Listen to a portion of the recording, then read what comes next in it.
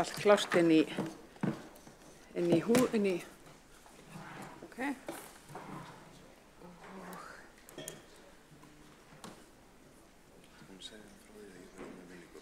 Nei, ég segi bara þú takk til máls.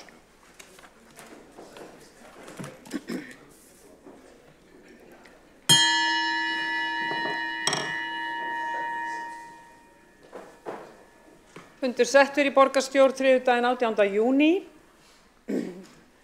Dagskrá fundarins liggur fyrir og hún í 15 liðum. Það eitt mál sem forseti vill upplýsa og það undir lið 15, fundargerð forsætisnefndar frá 14. júní, annar liður sem breyting á samþykkt fyrir öldrunarráð. Forseti leggur til að því máli verði frestað. Að öðru leyti göngum við til dagskrár og borgarstjóri hefur óskað eftir að taka til máls í upphafi fundar. Gjörðu svo vel, borgarstjóri.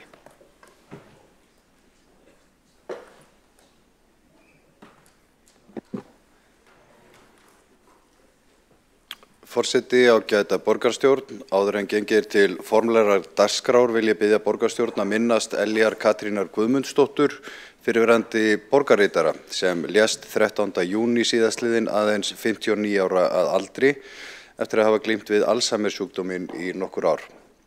Elli var lögfræðingur að mennt og starfaði hjá Alþjóðabankanum í Washington DC áður en hún flutti heim árið 2002 og hóf störf hjá Reykjavíkurborg. Þar stýrði hún fyrst umhverfis- og samgöngumálum.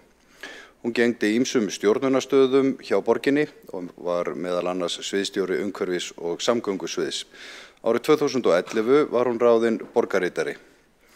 Elli Katrín hafði brennandi áhuga á umhverfismálum og var frumkvöðull á mörgum sviðum þess málaflokks hjá Reykjavíkurborg. Hún gegndi ýmsum trúnaðarstörfum og sat meðal annars í stjórnarskrárnefnd sem skipuð var af Alþingi árið 2010 og satt jafnframt í fjölda annarra. Þau eiga 2 börn, Ingibjörgu og Guðmund. Ingibjörg og sambýliskona hennar, Beatrice Eriksson, eiga 4 vikna son, Almar Eli. Fyrir hönd borgarstjórnar sendi ég fjölskyldu og vinum Elíar Katrínar innilegar samúðarkveðjur leið og ég þakka henni fyrir sitt framlag í þágu borgarbúa og samfélagsins alls. Ég bið borgarstjórnar rísa úr sætum og minnast hennar.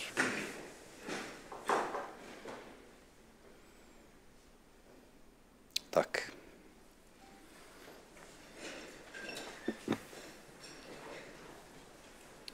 Takk fyrir þetta, borgarstjóri. Þá hefjum við dagskrá og fyrsti liður umræða árangur af flokkun og þróun í sorphirðu að beiðni borgarfulltrúa Samfylkingar, Framsóknar, Pírata og Viðreisnar og frummælandi málsins Dóra Björt Guðjónsdóttir, borgarfulltrúi. Gjörðu svo vel.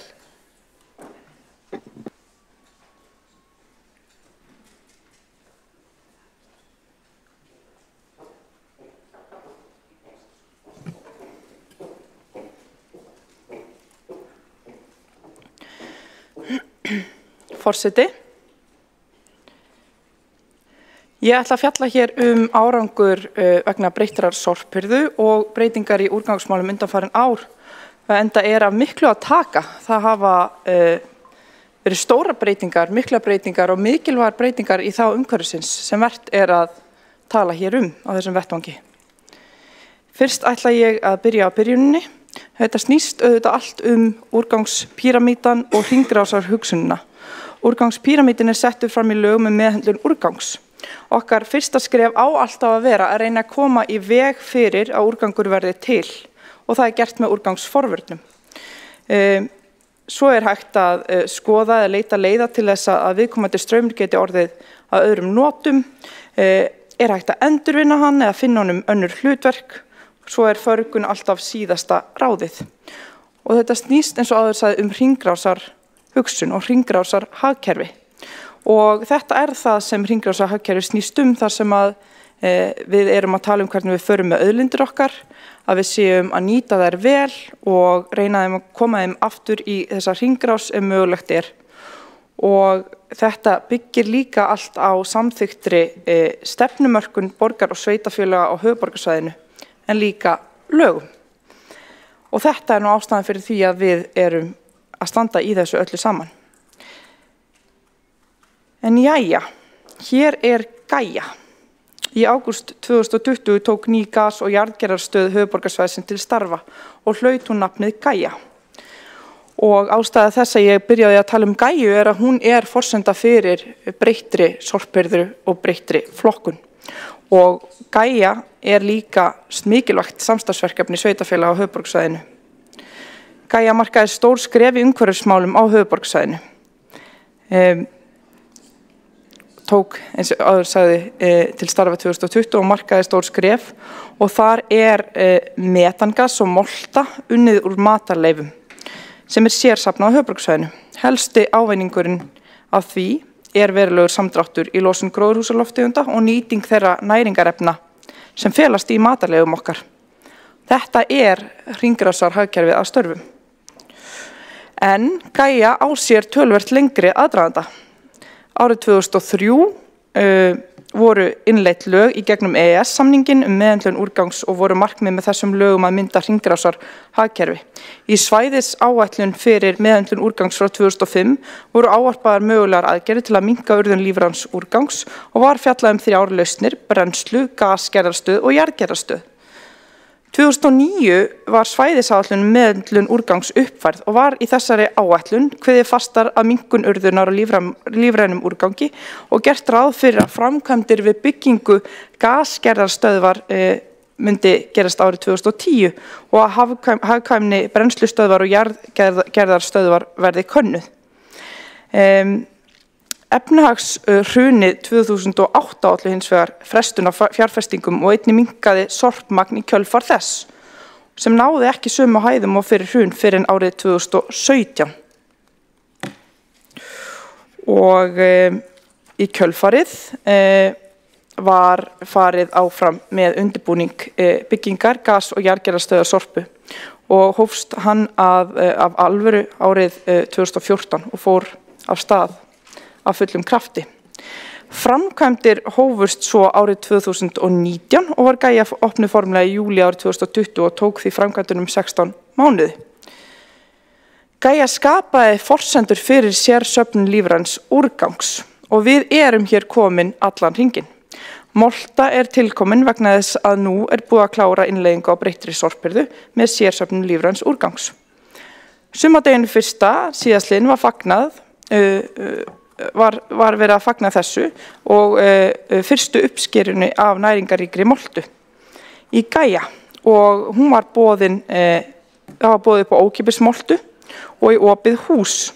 Sveitarfélögin og Sorpa þökkuðu með þessu fyrir góðan árangur við flokkun á matarleifum og buðu íbúum moltu endurgjaldslaust á völdum stöðum í maí og júní. En molta verður áfram í boði endurgjaldslaust á endurvinnslu stöðum. Íbúar höfuðborgarsvæðisins og nágranns flokkuðu 10.500 tonn af lífrænum úrgangi á síðasta ári. Það alvöru árangur.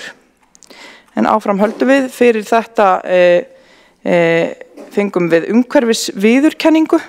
Urðun hefur minnkað verulega í kjölfar aukinna flokkunar og þar með hefur hlutfall losunar gróðurhúsalofttegunda vegna urðunar minnkað verulega. Og fyrir þetta var veittur kuðungurinn, umhverfisviðurkenning umhverfis-, orku- og loftslagsráðuneytisins og sem Sorpa hlaut fyrir framúrskarandi starfa umhverfismálum á árinu 2023 og auðvitað þetta samstarfsverkefni allra sveitarfélaga eins og við vitum. Og í rökstuðningi dómnefndar kemur fram að Sorpa hafi í samstarfi við almenning og þá auðvitað á herðum sveitarfélagana sem halda utan sorphirðuna og flokkunina við heimili lyft grettistaki í flokkun matarleifa árið 2023. Talað að það hafi tekist að breyta hegðun almennings á skömmum tíma, auk þess að virkja fólk til þátttöku með átaki í fræðslu og markaðsherferðum. Breytingar á flokkun samstarfsverkefni sveitarfélagana á höfuðborgarsvæðinu. Árið 2023 var farið í gríðarlega breytingar á flokkun og hirðu heimili Sorps í Reykjavík. Sorpílátum var skipt út í öllum sorpgeymslum borgarbúa og hafin hirða á pappír, plasti og matarleifum frá öllum heimilum. Í svo umfangsmiklum breytingum ekki óeðlilegt að eitthvað hyggst verði, þó svo reynt hafi verið að áhættugreina og sjá fyrir það sem gæti farið úrskeiðis. Og þetta gekk ansi vel hjá okkur og sorpílátum var skipt út og sorphirða í borginni hefur nokkurn veginn komin á lygnan sjó hvað varðar hirðu við heimili og hafa ekki orðið tafir á hirðu síðastliðið hálft ár. Og við þekkjum nú það að það voru tafir á hirðu áramótin vegna bilana svo framvegis en undanfari hefur þetta gengið mjög vel. Hver er þróunin í hirðu við heimili og hver er árangurinn? Hér er að sjá árangur þegar kemur að blönduðum úrgangi og matarleifum. Árangur af aukinni flokkun og breytti hirðu er verulegur. Dregið hefur úr magni blandað sorps leið og flokkun á matarleifum hefur aukist verulega. Hér ber að sjá hirðuna á plasti. Veruleg aukning hefur verið á hirðu á plasti við heimili eða margföldun. Og svo hirðan á pappír. Þar hefur verið mikil aukning sömuleiðis. Hér ber svo að líta samanburð fyrir fyrstu 4 mánuði ársins 2022-2024. Og áður en við innleiddum nýtt hirðukerfi voru tunnur fyrir plast við 40% heimili í Reykjavík og oft fáar tunnur við hvert fjölbýli. Til samanburðar voru pappírstunnur við 70% heimila. Við söfnum það pappír og plasti við heimili og grendarstöðum. Og við sjáum klárlega aukningu í flokkun á plasti og jafnvel umfram það sem við bjuggumst við. Þegar kemur á plasti er 187% aukning á flokkun.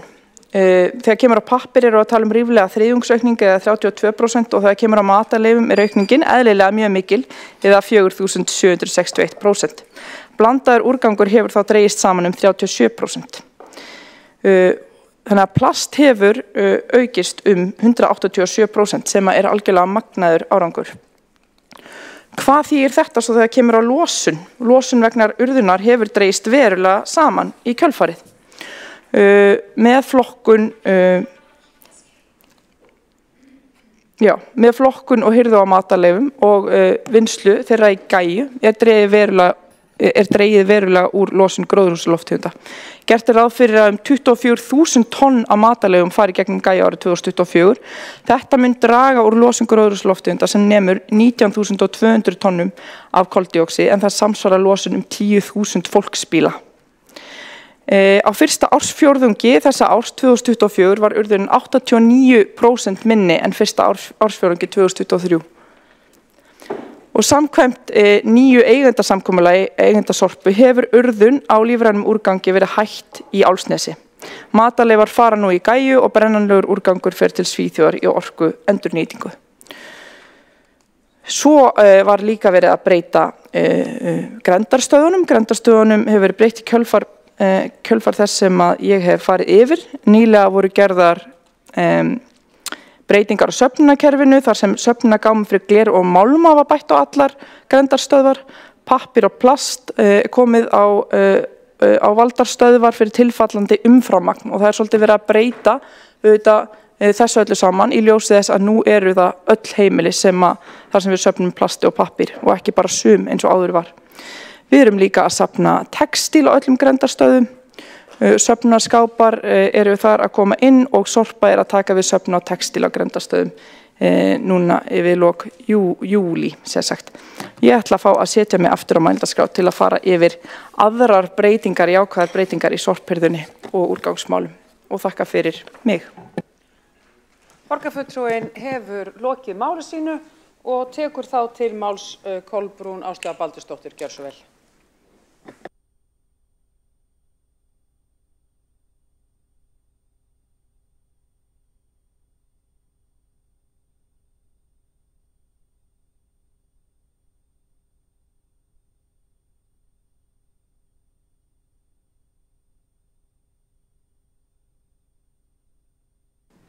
Forseti, ágæta borgarstjórn, ég ætla nú kannski ekki alveg að koma svona snemma, ég ætla nú meira að heyra svolítið hvað fólk hefur að segja í salnum en allt í góði. Ég byrja að þakka borgarfulltrúanum Dóru Björt Guðjónsdóttir fyrir þessa yfirferð sem var svona upprifinn á því sem búið er að gerast í þessum málum síðustu árin frá því að við tvær byrjuðum hérna í borgarstjórn 2018. En ég man þó að 2019 var Flokkur fólksins með tillögum flokkun af þessu tagi og hérna þá kom það aldeilis ekki til greina og þótti frekar bara pínu svolítið fyndin tillaga, ég man rétt, en nú þessum árum seinna þetta gerast með flokkunarkerfið og það hefur var góð ákvörðun en gengið á ýmsu sannarlega og sumtu þetta bara einfaldir byrjunarörðuleikar ef til vill. Og við þurfum auðvitað að sýna slíku ákveðu umbreyðarlyndi. En það hefur semst gengið sitt lítið hvað á í þessu málum og kannski þá helst hafa kvartanir verið að það hafa verið tafir á hirðu og þetta var slæmt hérna eitt sumarið, hvort það var í fyrra sumarið sem að voru mikla tafir á hirðu og nú auðvitað þau verkefni ekki beinlínis kannski höndum borgarinnar heldur hefur verið útvistað og það sýndi okkur kannski svolítið hvernig vandamál með útvistun getur verið í hnotskurn þegar búið að útvista einhverju verkefni og það ekki kannski settar nægilega skýra hvað á nákvæmlega hvað afleiðingar eru ef að þeir aðilar sem að sinna því standa sig ekki að þá auðvitað hefur maður einhvern veginn ekkert utanum þetta nógu mikið og það sýndi sig þegar að bæði Íslenska gámafélagið og Terra stóðu sig ekki að borgin sagði bara að þetta ekki okkar mál lengur, við berum ekki á þessu ábyrgð en það auðvitað ekki rétt, auðvitað ber Reykjavíkurborg aðal ábyrgð á þessu alveg sama hvernig á það litið. Þannig að, en þá nú vandinn og ég sendi inn 2 eða 3 ruslamyndir eins og sjáum upp á skjánum núna að svona þetta víða í borginni núna og þykir náttúrulega mjög sorglegt. Það má auðvitað finna alls konar skýringar, akkur þetta svona, ég menn einhver kemur jú með þetta, ætlar sér ekki með þetta aftur heim en það ekki til þess að taka við þessu og eða þá að það búið að vera að tala alls konar, hvort yfir Airbnb sé mögulega sökudólgur en ég veit það ekki. En þetta ansi víða, þetta ekki bara á þessum eina stað, heldur ég að fá skilaboð að svona lítur þetta út, býsna víða. Og það alls konar tilfinningar sem koma upp hjá fólki þegar það sér svona. Ég meina við jú með stóra milljónir manns út í heimi sem á ekki neitt og líður skort og síðan jú fólk að reyna að taka til hjá sér og setja inn í endurnýjun og þetta endar þarna. Þannig að ég skil vel að fólki þykir þetta hreint ömurlegt og leiðinlegt og það kannski að senda okkur minnihlutafulltrúum fleiri upplýsingar svona en til ykkar í meirihlutanum. En ég spyr bara, getum við einhvern veginn reynt að laga þetta? Hægt að finna út úr þessu bara hvaða leið hægt að fara til þess að þetta þurfi ekki að vera svona? Því að við erum komið vel inn í þetta verkefni og það engin ástæða til þess að halda áfram að tala endalausa byrjunarörðuleika. Bara á þessu þarf að taka. Og þið sem sitið í stjórn, Sorpu og með puttan á púlsinum í þessu verkefni eða þeim hafi sambandi þá sem sinna hluta verkefnisins, það ykkar að gera eitthvað í þessu máli. Þannig að þetta verði ekki svona áfram næstu mánuði og misseri og nú sumarið að koma með hita og annað slíkt sem að tala nú þetta væri eitthvað lífrænt. En mér langar svona líka nefna að einstaka hverfi hafa verið að hafa samband og já, blokkir og að biðja til dæmis að fjarlægja ekki gáma fyrir plast og pappír þarna bara fyrir utan hjá sér. Fólk ósátt með ákvörðun, kannski borgar meirihlutans og að spyrja hvað getum við gert til þess að hafa áhrif, hvað getum við gert til þess að ná til meirihlutans og biðja að gera þetta ekki. Og ég fengi spurningu eins og myndi duga að safna undirskriftum, það eitthvað sem myndi hafa áhrif á þennan meirihluta?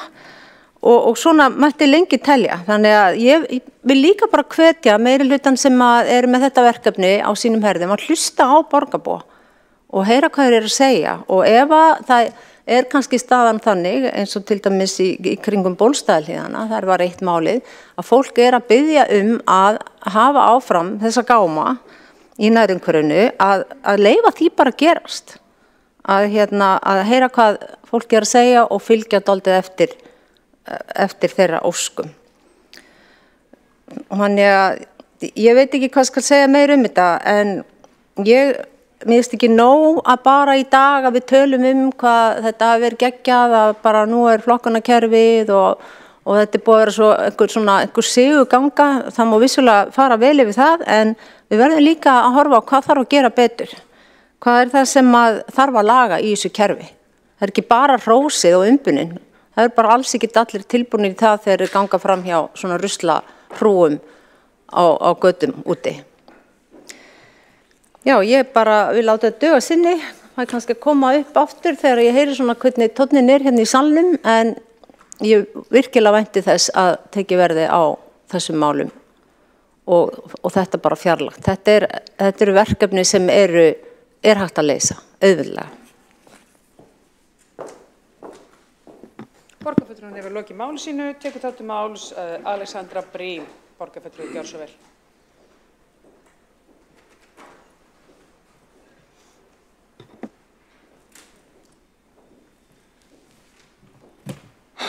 Forseti, borgarstjórn og áheyrendur. Það ótrúlega gott að sjá árangurinn sem hefur orðið af uppbyggingu gas- og jarðgerðarstöðvarinnar. Eins og kom fram í máli Dóru Bjartar, þá Gæja mikilvæg forsenda þess að hægt sé að sérsafna lífrænum úrgangi og hann liggi ekki bara og losi kolefni út í andrúmsloftið. Það skiptir líka máli að þegar hann urðaður, lífræn úrgangur, þá ekki hægt að treysta á það að hann haldi sig þar, hann losar samt og hann verður líka að ákveðinni næringu sem býður upp á fjölgun máva og rotta og fleira sem kannski ekki endilega gaman að hafa í nánu sambýli við borgarsamfélagið. En fyrst og fremst það náttúrulega kolefnissporið sem við höfum áhyggjur af.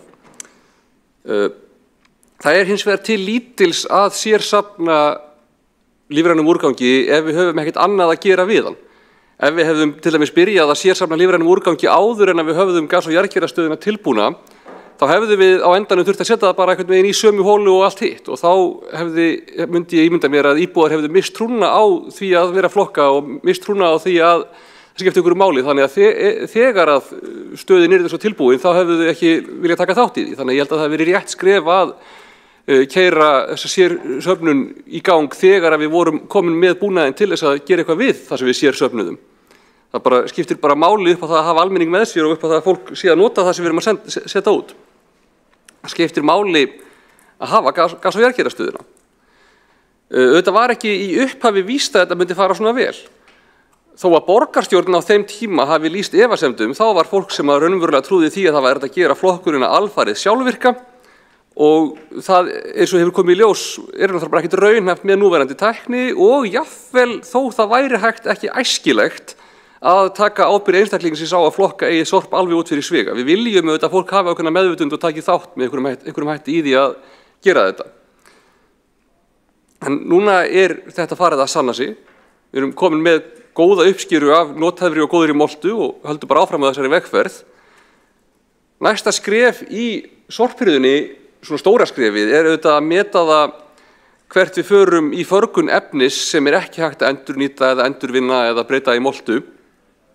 Akkurat núna eitthvað af því ennþá urðað í Álfsnesi, en mikið sent til brennslu í Svíþjóð, en til lengri tíma nokkuð víst að það borgar sig að koma upp innlendri sorpbrennslu.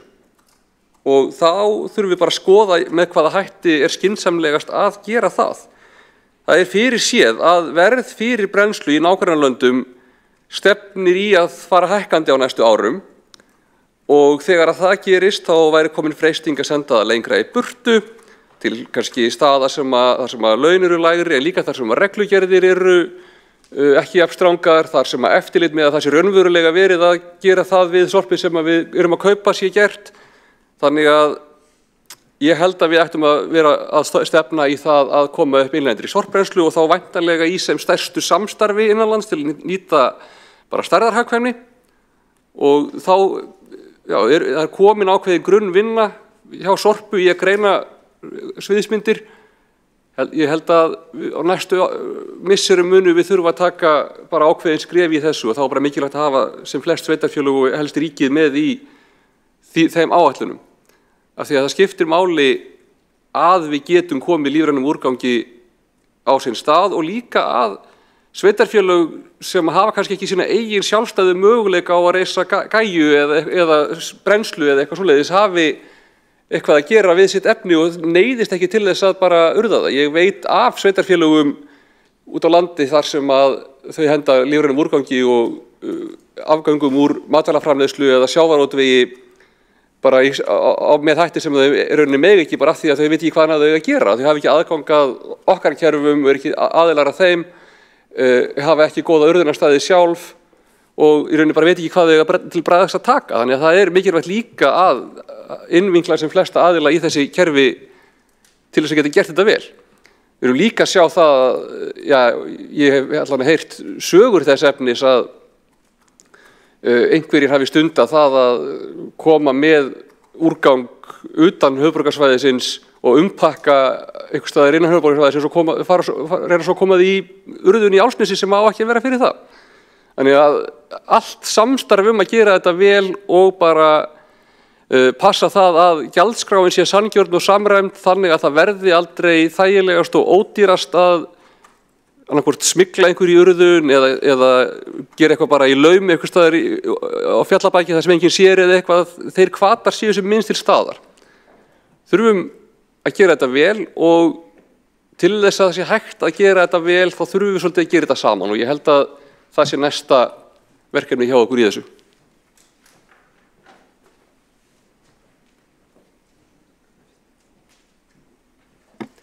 Borgarfulltrúinn hefur lokið máli sínu og tekur þá til máls borgarfulltrúi Dóra Björt Guðjónsdóttir í sinni seinni ræðu. Gjörðu svo vel.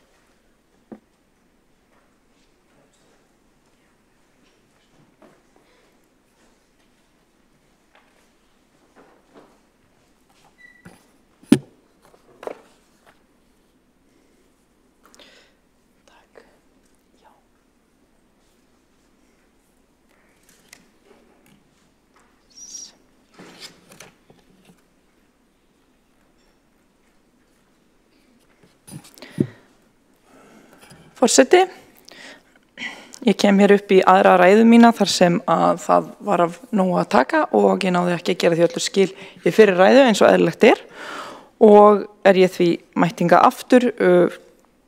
Ég vil byrja þar sem slapp og var byrjuð að tala grendarstöðvarnar sem við erum að breyta. Og hér var talað á undan mér að það væri það væru íbúar sem væri ekki ánægðir með það að það sannarlega verið að breyta plasti og pappír í grenndarstöðunum en það eru auðvitað út af því að eins og áður sagði þá var verið að safna plasti við 40% heimila og 70% heimila var verið að safna pappír, nú erum við að safna við öll heimili og það er það sem okkur er skylt að gera.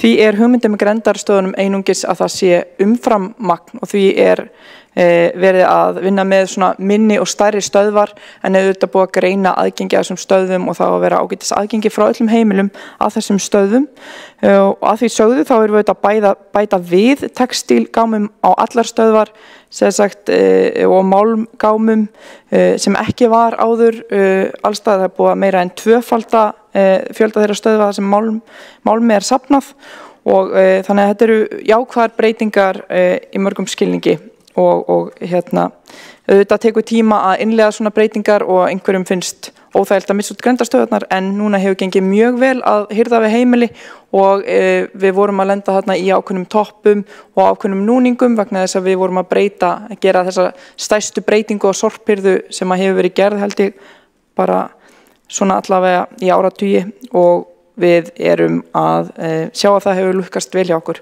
En ég vil halda áfram, við erum hér með tækninýjungar og auki eftirlit með losun grendarstöðva og hér var mynd áðan af grendarstöð þar sem var of mikið af efni fyrir utan og þau eru þetta vondmál. Það snýst nú líka það að fólk er stundum að setja þar efni sem á ekki heimaðar.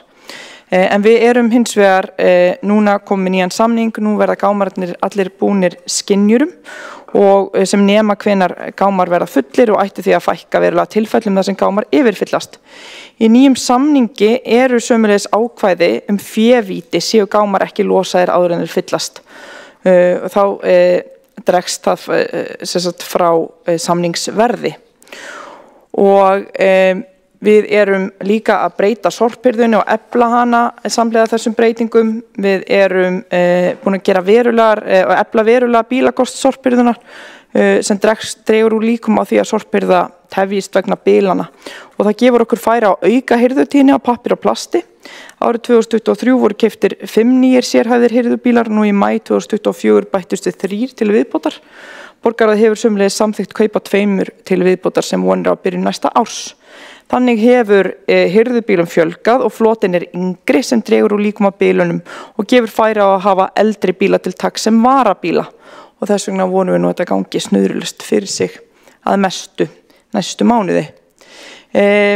Til skoðunar að auka hirðutíðni á pappír og plasti í Reykjavík. Aukin hirðutíðni og fleiri hirðuumferðir eykur sannlega kostnað en hann hins vegar ekki línulegur við fjöldaferða þar sem íbúar geta með aukinni hirðutíðni fækka sorpbílátum sem gerir yfirferðina hraðari.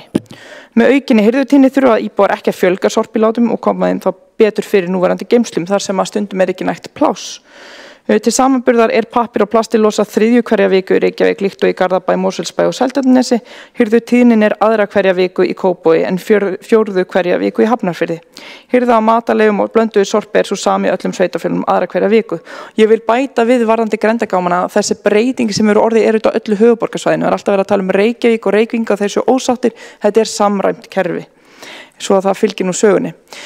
Við erum fljótlega að farast að prófanir á skynjurum í djúpgámum við heimili. Ætlunin að meta hvort ekki megi ná nokkurri hagræðingu í losun djúpgáma með að losa það eftir magni frekar en fastri hirðutíðni.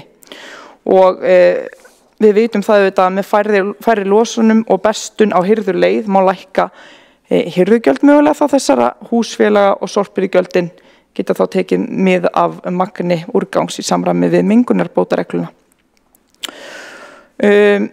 Við erum búin að koma upp nýju og bættu sorphirðu dagatali í kjölfar þessara breytinga á hirðu við heimili og það nú svo að það búið að bæta við upplýsingum hvenær næst losað, hvenær síðast losað, fjarlægð að næstu grenndarstöð og hvað úrgangsflokkar losaðir á þeirri stöð og þetta frábær þjónustubót. Annað áhugavert verkefni snýr að tilraunaverkefni hringrásarstöð uppi í Gerðubergi og þar að ræða fríbúð, viðgerða kaffi og vinnustofur, tilraunir með söfnun á ákveðnum úrgangsflokkum og safna reynslu af rekstri hringrásarstöðar sem að erlendri fyrirmynd mjög spennandi verkefnið. Ég hef hér rakið þær risastóru breytingar og jákvæða þróun í úrgangsmálinu Reykjavík og nágrenni undanfarin ár. Þær hafa skipt verulegum máli þegar kemur að því að draga saman losun gróðurhúsalofttegunda. Ég vil þakka starfsfólki öllu kærlega fyrir þessa mikilvægu vinnu. Vera. Og kannski aðeins að fá nánari skýringar á áræðanleika þessa sorphirðudagatals sem í vandum. Borgarfulltrúi lokið við að veita andsvar og svara þá andsvari Dóra Björk Guðjónsdóttir. Gjörðu svo vel. Forseti, það auðvitað í loftinu nýtt sorphirðudagatal nú þegar og þar sem að þessar upplýsingar koma fram og ég mæli með því að nýta sér það mjög gagnlegt. Sömuleiðis þá skils mér að það nú að koma uppfærð útgáfa af því en núna bara hægt að fara inn á vefinn, slá inn hvar þú átt heima og fá fullt af góðum upplýsingum sem að hefur og þetta hefur valdið því að mun færri hringja inn til þess að fá upplýsingar sorphirðudagatali og þess vegna hefur þessi stafræn umbreyting felið í sér mjög mikið hagræði fyrir borgina með fækkun símtala vegna þessar upplýsingar þá aðgengilegar á vefinn, bæði þá hvar næsta grenndarstöð og hvenær tunnur verða næst tæmdar og svo á að vera líka skilt mér hvenær það var síðast tæmt. Það þá kannski næstu uppfærslu en þetta allavega allt á fleygiferð og búið að setja út stórauknar upplýsingar. Borgarfulltrúin hefur lokið við að svara andsvari og veitir þá andsvari öðru sinni Marta Guðjónsdóttir. Gjörðu svo vel. Forseti, ágætu borgarfulltrúar, eitt upplýsingar, annað framkvæmdir. Við sem að búum hér í borginni, við höfum öll fundið það á okkar eigin skinni að sorphirðudagatalið hefur ekki staðist og það ég að spyrja hvort að megi vænta þess að við getum reitt okkur á þetta sorphirðudagatal. Ég tala nú ekki fyrir stórhátíðir og kannski á sumarleyfistíma. Borgarfulltrúinn er lokið við að veita andsvaraðri sinni og svara þá andsvaraðri sinni Dóra Björt Guðjónsdóttir. Forseti, það er auðvitað inn á dagatalinu, það var aðeins minna letur hvenær þær voru síðast tæmdar eins og við vitum. En já, mér skilst að það hafi á einhverju tímapunkti verið einhver smá einhverju tæknilegir annmarkar en að þetta hefur nú bara yfirleitt staðist mjög vel og virkað mjög vel. Og svo er alltaf verið að skoða tækifæri til að bæta og eins og ég sagði þá á þetta vist að koma í uppfærðri útgáfu. Borgarfulltrúinn hefur lokið máli sínu og tekur þá til máls Sara Björg Sigurðardóttir, borgarfulltrúi. Gjörðu svo vel.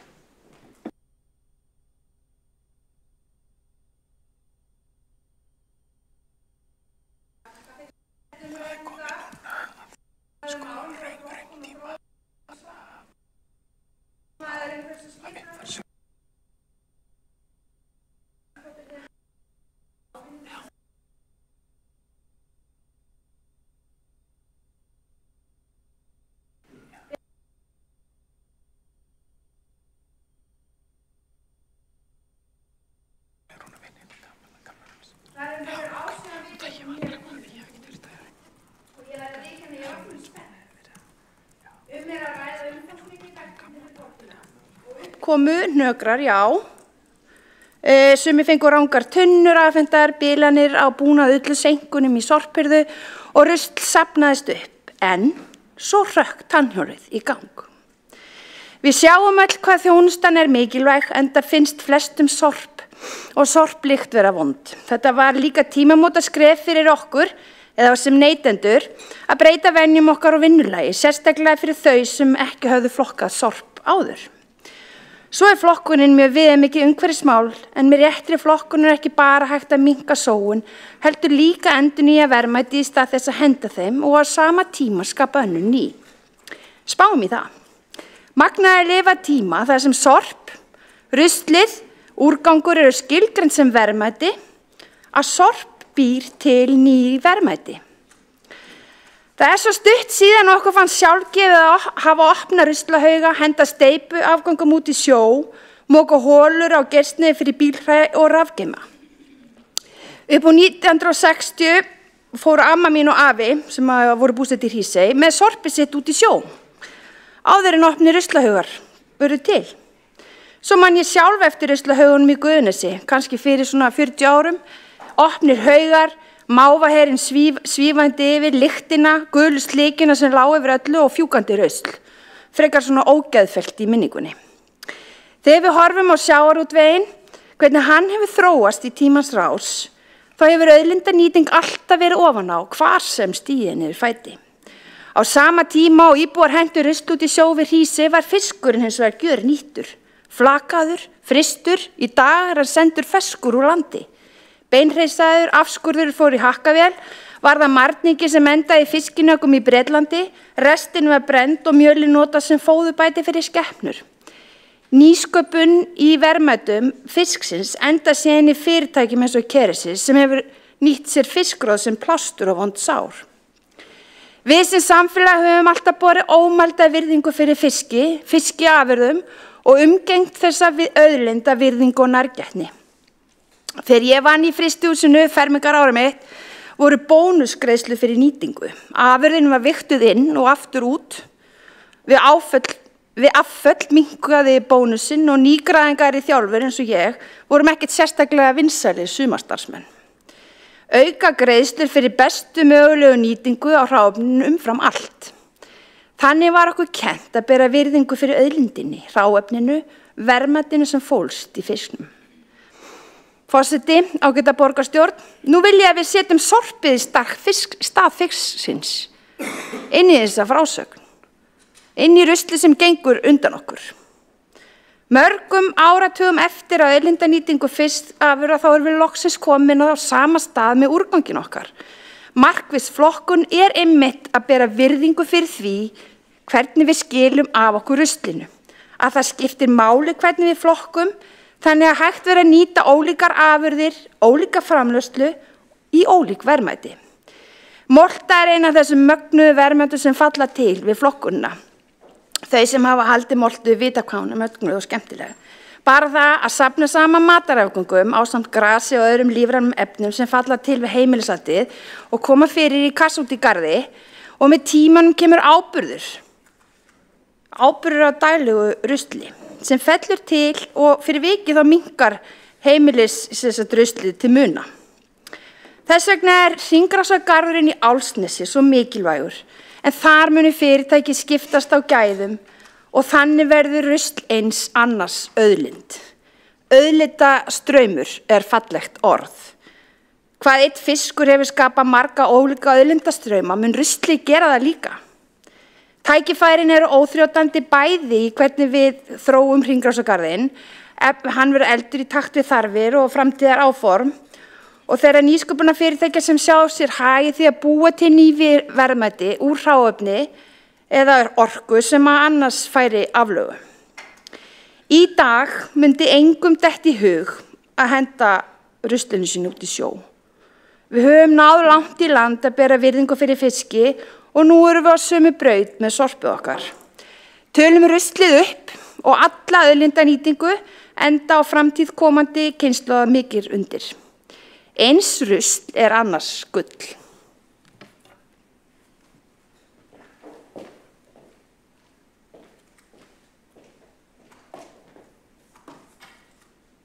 Borgarfulltrúinn hefur lokið máli sínu, tekur þá til máls Stefán Pálsson, borgarfulltrúi, gjörðu svo vel.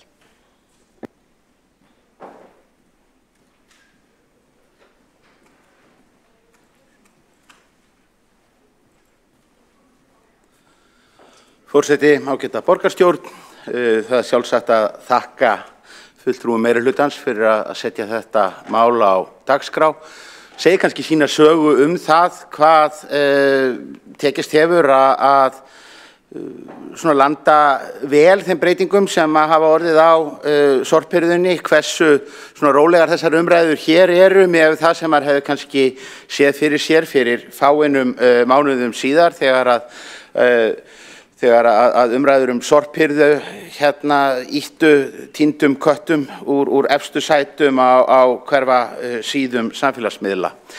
Það þó þannig að með þennan mikilvæga málaflokk, hann ekkert alltaf til vinsælda fallinn í pólitík, oddviti minnarhreyfingar lenti nú í allmörgum slæginum á meðan á uppbyggingu gæjuverkefnisins stóð en þeim ánægjulegra að sjá að við séum að komast á góðan stað.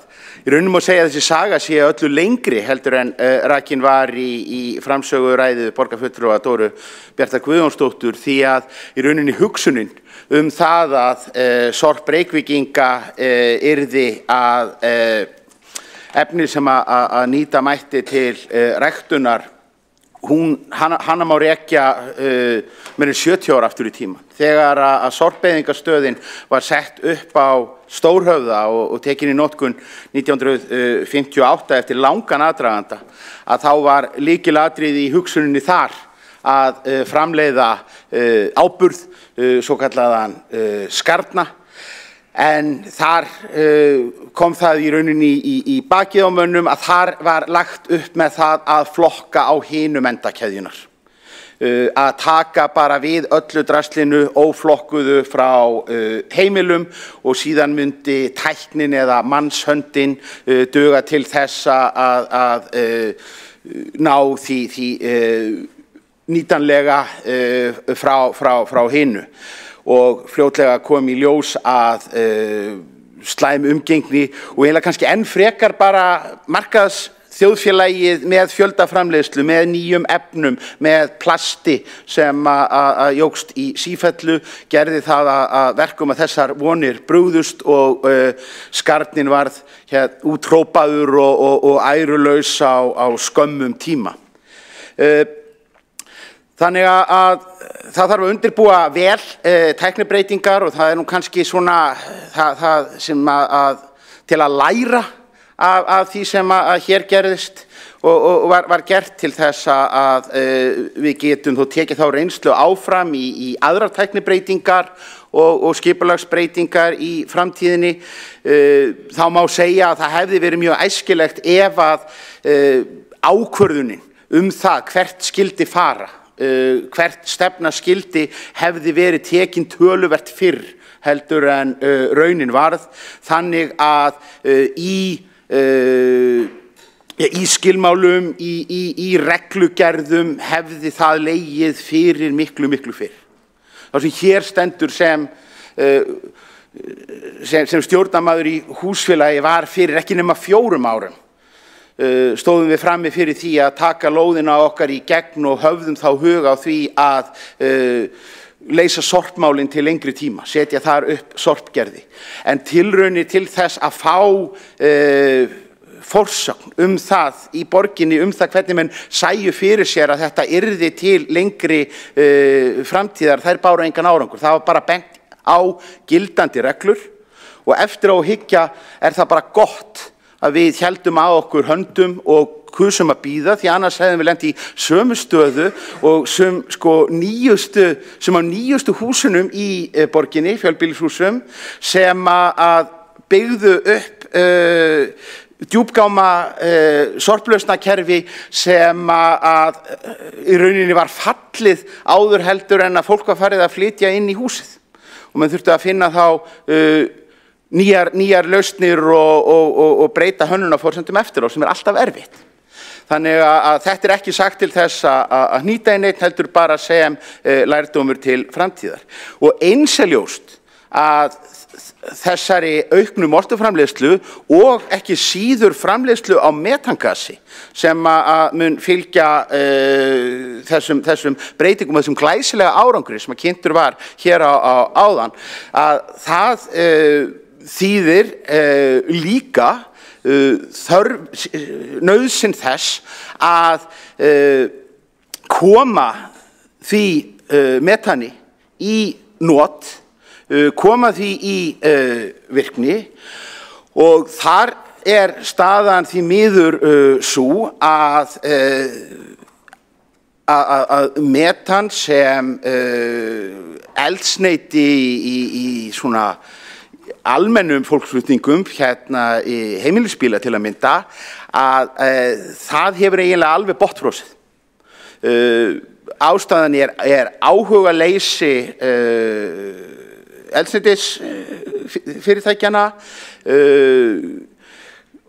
gallar og brestir í dreifingu sem að voru verulegt vandamál, ekki í dag en fyrir svona 2 árum síðan, og þá ég óskaplega hræddur að þegar að það var þetta tímabil, þegar að Sorpu tókst ekki að standa hérna skil á metani á tankana og dælurnar hérna í Reykjavík, þannig að metansamfélagið á samfélagsmiðlum bara logaði og menn voru að skiptast á ráðum að það væri kannski von á smá skammti á þessari stöðinni eða hinni, að þar tapaðist traust. Og það traust sem alltaf svo erfitt að endurvinna í stjórnmálum og ekki síður þegar kemur að tæknikerfum. Þannig að það vonandi að það verði hægt að snúa einhvern veginn vörn í sókn þar, þó að metan geti aldrei orðið burðarás í okkar samgöngukerfi. Það mun aldrei borga sig að flytja inn metan fyrir bíla eða ganga sérstaklega í framleiðslu á því, að þá það bara fullur ávinningur allra ef að það hægt að slá 2 flugur í einu höggi, að nýta það metan sem að hvortið þarf að farga með einhverjum hætti til þess að fjarlægja bíla af götunum á meðan.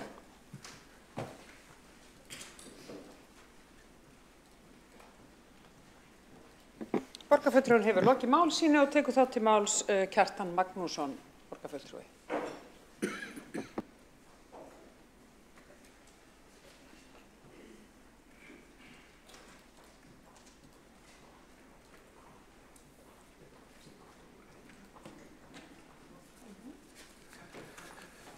Forseti, góðir borgarfulltrúar.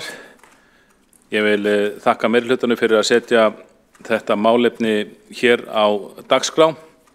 Það er ekki vanþörf á að ræða þetta. Þetta er mál sem maður fær oft viðbrögð frá íbúum í borginni og því miður eru þær athugasemdar í nær flestum tilvikum neikvæðar.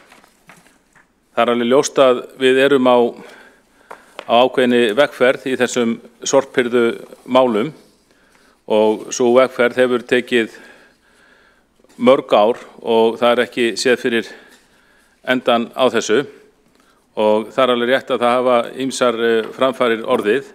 Það hafa hins vegar ekki verið ókeypis og ég held að það væri þarft verk að taka saman rauninni bara hvað meðalheimili í Reykjavík borgaði til dæmis í sorphirðu þjónustu fyrir 10 árum og síðan núna.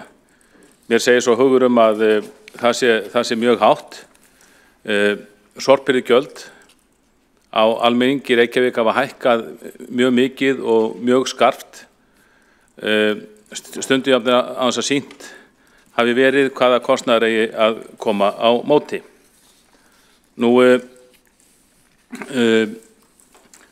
það var stór hluti af þessu öllu saman og auðvitað er eðlilegt að verði byrjunarörðugleikar eins og hér eru farið yfir. Auðvitað hins er ekki gott ef þeir verða enda lausir. En það er eins alveg rétt að stór hluti af þessu er stórauki flækjustig vegna kerfisbreytinga á sorphirðunni. Og það voru sett lög Alþingi svokallaða fjórflokkun og í frumvarpi að þessari lagabreytingu frá 2021 þá var fullyrt að kostnaður vegna breytingarinnar yrði lítill fyrir sveitarfélög og verðlagsáhrif óveruleg. Og það verður að segjast eins og að þessi frumvarpstexti felur í sér held ég mikla óskikju hjá Alþingi á sínum tíma. Þetta hafa reynst öfugmæli og það er alveg ljóst og það gat hver maður séð að þessi skylda sem Alþingi lagði á sveitarfélögin yrði dýr. En á sama tíma rauninni og sveitarfélögin þeim gert með lagasetningu að hefja fjórflokkun við heimili, þá fá sveitarfélögin svolítið frítt spil að leggja gjöld og hækka gjöld á sína borgara til þess að setja stand undir kostnaði. Og auðvitað hefur borgin vísað til þessara breytinga og til þessara laga þegar að sorphirðugjöld eru hækkuð á almenning langt umfram verðbólgu. Nú má alveg tala fjórflokkun í sjálfu sér, hvort að það þörf á henni, hvort að hún sé að leggja ómiklar skyldur á borgarna og ómikinn kostnað. Að sjálfsögðu er gott ef þetta stendur allt saman undir sér og það sé verið að búa til, eins og hér var fullyrt áðan, að með sorpi væri hægt að búa til ný verðmæti og þannig gefið í skyn að þetta stað allt undir sér. En það gerir það auðvitað ekki. Það er auðvitað að fullyrða að sorpi búi til verðmæti og þetta standi undir sér ef að sveitarfélagið hefur frítt spil til að hækka sorphirðugjöld upp úr öllu valdi. En þegar að það að hækka gjöld á almenningu upp úr öllu valdi hefur auðvitað ekkert með það að segja hvort verðmæti verði til eða ekki. Auðvitað má velta þessari spurningu fyrir sér hvort að það sé rétt að skylda fólk til fjórflokkunar, flokka plastið sér, flokka pappírinn sér, það er ekki eins og sýnt fram á síðan að séu verðmæti búin til úr því, hafa komið upp tilvik þar sem sorpar var flutt flokka til útlanda og var einhvern veginn bara fargað þar, ekki í samræmi við reglur.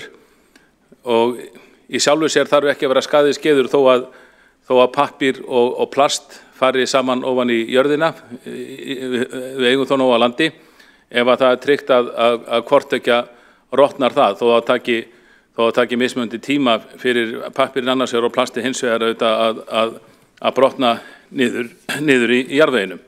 En þetta eru lög frá Alþingi og okkur er gert að hlíta þeim og auðvitað ótrúlega þessi fullyrðing að kostnaður vegna breytingarinnar sem Alþingi lagði á okkur yrði lítill og verðlagsáhrif óveruleg.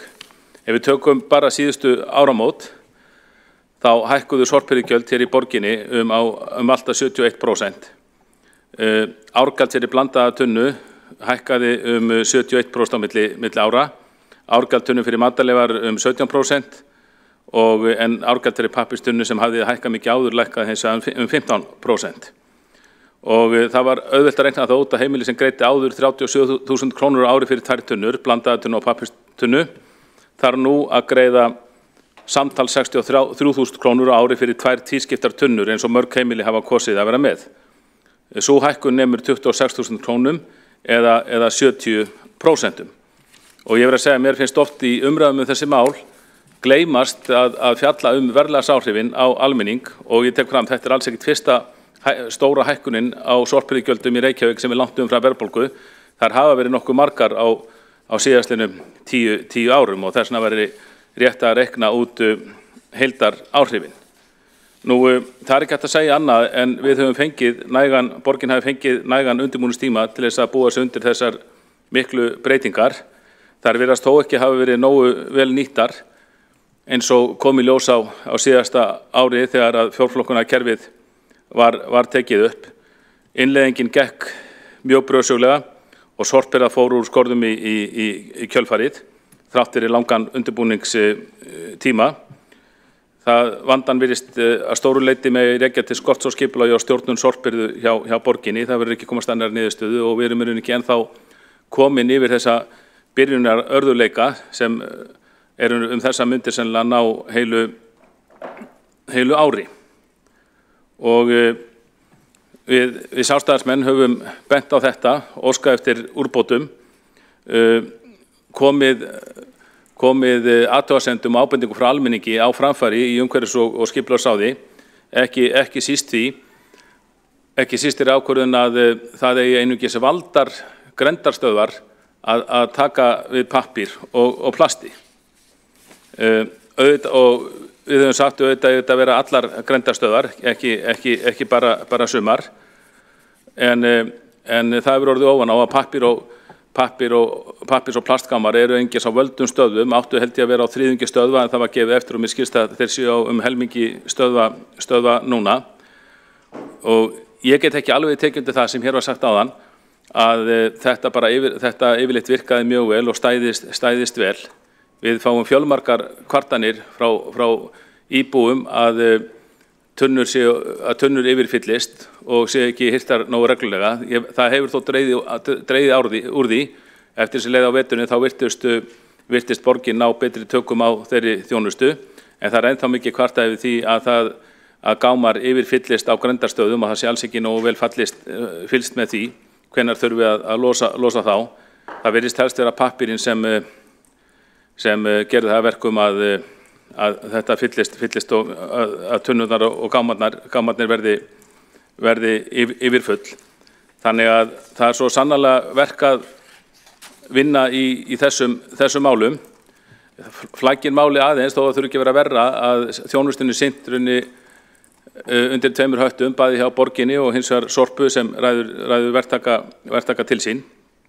Og maður hefur á tilfinningu að megi bæta stjórnunina í þessu, bæði hjá borginni, einnig hjá Sorpu og ég hef nú ekki tími kannski hér að fara mikið yfir þessi gæjumál, en það er ljóst að við byggingu gæja það voru mikil mistök gerð og það virðist að jafnvel hafi verið ræða tilraunastarf sem að kosta skattgreiðenda. Gæja var byggð þar sem lífrænn úrgangur átti að mygla og rotna í stórum stíl og verða moltu. Erfiðleikar komu hins vegar upp í restu stöðvarinnar, það var sagt að þetta aldrei verið gert áður í heiminum og hráefnið myglaði ekki sem skildi, en hins vegar kom upp mygla í sjálfu húsinu sem var óneitanlega kaldhæðnislegt.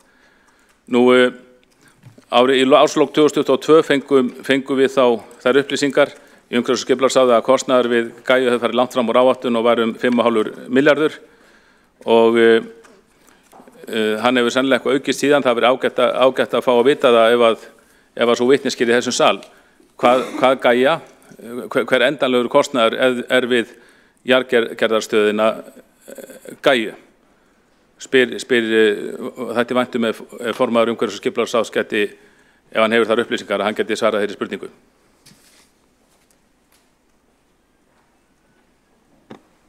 Borgarfulltrúinn hefur lokið máli sínu og tekur þá til máls Alexandra Briem, borgarfulltrúi.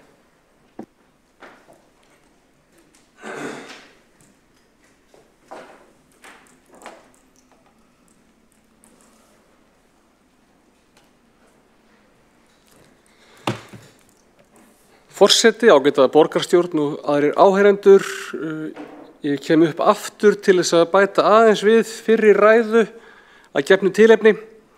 Ég vil bæta því við að þó að það hafi verið ákveðnir byrjunarörðugleikar þegar að nýtt sorphirðukerfi var tekið í gagnið, þá eru þeir byrjunarörðugleikar liðnir. Sorphirðudagatalið stenst í dag bara ágætlega. Það er vinna í gangi við að bæta millilag upplýsinga og útfæra ákveðna uppfærslu á því, en í grunninn er ekkert sérstaklega mikið að því í dag. Þú getur séð bæði hvenær tunnur eru næst tæmdar, hvenær það voru síðast tæmdar og það nokkurn veginn stenst bara. Ástæðan fyrir því að ég hins vegar að koma inn upp er til að árétta að það gerist alveg ennþá að tunnur eru ekki tæmdar. Fólki finnst það vissulega óþolandi og erfitt. Það er samt bara ekki vegna þess almennt að sorphirðan hafi ekki undan eða dagatalið sé lélegt. Kannski í einhverjum algjörum undantekningatilfellum. Almennt séð gerist þetta í dag þegar að tunnur eru rangt nýttar. Til dæmis lífrænn úrgangur settur í gráu tunnuna. Þá er tunnan ekki tekin. Íbúar bera ábyrgð á því að nota tunnuna rétt. En ég veit að skilning á því að í fjölbílum sérstaklega þá getur þetta verið mjög erfitt. Fólki finnst það alveg skiljanlega óþolandi ef sameiginleg tunna sem þau þurfa að nota er ekki tæmd vegna þess að nágranni eða jafnvel Airbnb-gestur á vegum nágranna hefur ekki notað tunnuna rétt. Fólki finnst þau ekki bera ábyrgð á flokkunarhegðun nágranna sinna og finnst þau ekki eiga þurfa að fara að kafa ofan í tunnuna til þess að tína upp úr eitthvað sem á ekki að vera þar. En það þarf bara að skerpa á því að íbúar bera ábyrgð á því gagnvart sínum nágrönnum að búa ekki til þessar aðstæður. Sorpa getur ekki verið í því alls þar sem þau stoppa eða sorphirðan á vegu Reykjavíkurborgar getur ekki verið í því að færa í gegnum tunnunar og færa á milli. Þannig myndi þetta aldrei ganga. Þannig að íbúar þurfa bara að passa upp á nágranna sína og húsfélög þurfa bara að taka það upp þá á sínum vegum að það bara verða að vera þannig að fólk noti þessar tunnur rétt til þess að nágrannir þeirra lenda ekki í því að það sé ekki tæmdar. Og ef að ykkur vill leigja út húsnæðið sitt áfram þá bara bera þau ábyrgð á því að gestirnir viti af og nýti tunnurnar rétt og koma þá bara sjálf og sjá það fyrir þá ef það gengur ekki upp. Húsfélögin eru þá bara rétt í aðilinn til þess að taka það upp ef að einhver í sameign er ekki að standa sig hvað þetta varðar. Og já, mér finnst það bara mikilvægt að við aðgreinum þetta á milli, að það kom alveg fyrir að tunnur séu ekki tæmdar og fólki finnst það óþolandi, það er ekki vegna þess að sorphirðudagatalið sé lélegt, það er ekki vegna þess að sorphirðan hafi ekki undan. Það er vegna þess að almennt séð, það eru ákveðnar undantekningar, en almennt séð er þetta vegna þess að tunnurnar eru ekki rétt notaðar. Við skulum bara passa okkur að halda þessu í réttri umræðu. Skulum sjá, það var eitthvað í viðbót sem ég vildi nefna hérna. Já, sorphirðugjaldið hefur vissulega hækkað, en það er líka þannig bara í lögum að við verðum að rukka fyrir sorphirðu eins og sorphirðan kostar. Og þegar það eru settar töluvert auknar skyldur með lögum það að gera sorphirðu flóknari og þá dýrari, þá leiðir það af sjálfu að sorphirðugjaldið verður að hækka. Takk.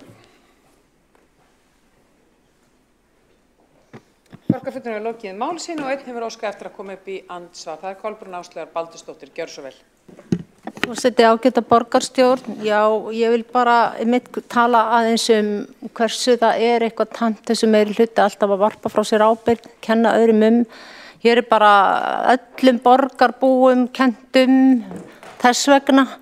Ef að það skildi nú vera ábendingum að eitthvað þurfi að fara á hreinsa og laga og bæta úr, að þá hlýtur meirihlutin og þeir sem að stýra þessu verkefni að geta brugðist við í stað þess að segja bara já, þetta bara ykkur að kenna, þið verðið bara að ræða við þennan í stigaganginum sem ekki að fylgja reglum.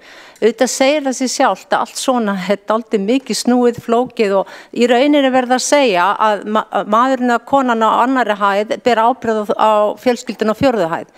Men þetta gengur náttúrulega bara ekki upp. Þannig að verður meirihlutinn að axla þessa ábyrgða alvöru en ekki bara varpa öll yfir á borgarbúa.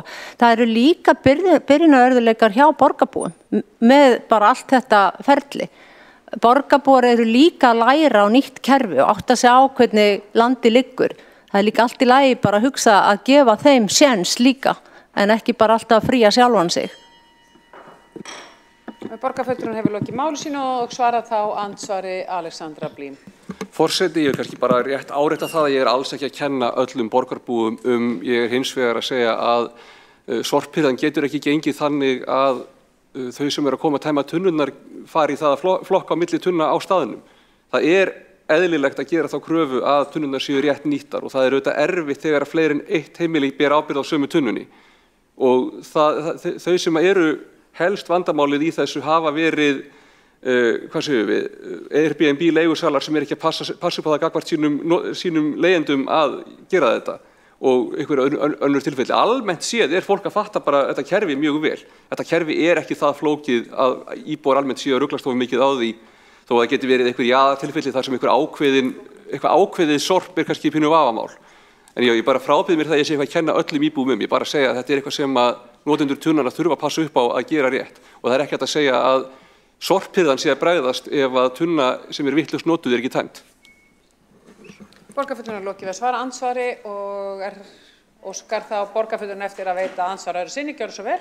Forseti ágæta borgarstjórn, já, ég vil líka bara leggja áherslu á upplýsingagjöf til fólksins og Óvissa fjármögnun og rekstur tiltekinna verkefna og í febrúar á síðasta ári, fyrir 1,5 ári síðan, eða febrúar eða mars, að þá var ráðist í upphaf endurskoðunar þessa samgöngusáttmála. Og það átti nú bara að taka 6 mánuði, en núna erum við komin 1,5 ári síðar og ekkert bólar á niðurstöðu og alltaf heyrum við að niðurstaðan að koma í næstu viku og nú heyri ég að hún að koma í næstu viku og ég vona það.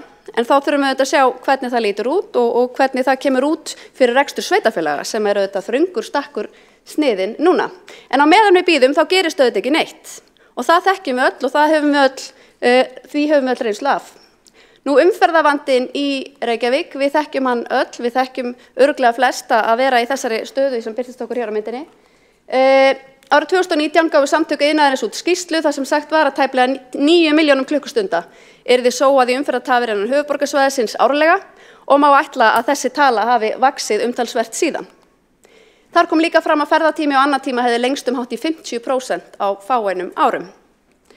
Nú, Vegagerðin gaf út tölur á síðasta ári þar sem kom fram að umferð á höfuðborgarsvæðinu hefði aldrei mælst meiri en hún jókst 7,3% milli ára í júlímánuði og töldu sérfræðingar Vegagerðarinnar að ársumferð á svæðinu myndi að líkindum aukast 4,5% milli ára.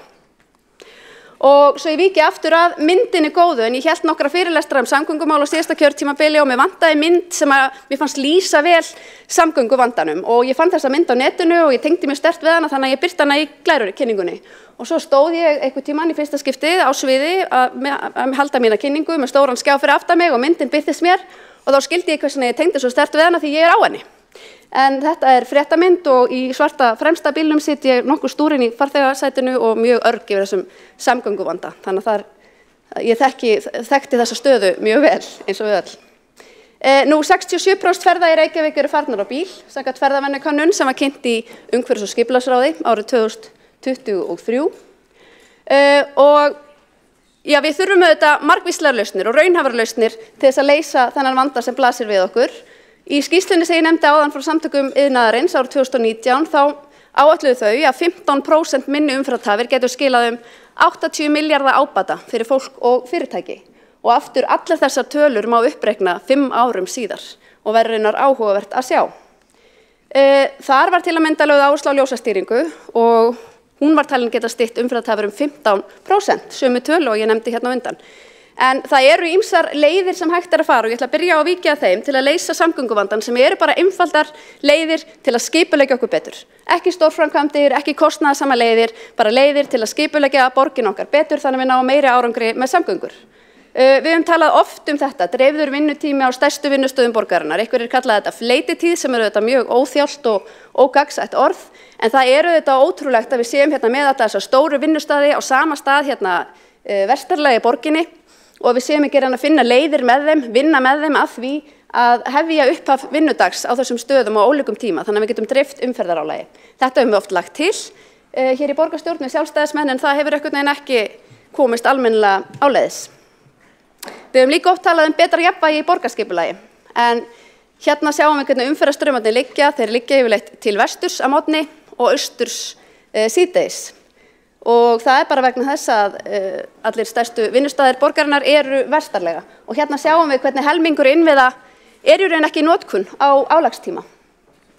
Eitt tækifæri sem var algjörlega vannýtt á vegum borgarinnar til að jafna einmitt borgarskipulag var þegar að tækniskólinn á síðasta kjörtímabili leitaði að nýrri lóð undir sameinaðan tækniskóla og borgin algjörlega glutraði niður tækifærinu á að bjóða tækniskólanum einmitt lóð austarlega í borginni þar sem væri hægt að vera með stóran skóla, stóran vinnustað, mikið mannlíf austarlega í borginni til að einmitt jafna borgarskipulag. En eins og svo ofta áður í lóðamálum þegar kemur að eftirsóknarverðum atvinnurekstri hér í borg að þá voru önnur sveitarfélög sem hlupu hraðar og tækniskólinn stefnir á að fara í Hafnarfjörð sem frábært fyrir Hafnarfjörð, ekki svo frábært fyrir Reykjavík. Sjálfbær borgarhverfi eitthvað sem við höfum örugglega vel flest talað fyrir en hefur kannski ekki gengið nógu hratt þó einhver hverfi séu þannig en það auðvitað æskilegt að innan allra hverfa getur fólk sótt helstu verslun og þjónustu, gangandi eða hjólandi eða stuttar vegalengdir. Þannig að þetta eru svona þessar einföldu eða sumar kannski getur rosalega einfaldar en aðrar mjög nokkuð einfaldar leiðir til þess að draga úr umferðarálagi.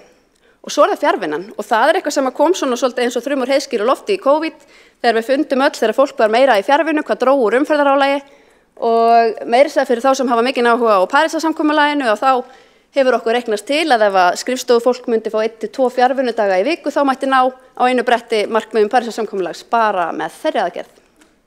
En svo það stærri framkvæmdir og auðvitað þurfum að ráðast í stærri framkvæmdir, öðruvísi leysum við ekki þennan vanda. Ég ætla að byrja á að nefna Sundabrautina, olnbogabarn borgarinnar, en það auðvitað þjóðhagslega mikilvæg framkvæmd sem við sjálfstæðismenn teljum að eiga að fara í einkaframkvæmd og stendur auðvitað til, en gengur allt og hægt og löngu tímabært að hún komist til framkvæmda. Sjálfstæðismenn hafa líka bryddað upp á hugmyndum jarðgöng og það eitthvað sem sjálfsagt að skoða að færa mjög þunga umferð á einstökum stöðum neðanjarðar, svo gera megi umhverfi mannvænna á yfirborði. Svo það samgöngusáttmálinn, hann hefur auðvitað að geyma margar mikilvægar samgönguframkvæmdir sem nauðsynlegt að komist til framkvæmda. En við verðum auðvitað að horfa á þetta allt saman vegna þess að við getum ekki horft bara á punktstöðuna í dag, stöðuna eins og hún í samgöngum í dag. Vegna þess að samkvæmt bílgreinasambandinu þá að meðaltali fleiri en 1 ökutæki skráð á hvern íbúa hérlendis. Og á næstu 30 árum mun íbúum á höfuðborgarsvæðinu fjölga 43% eða rúmlega 105.000 íbúa, samkvæmt mannfjöldaspá Byggðastofnunar og hér ég að horfa bara á miðspána. Og þá spyrir maður sig, ef þróunin heldur svona áfram, erum við að fara að horfa á 105.000 nýja bíla á höfuðborgarsvæðinu árið 2054. Og þetta nú svolítið ýkt mynd, en þetta eru myndir hérna frá Bandaríkjunum, við erum væntanlega ekki að fara að horfa á þetta, það verður náttúrulega sérstaklega æskilegt. En við þurfum auðvitað að horfa á veruleikann, hvers vegna velja flestir að ferðast á bíl. Ég meina það kom fram hér áðan, 67% fólks í Reykjavík velur að fara að ferða sinna á bíl. Og það er væntanlega vegna þess að það er bara fljótlegasti og langþægilegasti faramáttinn fyrir flesta að komast milli staða í Reykjavík. En það verður það væntanlega ekki, það verður mun erfiðara ef að bílum fjölgar svona mikið og ekkert verður gert einhvern veginn í því. Meirihlutin hefur svolítið brugðist við þessu með því að reyna að gera fólki bara mjög erfitt fyrir að vera á bíl. Að reyna að gera það í stað þess að fjölga bara góðum kostum, gera fleiri kosti góða, þá hefur þeirra viðbragð verið bara gerum það rosalega óþægilegt að vera á bíl. Og þetta er svona framkvæmd sem er eitt dæmi það. Það er þegar að 2 vinstribeygjuakreinum að fækka í eina við Kleppsmýrarveg og Sæbraut og á hverjum degi að keyra á Sæbrautin eins heldur maður að það hafi orðið umferðarslys.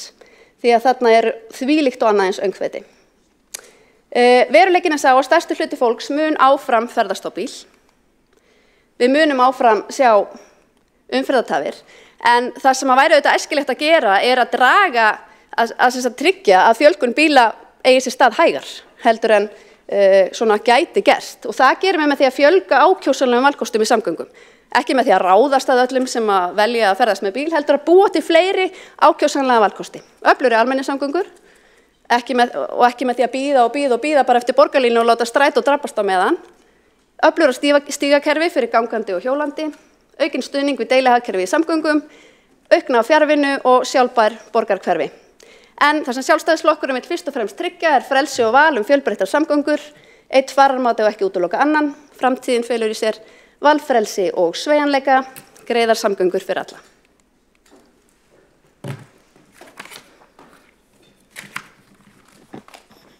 Borgarfulltrúi hefur lokið máli sínu og tekur þá til máls Kjartan Magnússon, borgarfulltrúi, gjör svo vel.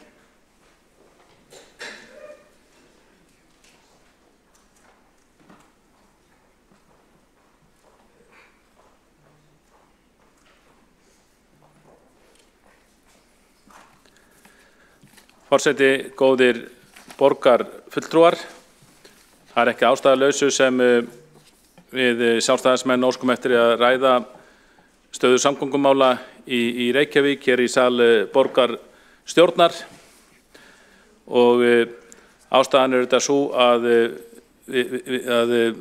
sú stefna sem hér hefur verið fylgt meira og minna í málaflokknum frá árinu 2010 hún ekki að gera sig. Það gengur ekki vel.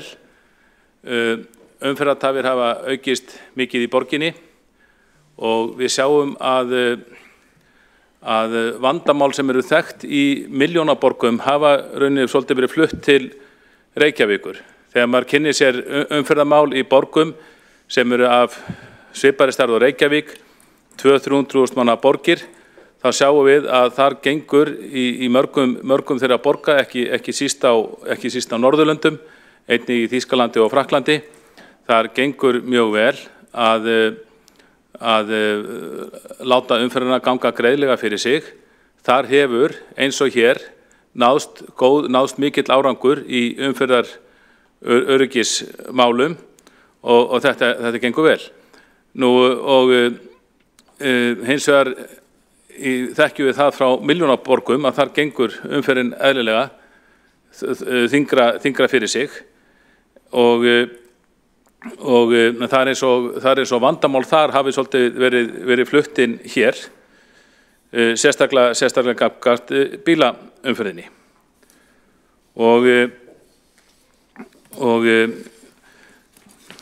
Það hlýtur að vera keppikefli okkar sem eru í borgarstjórn að umferðin sé stjórna þannig að það sé sem minnstum slys, umferðaröryggis númer 1, umferðin gangi greiðlega fyrir sig og það sé reynt að halda mengun niðri eins og hægt er. Nýlega kom út skýrsla frá Samgöngustofu skýrsla umferðarslys á Íslandi á síðasta ári. Og þar eru miklar tölfræðilegar upplýsingar og mikil greining á umferðinni í landinu, ekki síst á slysunum. Og þar kemur í ljós að 14 af 20 hættulegustu gatnamótum landsins eru í Reykjavík og þegar við erum eingöngu að tala slys með meiðslum, þá eru gatnamót í Reykjavík í 6 efstu sætunum. Og sem sagt 6 hættulegustu gatnamót landsins sem þá öll í Reykjavík þegar eingöngu horft á slys með meiðslum. Það eru Miklabraut, Kringlumýrarbraut, Grensásvegur, Miklabraut, Reykjanesbraut, Bústaðavegur, Kringlumýrarbraut, Suðurlandsbraut og Laugavegur, Sæbraut, Kleppsmýrarvegur, Skeiðavogur og Kringlumýrarbraut og Listabraut. Og þetta er allt fjölfarin gatnamót eins og gefur að skilja og við viljum ekki sjá slík slys. En besta leiðin til þess að gera þessi gatnamót öruggari væri að grípa til aðgerða þar, taka upp öryggislausnir á þessum gatnamótum eða mislægar lausnir sem hafa gefist mjög vel víða. Og í skýrslu frá Vegagerðinni fyrir nokkrum árum var það tekið saman hvað slysum hefði fækkað á gatnamótum sem voru gerð mislæg og það var yfirleitt 60–70%. Ef ég man rétt þá eru gatnamót Miklubrautar, Vesturlandsvegar, Skeiðarvogs og Réttarótsvegar svona Íslandsmeistarinn í þessu því að alvarlegum slysum fækkaði 90% af þeim gatnamótum við það að þau voru gerð mislæg. En eitt af því sem meirihlutin hér, vinstri meirihluti undanfarin ára hefur á móti og Framsóknarflokkur hefur algjörlega gert það sinni stefnu að vera á móti mislægum gatnamótum. Og andstaðan við mislæg gatnamót er að mörgu leyti skiljanleg, ekki síst ef við horfum á kannski fyrstu alvöru mislæg gatnamótin í Reykjavík í Elliðaárdalnum sem breiða úr sér eins og risastór fjóralaufa smári, risastór gatnamót, en síðan hefur mikið framþróun orðið í hönnun slíkra gatnamóta og víða í heiminum þá fer lítið fyrir þeim. Ég held að Hollendingar þykir hvað bestir í hönnun slíkra gatnamóta, oft er það bara þannig að þau eru þannig að það liggja bara göng undir önnur gatnamótin og þannig að það er mjög lítið viðbóta rými í umhverfinu sem slík gatnamót taka þegar þau eru gerð, þegar á annar borð hefur verið ákveðið að beita slíkri svona rýmislítilli lausn sem getur sagt að það sé umferðarlausn. Og slíkri lausn sem þetta er þekkt í Hollandi, þar sem reyndar samtök reiðhjólamanna hafa verið með í ráðum og samtök reiðhjólamanna styðja gerð mislægra gatnamóta þar af því þeir telja ef það er rétt útfærsla að þá sé það betra fyrir, þá sé slíkt í þágu gangandi og hjólandi að slík gatnamót séu gerð og ég held að slíkum lausnum væri hægt að beita á þeim gatnamótum sem Samgöngustofa metur að séu hættulaust hjá okkur. Þar að segja gatnamótin við Miklubraut Gilmurabraut og Grensásveg Miklabraut og Reykjanesbraut Bústaðaveg. Reyndar eru síðasttöldu gatnamótin í eitthvað skona ferli hjá borginni og vegagerðinni en það verkefni hefur tafist og ég treysti mér ekki til að segja hvenær það verði að veruleika. En svona, með svona, og auðvitað getum við sagt að svona gatnamót, þetta eigi skilt, sé mjög skilt þinni frægu stokkalaust sem rauninni allir flokkar hafa stutt að sé beitt á Miklubraut. Stokkur er í rauninni bara risastór mislæga gatnamót en mjög dýr líka og við vitum að það verður erfitt fyrir ríkið að fjármagna þessa stokka sem eru mjög dýrir, hvort sem þeir verða við Miklubraut eða Sæbraut. Þannig að kannski gott fyrsta skref í því væri að búa til stokk undir gatnamót sem væri þá mislæg gatnamót og svo þegar ríkið myndi treystast til að borga allan stokkinn þá væri hægt að halda áfram og gera stokka 1, 2 eða 3 kílómetra eða hversu langa menn vilja hafa þá. Nú, þetta er það sem væri mjög aðkallandi að gera. Það sem er líka mjög aðkallandi að gera er að efla strætisvagnaþjónustu í borginni. Því miður þá virðist meirihlutin ekki vilja efla strætón eitt eins og staðan er vegna þess að það beðið eftir borgarlínu sem á að vera svona fixity sem á að bjarga öllu. Sú lausn borgarlínu framkvæmdin verður hins vegar mjög dýr og maður hefur efasemdir það að ríkið muni bara hreinlega treystast til að standa straumafni, að minnsta kosti ekki að miklum hraða. Það er kannski einn ástæðan fyrir því okkur þetta verkefni endurskoðun samgöngusáttmálans hefur verið eins lengi föst í kerfinu og raun ber vitni.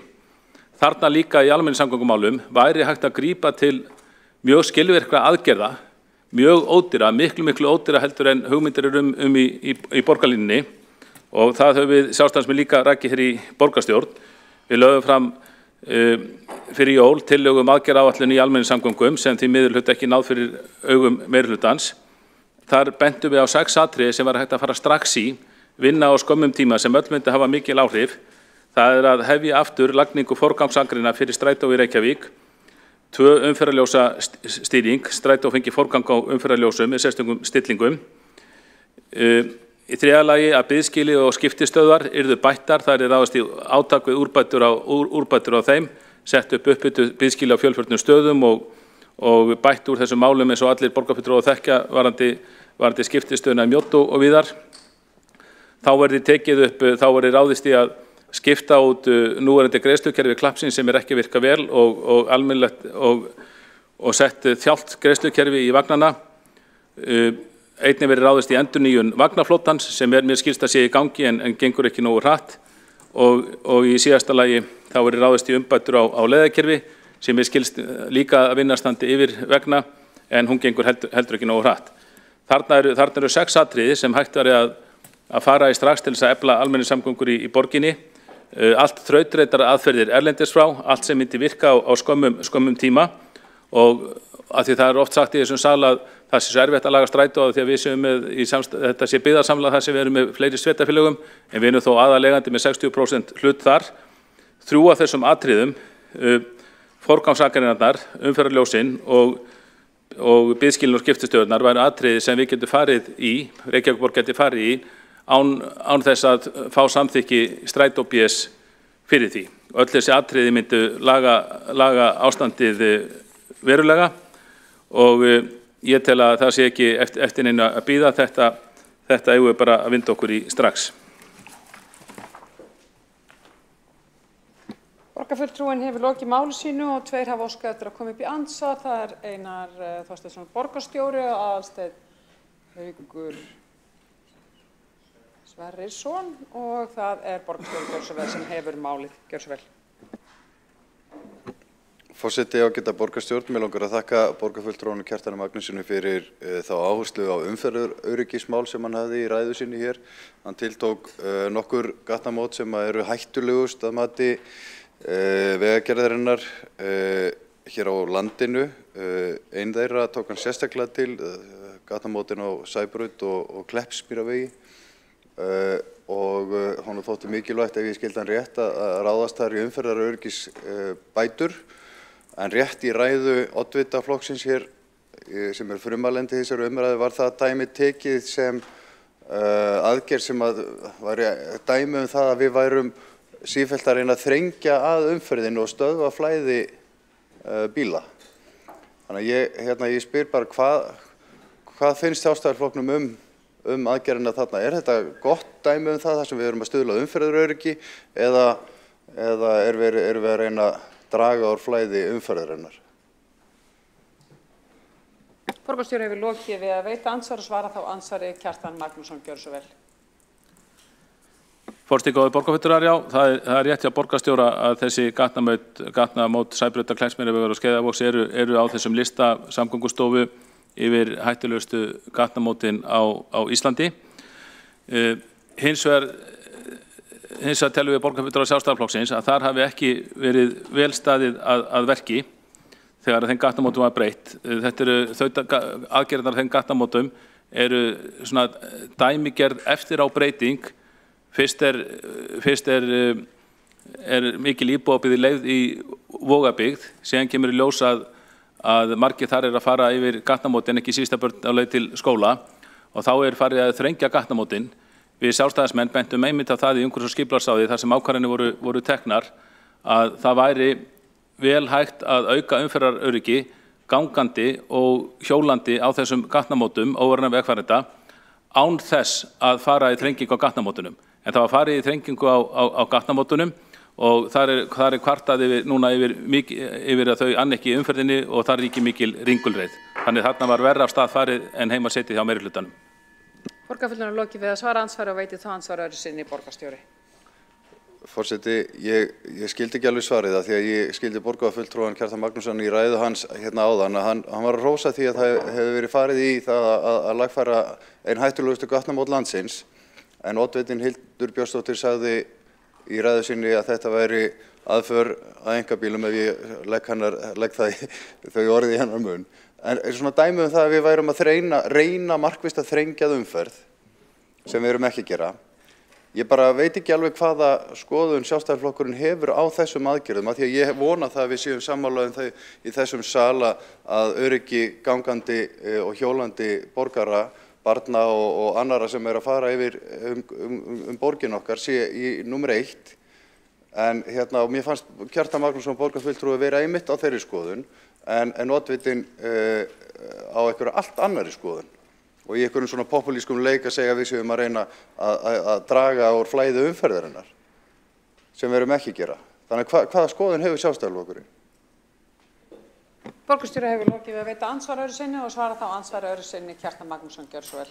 Forseti, góðir borgarfulltrúar, ég kannast bara ekkert við að hafa verið að hrósa þessum aðgerðum á téðum gatnamótum, síður en svo. Við Hildur Björnsdóttir sitjum saman í umhverfis- og skipulagsráði þar sem við fjallað mjög náið þetta og tókum þar afstöðu gegn þessum framkvæmdum og bent á hvernig verður að standa betur á því að bæta umferðaröryggi á þessum gatnamótum. En ég kannast bara ekkert við það, ég vek ekki orði að þessum gatnamótum hér áðan í ræðu minni, nema það að ég taldi þau upp að þau væri á lista samgöngustofu. Einu framkvæmdin sem ég kom inn á voru þær framkvæmdir sem eru að minnst í hönnun eða í undirbúningi á gatnamótum Reykjanesbrautar og Bústaðavegar. En gatnamótin Sæbraut, Kleppsmýrarvegur, Skeiðarvogur fjallaði ég ekkert en fyrst að borgarstjóri spyr, þá gagnrýndum við þar framkvæmdir, töldum að þar hefur verið gripið til rangra lausna til þess að bæta umferðaröryggi gangandi og hjólandi vegfarenda sem var vissulega þörf á. Það hefur verið hægt að gera með öðrum hætti og við nefndum það með hvaða hætti og án þess að þrengja umferð þarna á gatnamótunum sem hefur valdið ringulreið og erfiðum vegtengingum þarna við eitt stærsta atvinnuhverfi landsins. Borgarfulltrúi hefur lokið við að svara andsvari öðru sinni og þá tekur til andsvara Aðalsteinn Haukur Sverrisson, gjörðu svo vel. Forseti, ég bara hjóaði í ræðu borgarfulltrúans Kjartans Magnússonar var að fullyrða það að við framsóknarmenn hefðum eitthvað sérstaklega á móti mislægum gatnamótum. Ég nú bara með spurningu hvar hann fær þá hugmynd. Ekki hef ég lýst því yfir neins staðar, ég kannast ekki við það að félagar mínir í framsóknar hafa lýst því eitthvað sérstaklega yfir, en hann kemur réttilega að einu besta dæminu, en það einmitt þessu skilgreindu tillaga mislæg gatnamót á gatnamótum Bústaðavegar og Reykjanesvegar sem að hann, samkvæmt hans skilgreiningum þekkingu sína á mislægum gatnamótum í Hollandi myndu skilgreinast einmitt sem mislæg gatnamót til þess að auka flæði umferðarinnar. Og þá skil ég ekki alveg hver málflutningur hans en það eina spurningin sem ég með. Borgarfulltrúi hefur lokið við að veita andsvar og svara þá andsvari Kjartan Magnússon, borgarfulltrúi, gjörðu svo vel. Forseti, góði borgarfulltrúar, ég biðst afsökunar ef ég haft Framsóknarflokkinn fyrir rangri sök að þessu leyti. Ég man að hann var hér einu sinni mjög hlynntur mislægum gatnamótum en ég óttaði svolítið að svo verið ekki lengur. Nú þetta kjörtímabil hálfnað og ég sé ekki betur en bara að flestu leyti það hafi hinir ágættu borgarfulltrúar Framsóknarflokksins tekið upp stefnu Samfylkingarinnar í samgöngumálum. Þannig að ef þeir vilja kannski endurvekja hugmyndir mislæg gatnamót, til dæmis að Miklubraut Kringlumýrarbraut sem einu sinni öll borgarstjórn var sammála en var síðan tekið af dagskrá, þá er engin glaðari en ég. Nú, stefna Sjálfstæðisflokksins í þessu máli að það megi beita slíkum umferðaröryggislausnum víðar, það sem gott mislæg gatnamót og þeir greiða fyrir umferð, auka umferðaröryggi og draga úr mengun. Það má beita þeim víðar en þau eiga sjálfsög ekki við hvar sem Nú ef að Framsóknarflokkurinn sammála því þá bara fagna ég því og biðst á afsökunar á áðurnefndri fullyrðingu. Borgarfulltrúinn hefur lokið við að svara andsvari öðru sinni og þá andsvörum lokið undir þessari ræðu. Tekur þá til máls Hjálmar Sveinsson, borgarfulltrúi, gjörðu svo vel.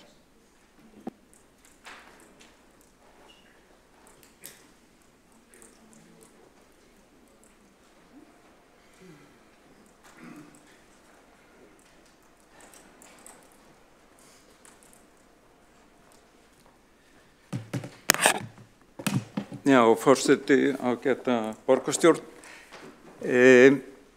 Já, ég ætla nú að byrja því að taka undir margt sem að oddviti Sjálfstæðismanna sagði hér á, Hildur Björnsdóttir, að það er óþolandi hvað þessi endurskoðun samgöngusáttmálans hefur tafist mikið, að er algjörlega óþolandi og ég bara hef ekki hugmynd hverju það er að kenna. Þetta er gríðarlega mikilvægt mál og ég skil það ekki.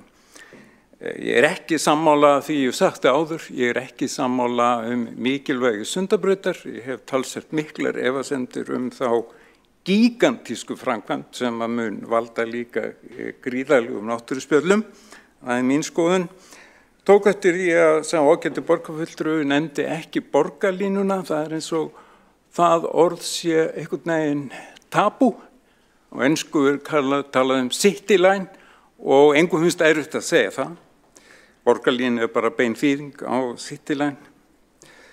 Og svo auðvitað sammála því sem kom fram að það má ekki vera þannig að bílum fjölgi jafn mikið og fólkinu næstu 20-30 árin.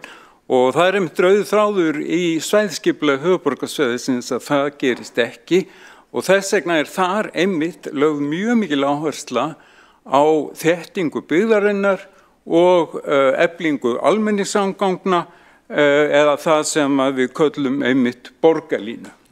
Og nákvæmlega þetta, og það líka annað sem ég vil svo sem taka undir að, og það var ég einmitt að lesa í skýrslum UN Habitat, veit ekki alveg hvernig því það, en hvet alla til að lesa þær skýrslur borgarskipulag og samgönguskipulag, að þar kemur fram að í stað þess að byggja endalaus umferðarmannvirki, þá beri að vera með forvarnir eins og hægt það að segja fækka ferðum og leiðin til þess einmitt að þétta byggðina, að byggja upp öflugar almenningssamgöngur og líka að byggja upp öfluga þjónustukjarna og atvinnukjarna í úthverfum borgarna. Og ég veit ekki annað en að þetta sé einmitt líka rauður þráður í svæðisskipulaginu. Þannig að og reyndar margt sem að kemur fram í þessari Habitat skýrslu og bara í öllum skýrslum skipulag borga, að það mjög svona svipustefna sem að verið að taka og síðan kannski má rifja þau upp að eða rifja þau upp, ég las það einhvers staðar að maðurinn Homo sapiens búinn að vera rölt jörðina í 70.000 ár en hann fór ekki að búa í borgum fyrir cirka 9.000 árum í einhverju borg sem ég kann ekki bera fram í Tyrklandi. Og ég veit heldur ekki hvað maðurinn var að gera þarna í 60.000 ár, og þó einhvers staðar segir að maður sé manns gaman og það passar reyndar ágætlega við það sem að Björn Ólafs arkitekt sagði í tímaritsgrein og greinum sem hann skrifaði 1968 og 69, að hann segir að borgir eru vettvangur fyrir samskipti fólks. Það ástæðan fyrir því að borgir skuli yfirleitt vera til og borgarskipulag það aðferð til að efla og auðvelda samskiptin. Og hann var svo djarfur að halda því fram þarna á kornungur maður búandi í París að splunkunýtt aðalskipulag Reykjavíkur sem gildi frá 1962 til 1983 væri úrelt. Og þó að það væri samið að mestu leyti að dönskum mjög færum verkfræðingum og að því og maður spyr sig hvernig gat það verið úrelt, jú segir Björn og mist að vera svo mikilvægt sem mann fattar hérna fyrir 50-60 árum. Skipulaginu nefnilega ekki ætlað að svara hvernig getum við gert samskipti borgarbúa auðvöldari, skemmtilegri, öruggari. Nei, þessu skipulagi sem að kalla hefur verið danska skipulagið eða bílaskipulagið ætlað að svara hvernig fljótlegast, öruggast og best að komast Reykjavíkursvæðið á sinni einkabifreið. Og það þarf ekki að rífa það neitt upp í löngu máli að það fór á stað gríðarlega mikil hraðbrautarskipulag í borginni, það átti að rífa Grjótaþorpið, hluta Skólavörðustigs og Grettisgötu og á sama tíma fylgdi stöðugar kröfur það að brjóta nýtt land undir ný úthverfi og þetta verið gert í stórum stíl í 30-40 ár. Enn fleiri mislæg gatnamót var kallað, nýjar akreinar og þar með voru við lent í frægum Vítahring. Öll þessi uppbygging úthverfa gerði það að verkum að sífellt var kall og sífellt var til meiri þörf á breiðari og stærri hraðbrautum fyrir bílaumferðina og komast milli hverfa. og þannig virkar útþensluskipulag hraðbrautakerfisins.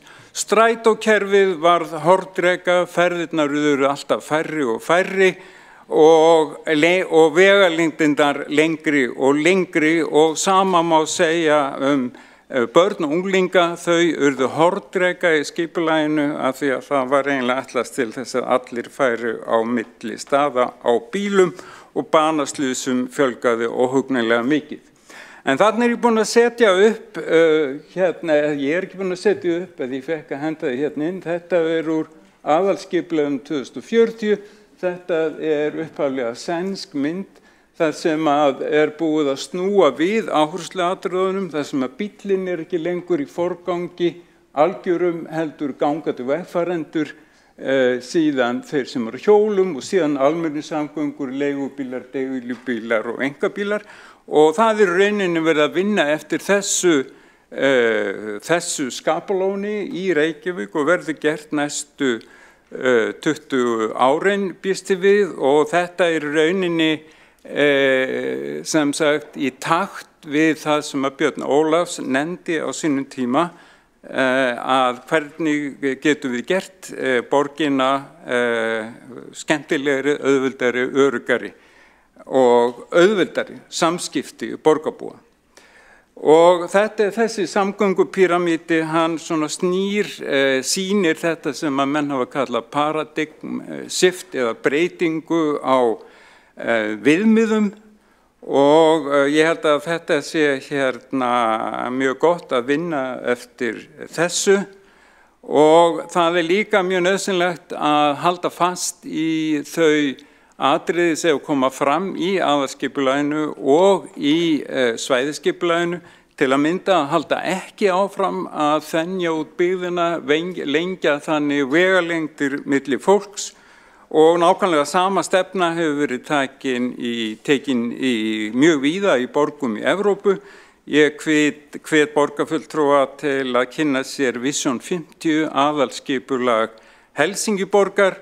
Þar helst mikil þétting byggðar í hendur við eflingu almenningssamgangna og þar þrengt að bílaumferðinni að því leyti að það á að byggja þúsundir íbúða á veghelgunarsvæðum 3 hraðbrauta sem liggja inn og út úr borginni. Já, og Malmöflugvöllurinn sem liggur í útjaðri borgarinnar, það búið að leggja hann niður og þar verða byggðar 25.000 íbúðir. Og svo hefur líka verið vakin mikil athygli á aðgerðir sem Anne Hidalgo, borgarstjóri í París, hefur staðið fyrir að gera til að mynda bakka signu, bíllausa, fækka akreinum á stórgötum Rue de Rivoli mjög mikið og ég held að flestir Parísarbúar séu endanum ansið sáttur við það þótt að Hidalgo hafi fengið einar 5 morðhótanir fyrir þessar hugmyndir sínar. Allavega að þá erum við á tímamótum og að mínu mati og ég tek alveg undir gagnrýni sem hefur komið hérna fram en að mínu mati erum við samt á réttri leið og við erum ekki að finna upp hjólið, við erum að fara nákvæmlega sömu leið og flesta borgir sem við viljum bera okkur saman við og aðalatriði það að líta ekki á göturnar eingöngu sem færiband fyrir bílaumferð heldur sem farveg fyrir margs konar faramáta og læti ég þar með máli mínu lokið, minni bara enn og aftur á það að borgir eru fyrir fólk eins og einn kaflinn í aðalskipulagi heitir.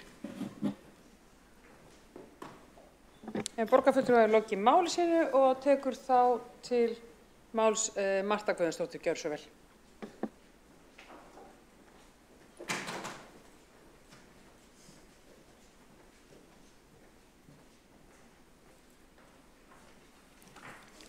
Forseti, góðu borgarfulltrúar.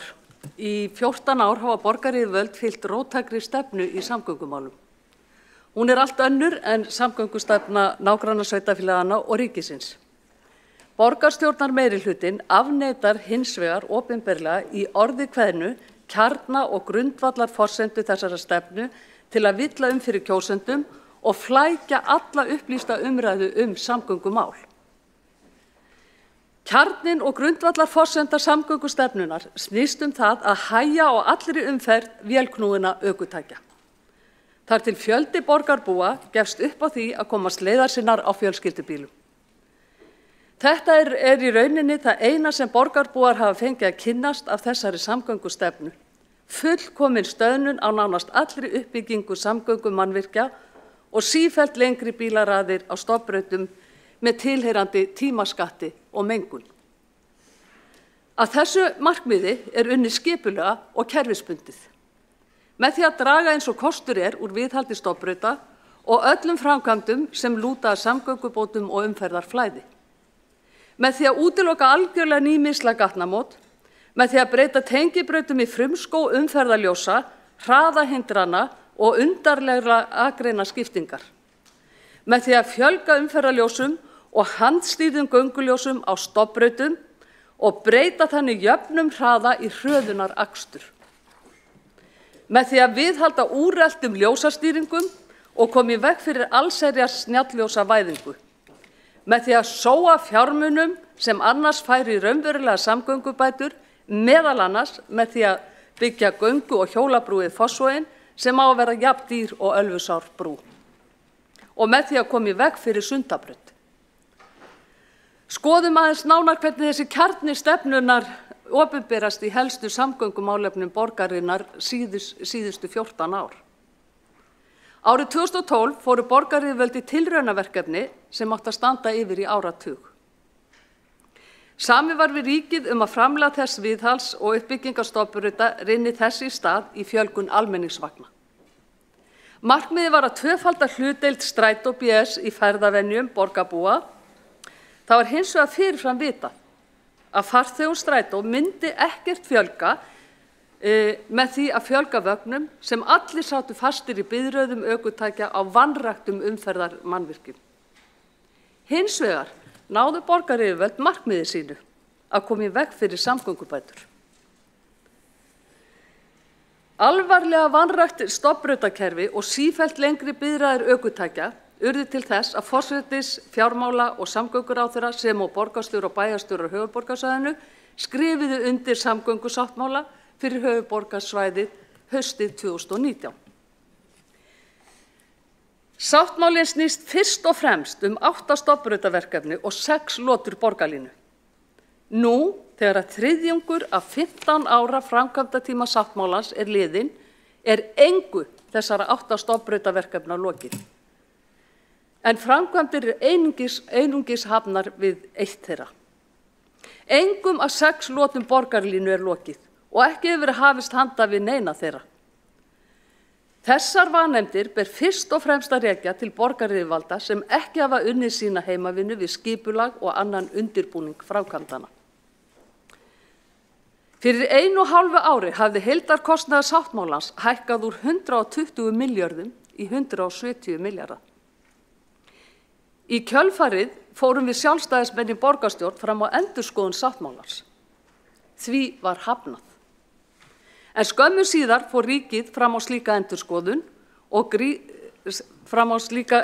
vegna stórfelldra vanefnda á framkvæmdum og gríðarlegra kostnaðarhækkana sem nú eru orðnar miklu meiri en í fyrra. Þessari endurskoðun átti að vera lokið fyrir ári síðan, í júní fyrir ári síðan. En sáttmálinn enn í endurskoðun. Megin ástæða þess sú að borgarstjórnar meirihlutinn hefur allt aðra stefnu í samgöngumálum en nágrannasveitarfélögin og ríkið. Mikilvægasta forgangsverkefni samgöngusáttmálans snjallljósavæðing höfuðborgarsvæðisins. Í umfjöllun stjórnarráðsins sáttmálann frá 2019 segir með leyfi forseta: Þegar í stað verður ráðist í að innleiða stafræna umferðarstýringu á höfuðborgarsvæðinu. Í sáttmálanum sjálfum stendur orðrétt með leyfi forseta: Ráðist verði strax í markvissar aðgerðir til að nýta nýjar tæknilausnir og bæta umferðarljósakerfi á höfuðborgarsvæðinu í takt við markmið samkomulagsins. Snjallljósavæðing byggir á gervigreind sem manngreinir og flokkar alla ferðamáta Hún yrði mikilvægasta umferðargreining samfélagsins á sama tíma og gögn hennar nýta þessa greiningu til að auka umferðarflæði allra ferðamáta, veita almenningsvögnum og neyðarbílum forgang, auka umferðaröryggi og draga úr mengun. En borgaryfirvöld kom í veg fyrir þessa snjalljósavæðingu vegna þess að hún myndi greiða fyrir almennri umferð. Mannvirki sem nánast ekkert var minnst á í upphaflegum samgöngusáttmála Fossvogsbrú. Þá var upphaflegur kostnaður við hana 2,25 milljarðar króna, enda hún einungis ætluð fyrir gangandi vegfarendur, hjólreiðar og fyrsta áfanga borgarlínu, en ekki fyrir almenna umferð ökutækja. Kostnaður við brúna nú komin úr 2,25 milljörðum í að minnsta kosti 10 milljarðar króna og hækkar enn.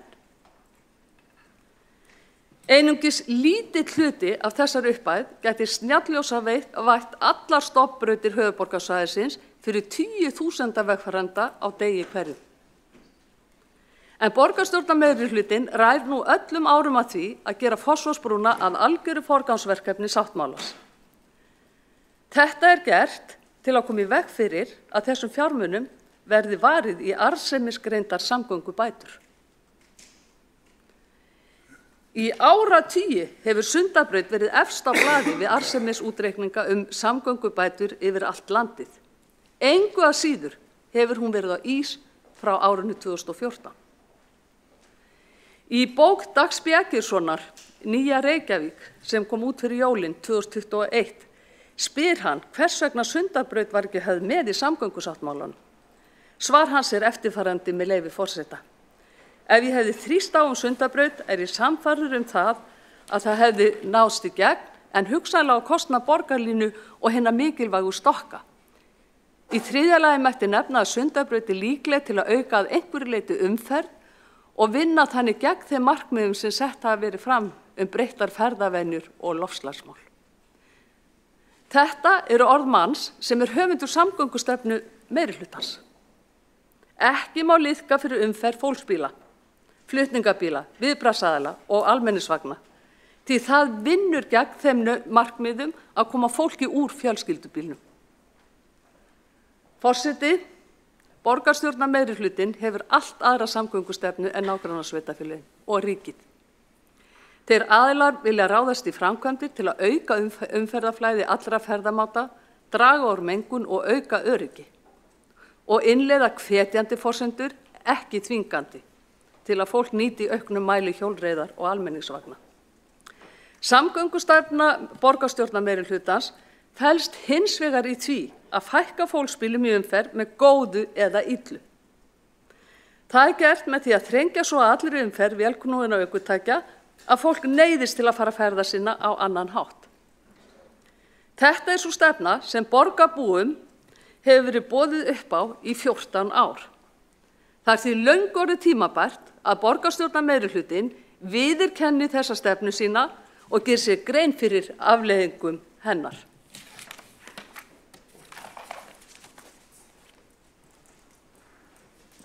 Borgarfulltrúinn hefur lokið ræðu sinni og einnig óskað eftir að koma upp í andsvar. Það borgarstjóri Einar Þorsteinsson, gjörðu svo vel. Forseti, ágæta borgarstjórn, mig langar að það svo sem ýmislegt sem hægt var að gera athugasemdir við í ræðu borgarfulltrúans Mörtu Guðjónsdóttur, en það var, hún ítrykkað, sagði að samgöngustefna Reykjavíkurborgar væri önnur en sveitarfélagana á höfuðborgarsvæðinu og ríkisins.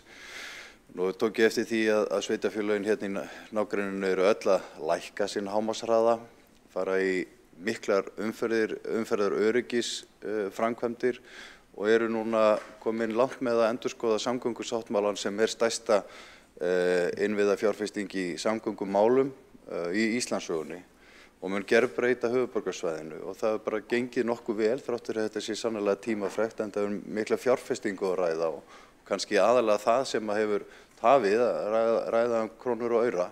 En hvað hefur borgarfulltrúinn fyrir sér þegar hann segir að það sé ólík stefna í samgöngumálum?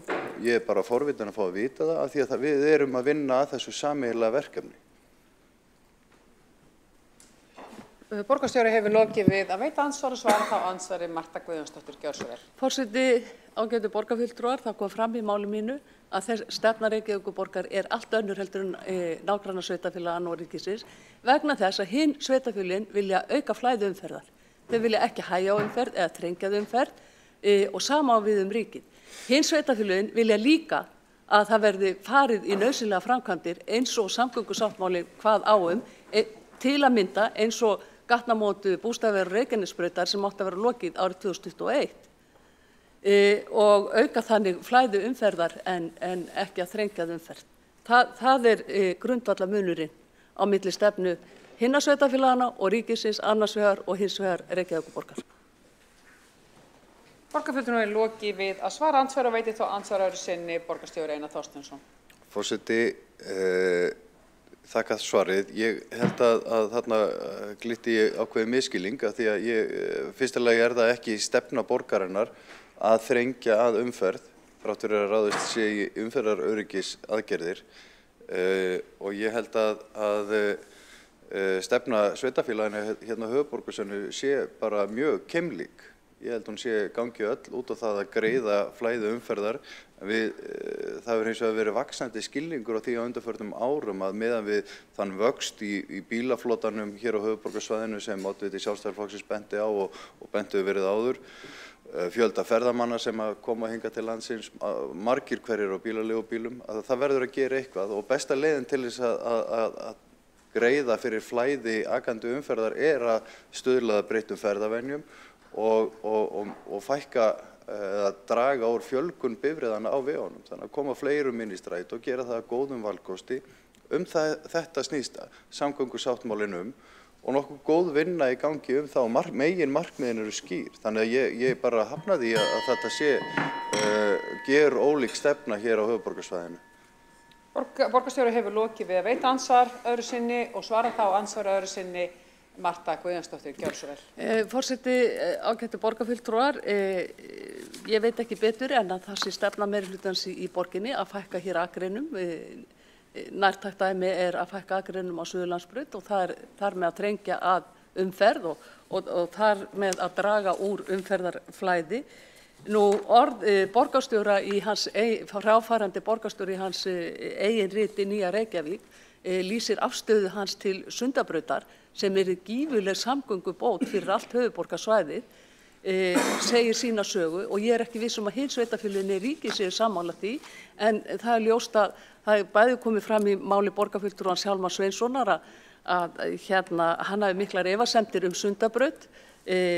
Borgarstjóri hér segir í sinni bók að það muni koma niður á borgarlínu og öðrum framkvæmdum ef við förum í Sundabraut, þannig að það virðist vera komin einhver klofningur í meirihlutann varðandi Sundabraut, en ég held að það sé ljóst.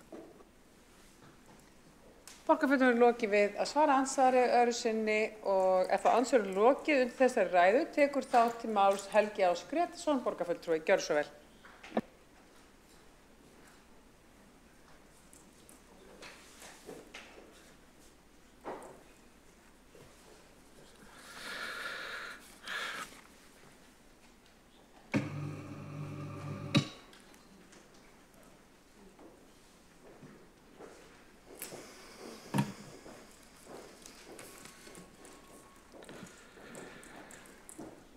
Forseti, ágæta borgarstjórn, það var sagt hérna fyrir þessari umræðu að borgir eru fyrir fólk og það vill svo til að algengasti samgöngumátinn að fara á fjölskyldubílnum, einkabílnum eða öðrum vélknúnum ökutækjum.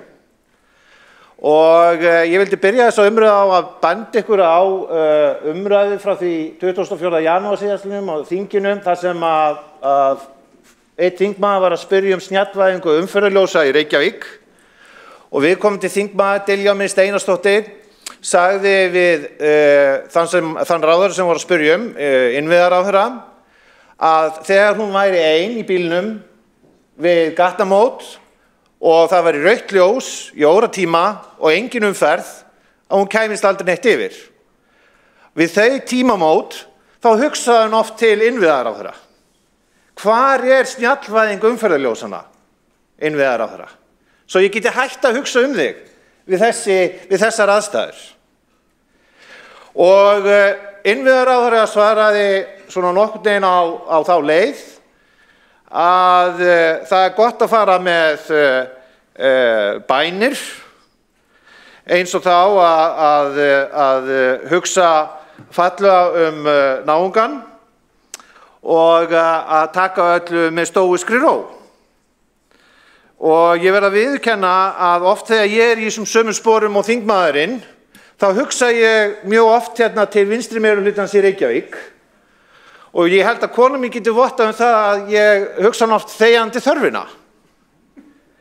En eftir að hafa hlustað á þessa umræður á þinginu, þá er ég vissum að það sé mun gáfulegra að óska meirihlutanum bara allsins besta, að þau gerir sitt allra besta og að fara með bænir svo þau víkja af sinni leið og að taka upp jákvæðri afstöðu þegar ég er á þessum gattamótum.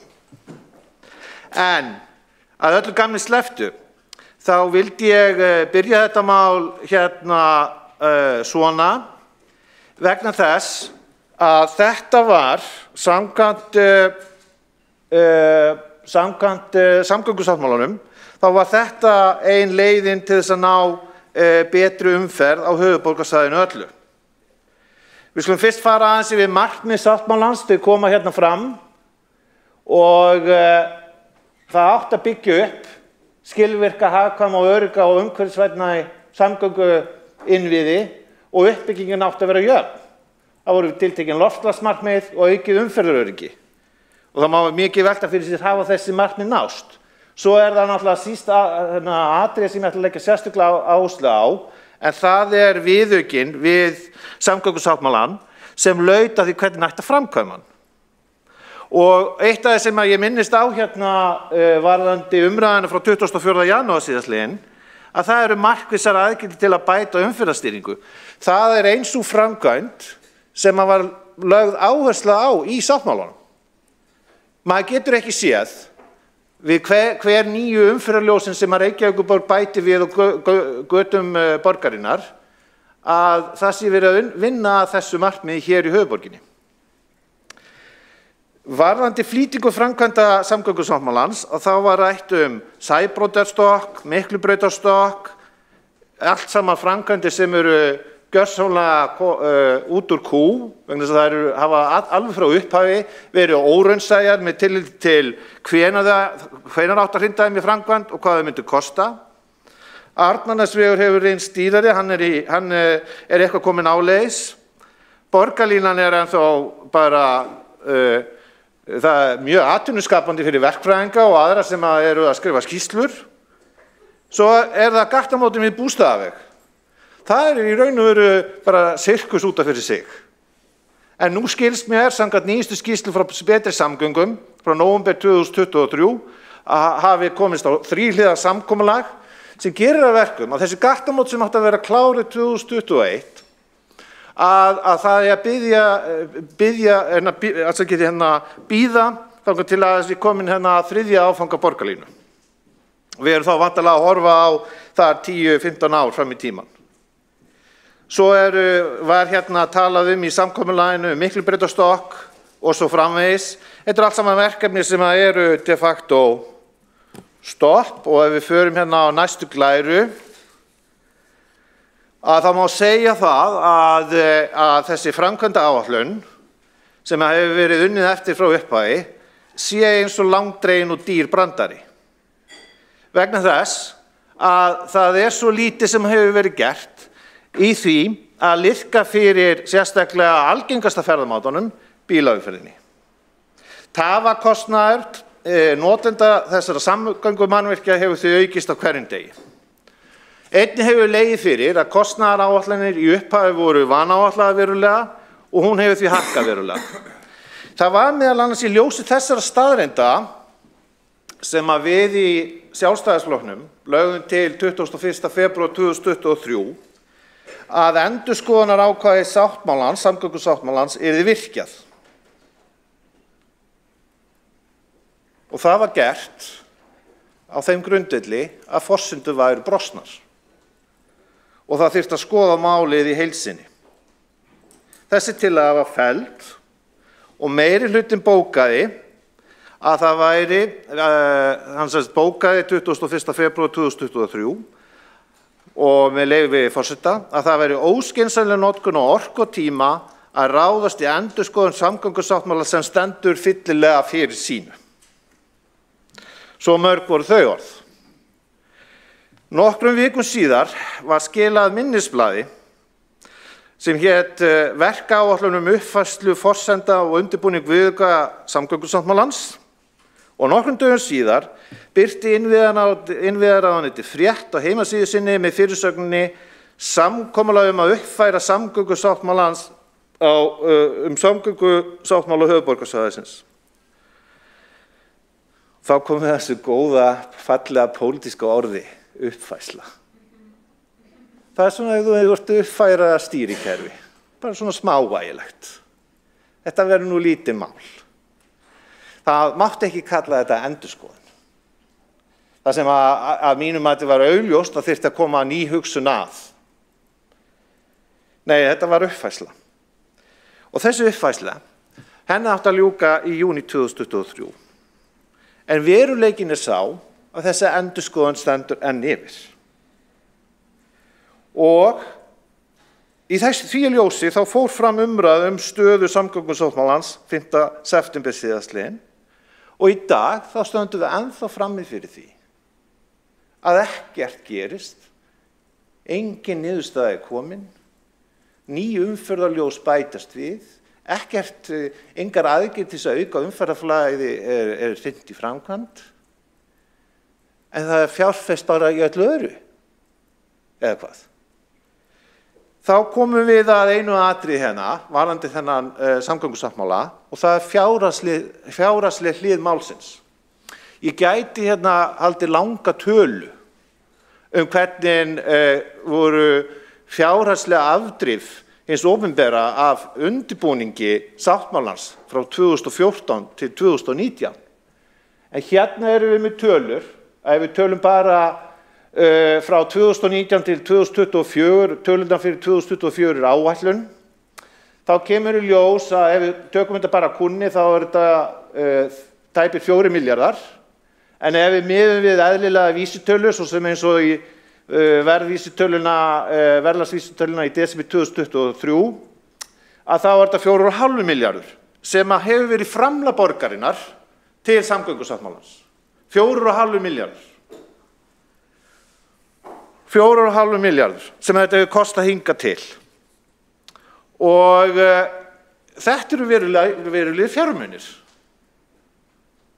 Og ég hefði gjarnan viljað að þessum fjármunum hefur verið varið með skynsamlegri hætti, þannig að það væri til dæmis hægt að byggja hér mikilvæg mislæg gatnamót á erfiðustu stöðunum í bænum til þess að liðka fyrir umferð og auka umferðaröryggi.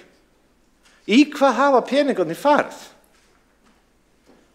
Þá komum við að öðru sem eru framlög samgöngusáttmálans síðan 2019 og þetta er birt hérna hjá ársreikningi Betri samgangna og þegar þessar tölur eru skoðar og þessar tölur eru sem sagt án verðbóta eða slíkt, að þá kemur í ljós að 2019 voru þetta 3,4 milljarðar, rúmið 4 milljarðar 2020, 2022 3,6, svo aftur 21 3,5 og svo í fyrra 4,6, samtals er búið að eyða í samgöngusáttmálan 19.166 milljónum króna á verðlagi þá hvers árs en ekki uppfært miðað við einhverja tiltekna verðlagsvísitölu.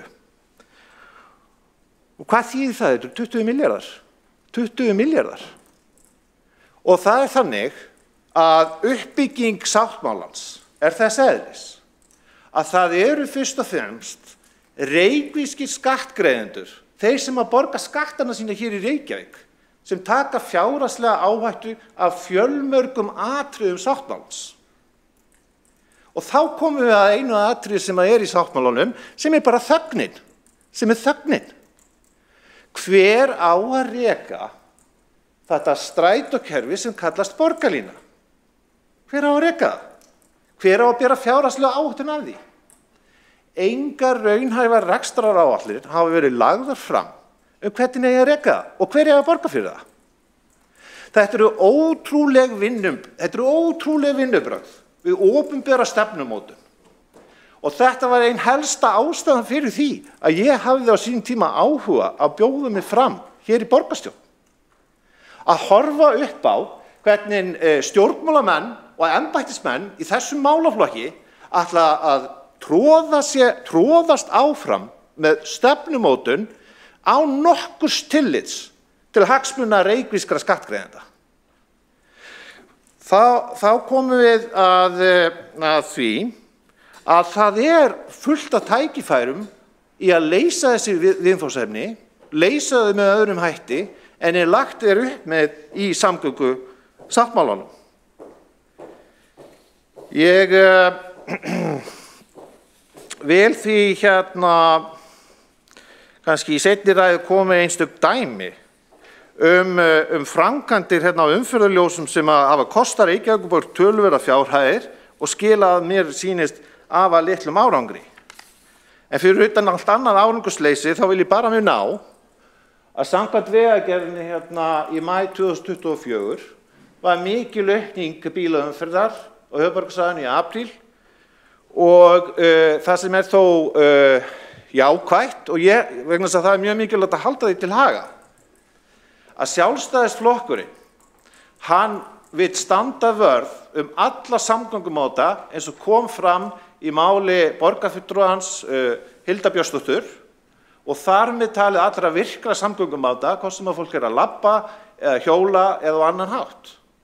Og það búið að fjárfesta mjög mikið í hjólastígum og það að halda því áfram. Og það að mörgu leyti jákvætt. Það líka algjörlega skýrt af hálfu Sjálfstæðisflokksins að hann vill auka almenningssamgöngur eins og kom fram í máli borgarfulltrúans Kjartans Magnússonar og margar tillögur í þeim efnum hafa verið lagðar fram og það þarf ekki strætó og styrum til þess að bæta almenningssamgöngur. Mun einfaldari og ódýrari aðgerðir í boði. Ég hyggst ekki hafa þetta mikið lengur í bili. Ég mun sækjast eftir að komast aftur á mælendaskrá. En það sem að mér finnst vera mjög umhugsunarvert að hér búið að leggja í vegferð sem hefur kostað skattgreiðendur 10 milljarða. Niðurstaðan af þessari löngu vegferð, ef við tökum alveg síðan 2014, lítill árangur. Fjöldi bíla hefur aukist, engar fjárfestingar hefur verið í mikilvægum samgöngumannvirkjum til þess að auka flæði umferðar og víða í raun og veru verið að tefja umferð. Þess vegna held ég að það sé nauðsynlegt að einhverjir séu tilbúnir að verja hagsmuni reykvískra skattgreiðenda í þessu máli og segja að það sé kominn tími á að þessi mál séu endurskoðuð ofan í kjölinn. Borgarfulltrúinn hefur lokið máli sínu og tekur þá til máls borgarstjóri Einar Þorsteinsson. Gjörðu svo vel. Forseti, ágæta borgarstjórn. Hérna efnt til umræðu stöðu samgöngumála í Reykjavík af hálfu Sjálfstæðisflokksins og það ágætt, en kannski dálítið óvænt af því að svona í ljósi þess að það illa geymt leyndarmál á hinu pólitíska vettvangi að vinna við endurskoðun á samgöngusáttmálunum eða uppfærslu eða hvað vil ég kalla þetta, að loka metrónum og sú vinna varðar leiðina áfram þegar kemur að samgöngu innviðum ekki bara í Reykjavík heldur á höfuðborgarsvæðinu öllu og sú nálgun auðvitað sú eina rétta og skynsamlegasta þegar við ætlum að ræða samgöngumál því að verkefnið hér ekki bara að gera fólki í Reykjavík kleift að fara frá A til B með öruggum og greiðum hætti heldur þetta eitt atvinnusvæði, höfuðborgarsvæðið allt og því mikilvægt að skoða þetta heildstætt. Fólki fjölgar eins og komið hefur fram í umræðinu hérna á höfuðborgarsvæðinu og ferðamönnum líka, íbúum fjölgar 90 manns á viku hér á höfuðborgarsvæðinu og ferðamenn eru 2 milljónir núna á ári og spáin gengur út að þeir verði 3 milljónir í 2029 og frá árinu 2016 hefur bílum fjölgað 40 á viku og það er alveg ljóst og við erum öll sammála það að það þarf að gera eitthvað hér. Markmiðin við uppfærsluna á þessum samgöngusáttmála eru alveg óbreytt og þau eru að tryggja greiðari samgöngur og fjölbreytta ferðamáta, að auka umferðaröryggi, að eiga fyrst og fremst í góðri samvinnu á milli þessara sveitarfélaga og ríkis innviðafjárfestinguna sem að fylgir þessu og allt þetta stuðlar að því að við náum markmiðum okkar kolefnishlutlaust samfélag. Og hvað hefur verið rætt á vettvangi ríkis og sveitarfélaga þegar kemur að uppfærslu samgöngusáttmálans? Það er náttúrulega þessi markmið sem ég nefndi hérna áðan. Þau eru óbreytt, það er engin stefnubreyting þar, þrátt fyrir að vegagerðar vísitalan hafi hækkað og það þurfti að fara og aðeins að færa þennan samningallan í raunhæfara form, af því að þetta var ekki raunhæft eins og hefur ekki verið dálítið langan tíma. En við erum svo lánsöm að á vettvangi bæjarstjóra sveitarfélagana og ráðherra ríkisstjórnarinnar sem hafa fjallað þetta mál, þá er sameiginlegur skilningur á þessum grundvallar markmiðum. Það er dálítið erfitt að ræða niðurstöðu uppfærslunar því að hún hefur ekki verið kynnt ennþá, en umræðuefnin eru þessi ábati sem að nást mun fram með samgöngusáttmálanum. Við vitum að þetta er samfélagslega mjög hagkvæm aðgerð og mikill ábati af þessu. Við erum að ræða framkvæmda áætlunina, forgangsröðun framkvæmda, fjármögnun framkvæmdana og rekstur almenningssamgangna og hlutdeild ríkisins í þeim rekstri og svo náttúrulega áhrif nýs leiðakerfis. Þetta er gerbylting á samgöngumálum á höfuðborgarsvæðinu. Og svo er verið að ræða rekstur innviðanna og stjórnskipulag í kringum öll þessi mikilvægu verkefni. Og ég veit skiljið það að það er ekki hægt að fara dýpra ofan í þessa vinnu hér af því að hún hefur ekki verið gerð opinber, en við væntum þess að nýr samgöngusáttmáli verði kynntur von bráðar. Og þá er ennþá mikilvægt að minnast á það að vinna við Sundabraut í góðum farvegi og það er hafið umhverfismatsferlið og stefnt að því að hefja framkvæmdir 2026. Við sógumst oft ofan í eitthvað svona einstaka framkvæmdir þegar heildarmyndin er það sem við eigum auðvitað að vera að ræða og ég veit að þetta tekur allt saman tíma og allt það, en við verðum líka að leyfa okkur að hugsa þetta heildstætt. Hérna var aðeins rætt mislæg gatnamót og þá á mótum Kringlumýrarbrautar og Miklubrautar. Ég held að engin raunverulega vilji mislæg gatnamót hjá Kringlumýrarbraut og Miklubraut í dag. Íbúarnir í kring myndu aldrei vilja sjá það og ég held að við séum komin langt frá þeirri umræðu. Við erum miklu meira að tala jarðgöng með það sem bílastraumurinn fer undir en ofan á væri þá rólegur hverfisakstur, almenningssamgöngur, hjólandi og gangandi. Þetta er bara þróunin hefur átt sér stað. Það þýðir það ekki að mislæg gatnamót geti ekki átt einhvers staðar við, sannarlega, en ekki akkurat þarna. Og ég ber virðingum fyrir því að sjálfstæðismenn vilja bæta samgöngur í Reykjavík og ég heyri á þeirra ræðum að þau átta sig á því að það verður að bregðast við því bílunum fjölgar og íbúunum líka og það þarf að breyta ferðavenjunum og efla almenningssamgöngur. En það er þessi hugsun að hugsa til lengri tíma sem að ég hvet okkur til þess að hafa augun á.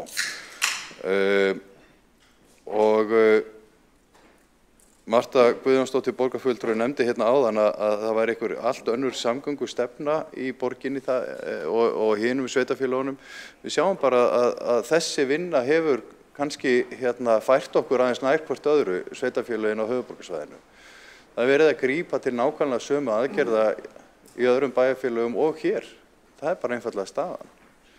Þess vegna væri það svo ánægjulegt ef að sjálfstæðismenn í Reykjavík myndu slást í hóp bæjarstjórana í nágrannasveitarfélögunum sem flestir eru sjálfstæðismenn og í hóp þeirra sjálfstæðisráðherra sem hafa unnið að framgangi sáttmálans í gegnum tíðina, af því að það væri styrkur í því fyrir okkur borgarbúa ef að við hér öll í borgarstjórn myndum leggja saman kraft okkar í þessu stóra verkefni að tryggja það að borgin fungeri, að hún virki og að virði þessara miklu fjárfestinga sem Helgi Ásgeir Riddarsson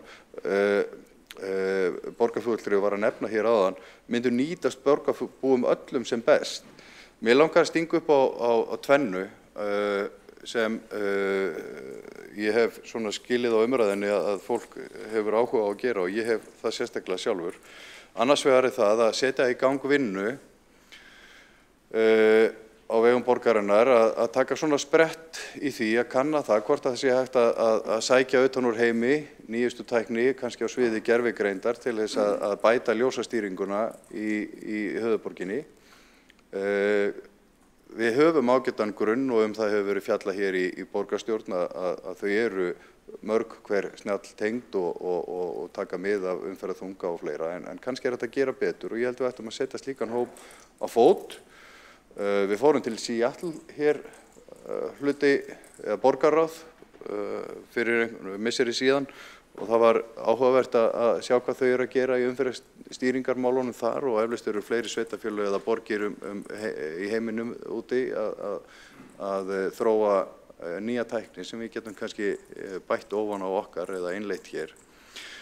Og hitt það að endurvekja það samtal sem að hefur verið reynt við stóru vinnustaðina í borginni að reyna að samstilla vinnutíman þannig að við séum ekki öll á ferðinni á sama tíma. Þetta hefur verið dálítið þungt í skauti og ekki nást árangur með þetta, en ég held að við ættum að taka snúning á þessu og setja vinnu í gang og við höfum hér stýrihóp sem að skipaður þverpólitískt kolefnishlutlausar og snjallar borgir og sá Reykjavík hefur sótt að verða fyrirmyndaborg í þeim efnum og hlotið brautagengi þar og þar er fjármagn sem gæti kannski nýst inn í svona vinnu.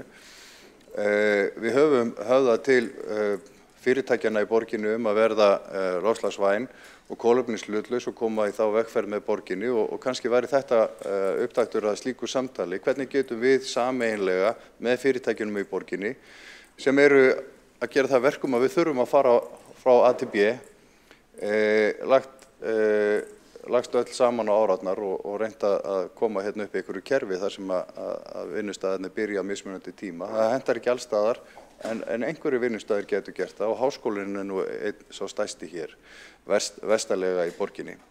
En ég bara vil þakka fyrir þessa umræðu og ég held, þessi, hún fer svona dálítið tvist og bast umræðan hérna, mér finnst við samt vera í grunninn dálítið sammála.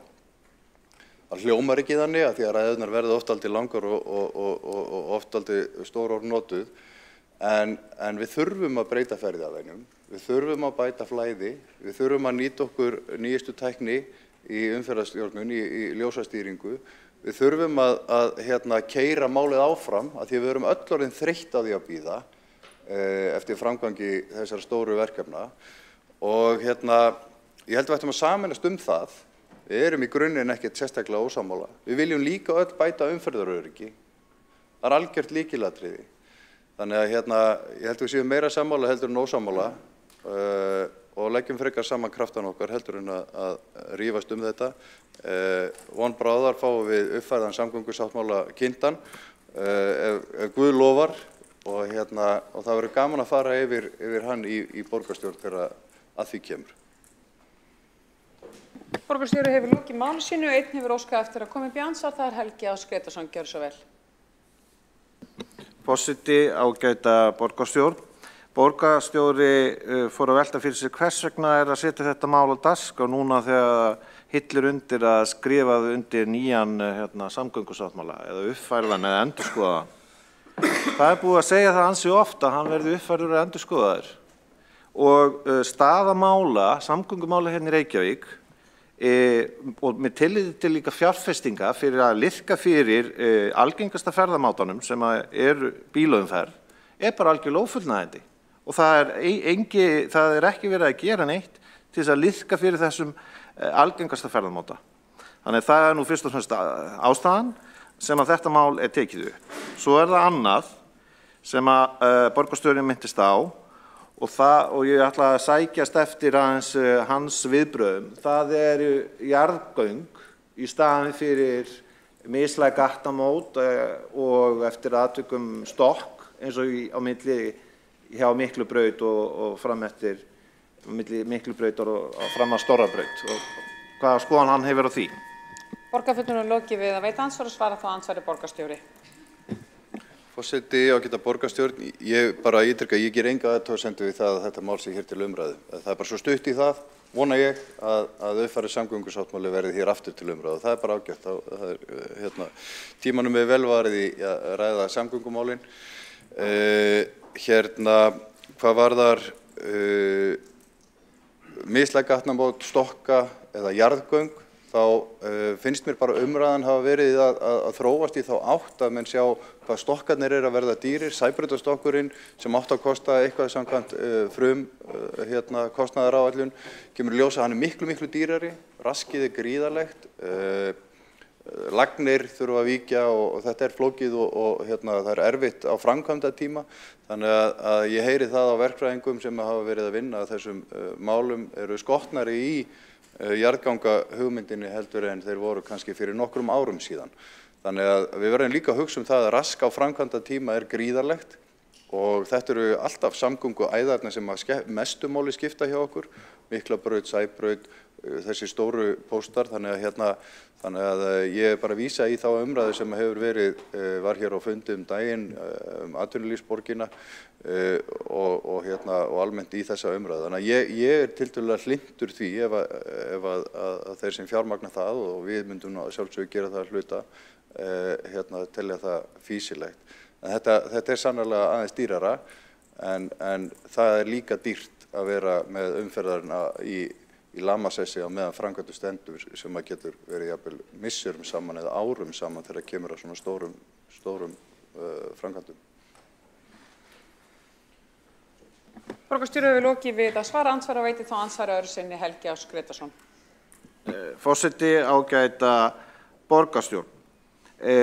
Það sem er hérna lykilatriði að það er að ég held að það sé rétt hjá borgarstjóra að fólk sé sammála að það þurfi að fjárfesta í þessum innviðum til þess að greiða fyrir samgöngum, allra samgöngumáta. Vandinn sem að ég tel vera augljós er að allar áætlanir þurfa að vera raunhæfar, það þarf að vera liggja fyrir arðsemisútreikningar og svo hitt að það megi ekki vera þannig að pólitískar delluhugmyndir komi í veg fyrir að fólk geti notið daglegs lífs og nota þann samgöngumáta sem það vill kjósa. Það gerir að verkum að það er óhjákvæmilegt að fjárfesta í innviðum sem liðka fyrir algengasta ferðamátanum þótt að það sé líka unnið að því öllum árum að breyta ferðavenjum almennings en tölurnar einfaldlega ljúga ekki og það er ekki hægt að halda áfram á þessari braut að það sé stöðnun og að það sé ekki unnið að því að liðka fyrir bílaumferð hér og að halda áfram á þeirri braut. Þannig ég hvet borgarstjóra til þess að vinna í sínum félögum í þeim efnum. Borgarfulltrúum lokið við að veita andsvari öðru sinni og svara þá ansvari öðru sinni borgarstjóri. Gjörðu svo vel. Forseti, ég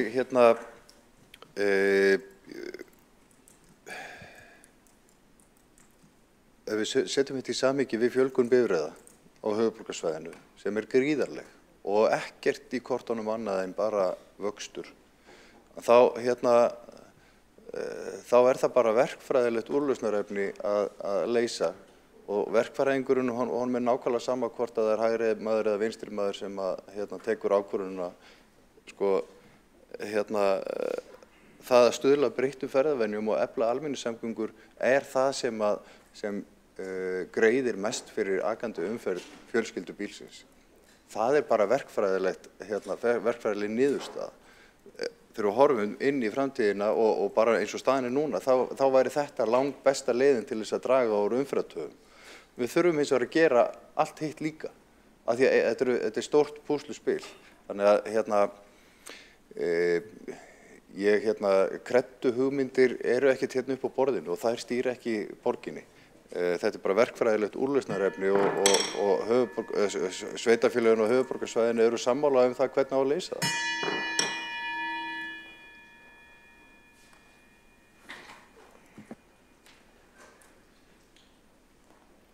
Borgarstjóri hefur lokið við að svara andsvara öðru sinni og þá andsvörum lokið undir þessari ræðu. Næst tekur til máls Andrea Helgadóttir, borgarfulltrúi, gjörðu svo vel.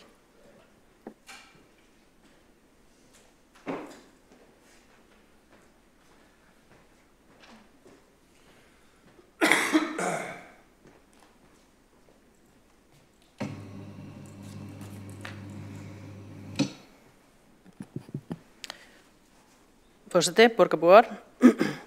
Það núna einhvers konar millibils ástand í samgöngumálum þar sem það við að fara að vera erfitt að notast við hvaða samgöngumáta sem Hér hefur mikið verið talað heildarmynd, stórframkvæmdir, langtímaþróun og hvaða milljarðaverkefni eru betri en önnur milljarðaverkefni. En ég vil aðeins færa ljóskastara nær og yfir í raunheim venjulegs Reykvíkings og stöðuna sem blasir við þegar haldið út í umferðina í dag.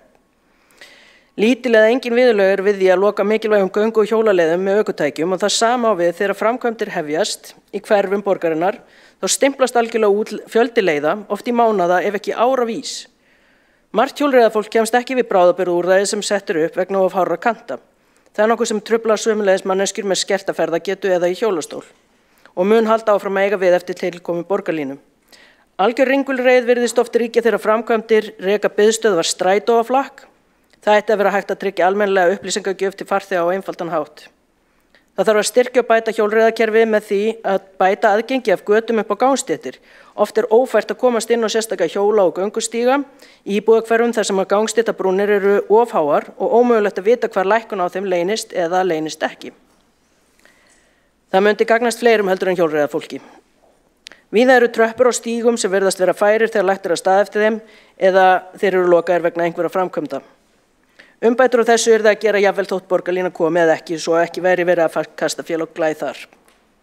Þjónusta strætó hefur verið látin hanga óstudd fram að borðinu á sama tíma og gjaldtökusvæði bílastæða stækkar og gjaldtaka þeirra og strætó hækkar, svo maður verður að spyrja sig hvernig fólk á að koma til dæmis í vinnu í miðbæinn úr þeim hverfum þar sem að finnast ennþá ódýrar eða að minnstakosti hagkvæmari íbúðir til leigu eða eignar.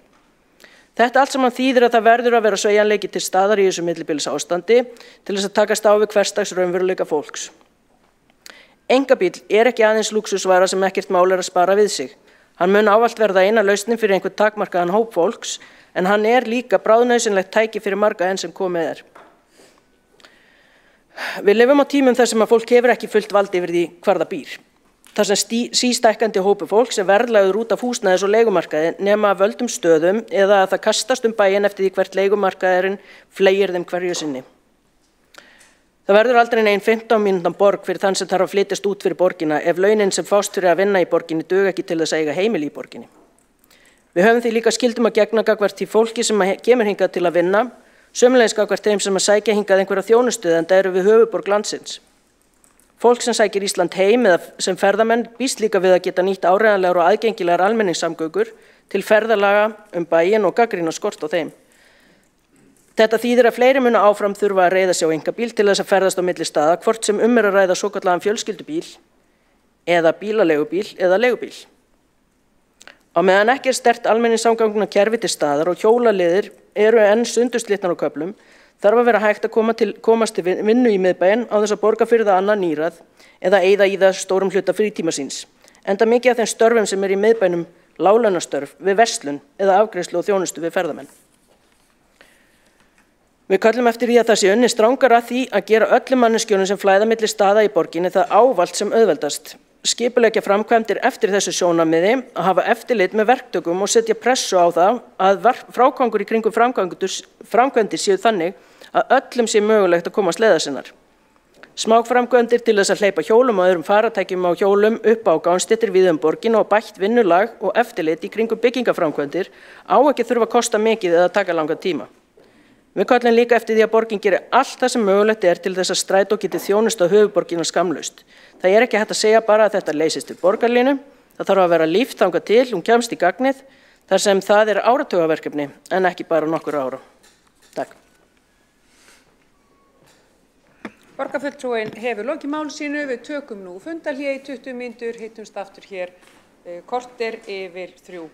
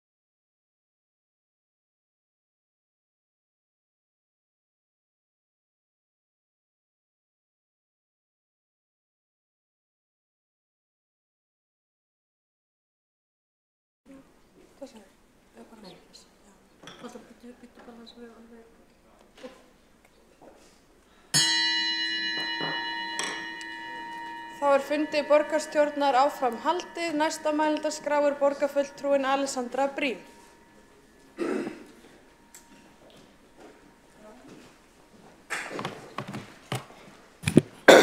Forseti, borgarstjórn og aðrir áheyrendur. Mér finnst áhugavert að við erum hér ennþá að tala sömu miskilningana eða rangfærslurnar við vorum að tala 2018 eða lengur. Það er þessi ásökun að við viljum ekki samgöngubætur, að við beinlínis viljum eigendum einkabíla illt og viljum ekki að þeir komist leiðar sinnar. Það er auðvelt fyrir fólk sem annarkvort skilur ekki borgarhönnun eða finnst það einfaldlega þægilegt fyrir sína pólitík að þykjast ekki skilja borgarhönnun að tala þannig. Það er nefnilega ekki þannig að fleiri mislæg gatnamót eða fleiri breiðari vegir dragi úr umferðarþunga. Fólki líður eins og þessi hlutir hljóta að gera það, en þannig virkar það ekki í raun. Þannig hafa rannsóknir einfaldlega sýnt. Það er svona dæmi það þegar upplifunarrauk og tilfinning almennings einfaldlega gengur í berhögg við fræðin. Svona aðgerðir virka vissulega í stuttan tíma, en það kalla á meiri umferð og vandinn vex og vex. Þar er bara ekki pláss lengur til að víkka kerfið. Þetta heitir með leyfi forseta induced demand. Sú hegðun sem fólk tamdi sér þegar færri bjuggu í borginni meðan að færri áttu bíl gengur einfaldlega verr og verr upp eftir því sem okkur fjölgar. Sömu innviðirnir virka ekki og það er ekki hægt að halda í við aukninguna með aukinni vega uppbyggingu. Stærðfræðin milli fólksfjölgunar og plássin sem að fólksfjölgunin þyrfti til þess að komast á milli með bíl einfaldlega stemmir ekki af eftir því sem að fjölgunin er meiri. Einkabíllinn tekur mjög mikið pláss. Það tekur mikið pláss miðað við afköstin í að koma einstaklingum milli staða. Hann tekur ótrúlega mikið magn vega og bílastæða og kemur fáum einstaklingum þangað sem þeir vilja fara sem hlutfall af því plássi. En vegna þess hvað innviðirnir taka mikið pláss verður líka lengra á milli staðana sem fólk vill komast á. Fleiri upplifa að þau þurfi að nota bíl til að fara á milli staða. Það verður erfiðara að halda út í rekstrargrundvelli fyrirtækja og verslana á ákveðnum stöðum. Og þessi hlutir eru allir sannir í þéttri borg. En þetta er enn meira vandamál í dreifðri borg. Ef allir búa í úthverfum, dreifð í einbýlishús og fara á bíl í vinnuna eftir nokkrum stoppvegum, þá gengur sú stærðfræði bara alls ekki upp þegar við erum orðin svona mörg og það gengur verr eftir því sem okkur fjölgar enn frekar. Það er ekki hægt að breyta þeirri staðreynd með mislægum gatnamótum eða fleiri akrinum. Plássið sem slíkar aðgerðir krefjast eykur samtímis á vandamálið og kallar leið á meiri umferð. Fólk sem hefði kannski farið aðeins fyrr af stað eða verið heima eða farið aðeins seinna af stað finnst að með auknu plássi hljótið að nú geta farið á annað tímanum. Fólk sem hefði gengið eða hjólað upplifir að það kannski verða að fara í bíl og það er reynsla allra skipulagsfræðinga og sérfræðinga í umferðarþunga að þetta virki ekki. Það er meira að segja sagt í fræðunum að borg sem reynir að draga úr umferð með því að byggja vegi er eins og maður í yfirþyngd sem reynir að léttast með því að losa beltið nokkuð gutt. Það er bara almennt viðurkennt í fræðunum að vegavíkkanir og mislæg gatnamót virki ekki, nema bara til mjög skamms tíma. Við erum ekki á móti því að leysa þetta vandamál með mislægum gatnamótum eða breikunum vega nema í undantekningartilfellum af því að við viljum auka umferð, af því við viljum refsa bílaeigendum. Og það má taka fram að aðgerðir fyrir bílaumferð eru helmingur samgöngusáttmálans. Það er öll andstæðan. Og það við að gera hlutina fyrir bíla á okkar megin og það að flýta fyrir framgangi Sundabrautar er hluti af meirihlutasáttmálanum. Það er öll andstæðan. Við höfum neitað reyndar að taka ábyrgð á því að fjármagna Sundabrautina enda er það augljóslega á þjóðvegi og því að ábyrgð vegagerðarinnar.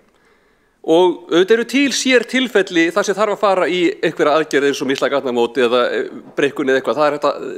Það eru til undantekningartilfelli sem falla út fyrir almennu regluna og við erum alveg tilbúin að gera það þar sem það er þannig. En það sem við viljum gera er það sem virkar til að leysa vandann. Og það sem virkar til að leysa vandann er að þétta byggð til að fólk komist fleiri ferða fótgangandi eða á hjóli og sé því ekki jafn oft á dag að fara á bíl og auka þannig á umferðina sem aðrir þurfa að takast á við. Þannig að hægt sé að vera með rekstur í næringhverfinu þar sem að fjöldi notenda á fermeter eða á hektara er nógu hár til þess að verslun og þjónusta sjá þessi rekstrargrundvöll og draga þannig úr þessum bílferðum fólk sem að þarf annars að sækja þá verslun og þjónustu í einhverja fjarlægari kjarna.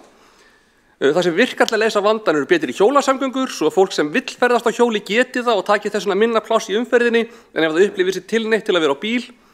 Það sem virkar til að leysa vandann er að klára borgarlínu með vögnum í sérrými á aukinni tíðni svo að þau sem vilja það geti komið hratt og örugglega milli borgarsvæða án þess að þurfa að vera á bíl. Þetta snýst ekki það að fólk megi ekki vera á bíl eða að heimili eigi ekki halda bíl. Þetta snýst það að þau sem vilja ekki vera á bíl þurfi þess ekki, að fólk geti komist einhvers hluta ferða sinna án bíls og búi þessar sjaldnar til umferð inn í kerfið. Að heimili kannski þurfi á bilinu 0 til 1 bíl en ekki 2 til 4 bíla eins og í dag. Það var allt saman ljóst mjög snemma í greiningunni sem var farið í kringum 2010-11 hjá SSH. Þá var bara farið mjög faglegt mat á möguleikunum sem höfuðborgarsvæðið hefði fram á veginn. Og það voru bara nokkrar sviðsmyndir, hvaða leið getum við farið, hvað munu þær kosta og hvaða árangri munu þær skila í að draga úr umferð. Notabene engin aðferð dregur úr umferð en leiðin sem við völdum, sem þétting byggðar og borgarlína, eykur umferðina minnst. Það var sviðsmyndin sem við völdum, það var bara skynsamlegasta sviðsmyndin. Og það var engin pólitík í því að gera þessar sviðsmyndir, það var alveg jafn mikið unnið fyrir Sjálfstæðisflokkinn í Kópavogi eins og fyrir Samfylkinguna í Reykjavík. Ég man einmitt að þegar ég kem fyrst inn í pólitík, þá var ég ekkert endilega alveg viss fyrirfram. Við í Pírötum sem buðum fram 2018, við komum köld að umræðunni og við vorum ekkert alveg framan af vissum hvað væri best. En við lásum þessar greiningar, við fengum upplýsingar frá SSH og fengum kynningu og miðað við okkar lestur á málinu og gögnum, þá var ekkert val.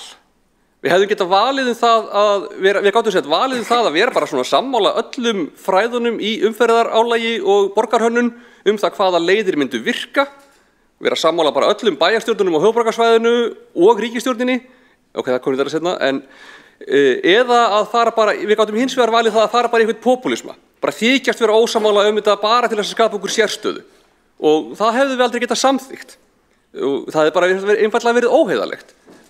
Okkar mat á því, þegar við komum þarna inn og þá erum við alveg að hugsa, hvernig getum við aðgreint okkur aðeins frá Samfylkingunni betur, hvernig getum við verið, ekki bara alveg svo vafki eða, við vorum alveg að skoða bara svo stóru málin, hvernig getum við, skapað okkur sérstöðu og það að vera aðstæðingar borgarlínu hefði alveg getað komið til greina ef að upplýsingarnar hefðu verið öðruvísi og fræðin hefðu verið öðruvísi, en það bara voru það ekki. Við hefðum aldrei getað tekið okkur stöðu gegn borgarlínu nema bara með því að vera mjög óheiðaleg. Það þannig að við höfum leiðir sem virka til að draga úr umferð eða reyna að hægja á aukningu hennar og leiðir sem virka ekki. Við viljum beita þeim leiðum sem virka, en hér í dag hefur fyrst og fremst verið að berja á okkur fyrir að vilja síður beita þeim leiðum sem virka ekki. Það óheiðalegt að við viljum bara ekki leiðs úr þessu og það eiginlega frekar lélegt.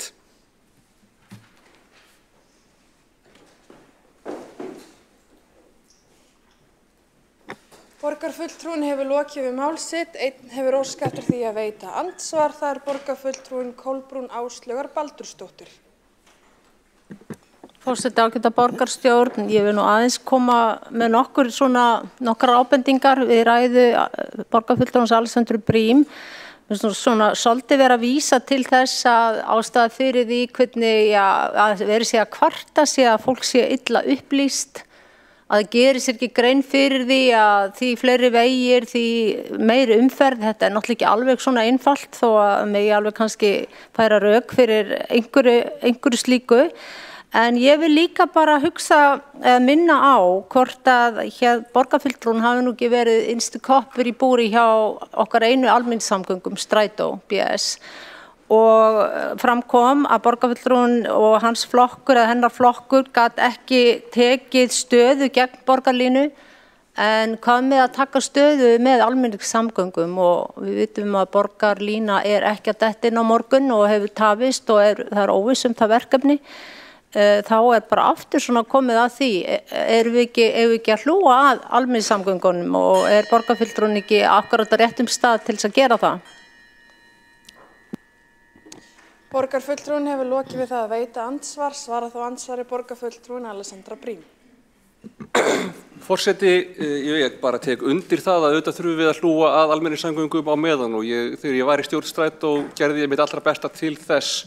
Það var til dæmis bara raunni fyrir mína baráttu að við fengum næturstrætó aftur en það bara þannig að við getum ekki farið í meiri úrbætur á kerfinu heldur en við fáum fjármagn til og ég bara sammála því líka að það hvað endurskoðun á samgöngusáttmálanum hefur dregist bara hrikalegt og það hefur haft mjög slæmar afleiðingar fyrir bara hvað strætó getur gert og bara óvissuna sem í gangi þar á meðan þetta er í svona á þessu óvissustígi þó að við teljum okkur alveg vita að það verði niðurstaða og hún muni virka. Bara það að vita ekki hvenær við getum innleitt nýtt leiðakerfi gerir það verkum að það er miklu erfiðara að plana framtíðina og ég er bara mjög sammála því að það er leiðilegt. Borgarfulltrúinn hefur lokið við að svara andsvari, veitir þá andsvar öðru sinni borgarfulltrúinn Kolbrún Áslaugar Baldursdóttir. Forseti ágæta borgarstjórn, þá í rauninni eins og ég skil þetta hreinlega verið að segja á meðan við býðum eftir borgarlínu sem gæti verið þessna önnu 10-20 ár að það eiga borgarbúar hreinlega búa við bara nánast ömurlegar almenningssamgöngur og bara áttist afsökunar og þurfa að tala niður strætó en strætó er bara ekki að virka nema fyrir mjög þröngan hóp í Reykjavík og það er náttúrulega margar ástæður fyrir því. Borgarfulltrúinn hefur lokið við að veita andsvar öðru sinni. Svara þó andsvar öðru sinni borgarfulltrúinn Alessandra Brím.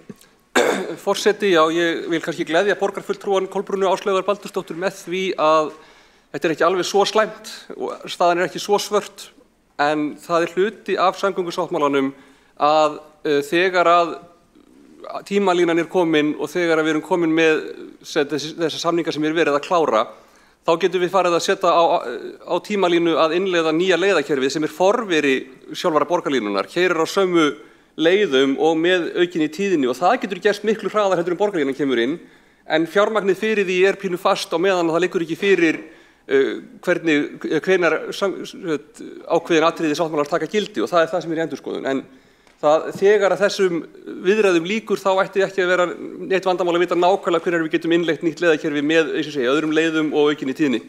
En takk bara fyrir góð umræðu. Borgarfulltrúinn hefur lokið við að svara andsvari öðru sinni og telst á andsvörum undir þessari ræðu lokið. Næst á mælendaskrá er borgarfulltrúinn Dóra Björt Guðjónsdóttir.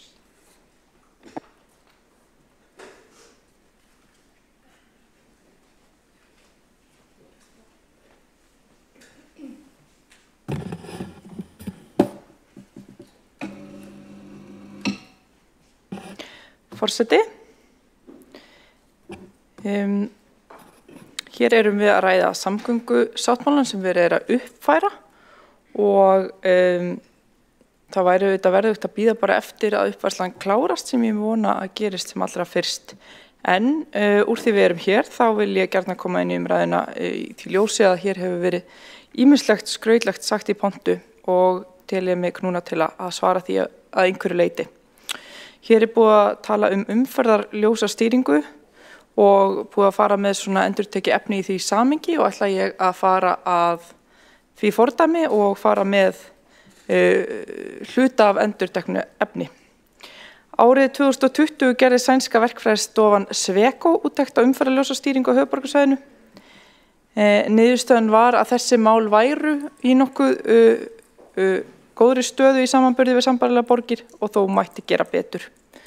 Fjárfesta þyrfti í fólki, meira í fólki og ferlum frekar en búnaði. Það er að segja að búnaðurinn stæði nokkuð framalega samanborið við aðra borgir en að koma þyrfti á mælalegum mælikvörðum, nýta betur sóknarfæri núverandi búnaðar og auka samráð milli ólíkra aðila í ferlinu. Í kjölfarið var stofnaður sérstakur samráðsvettvangur fagaðila og sem lagði grundvöll að innleiðingu þessara ráðlegginga. Það var sett fram aðgerðaáætlun og borgin hefur unnið eftir henni í samstarfi við Vegagerðina, nágrannasveitarfélögin og allt af fé sem samgöngusáttmálinn gerði ráð fyrir að færi þetta hefur farið í þetta að mér skilst.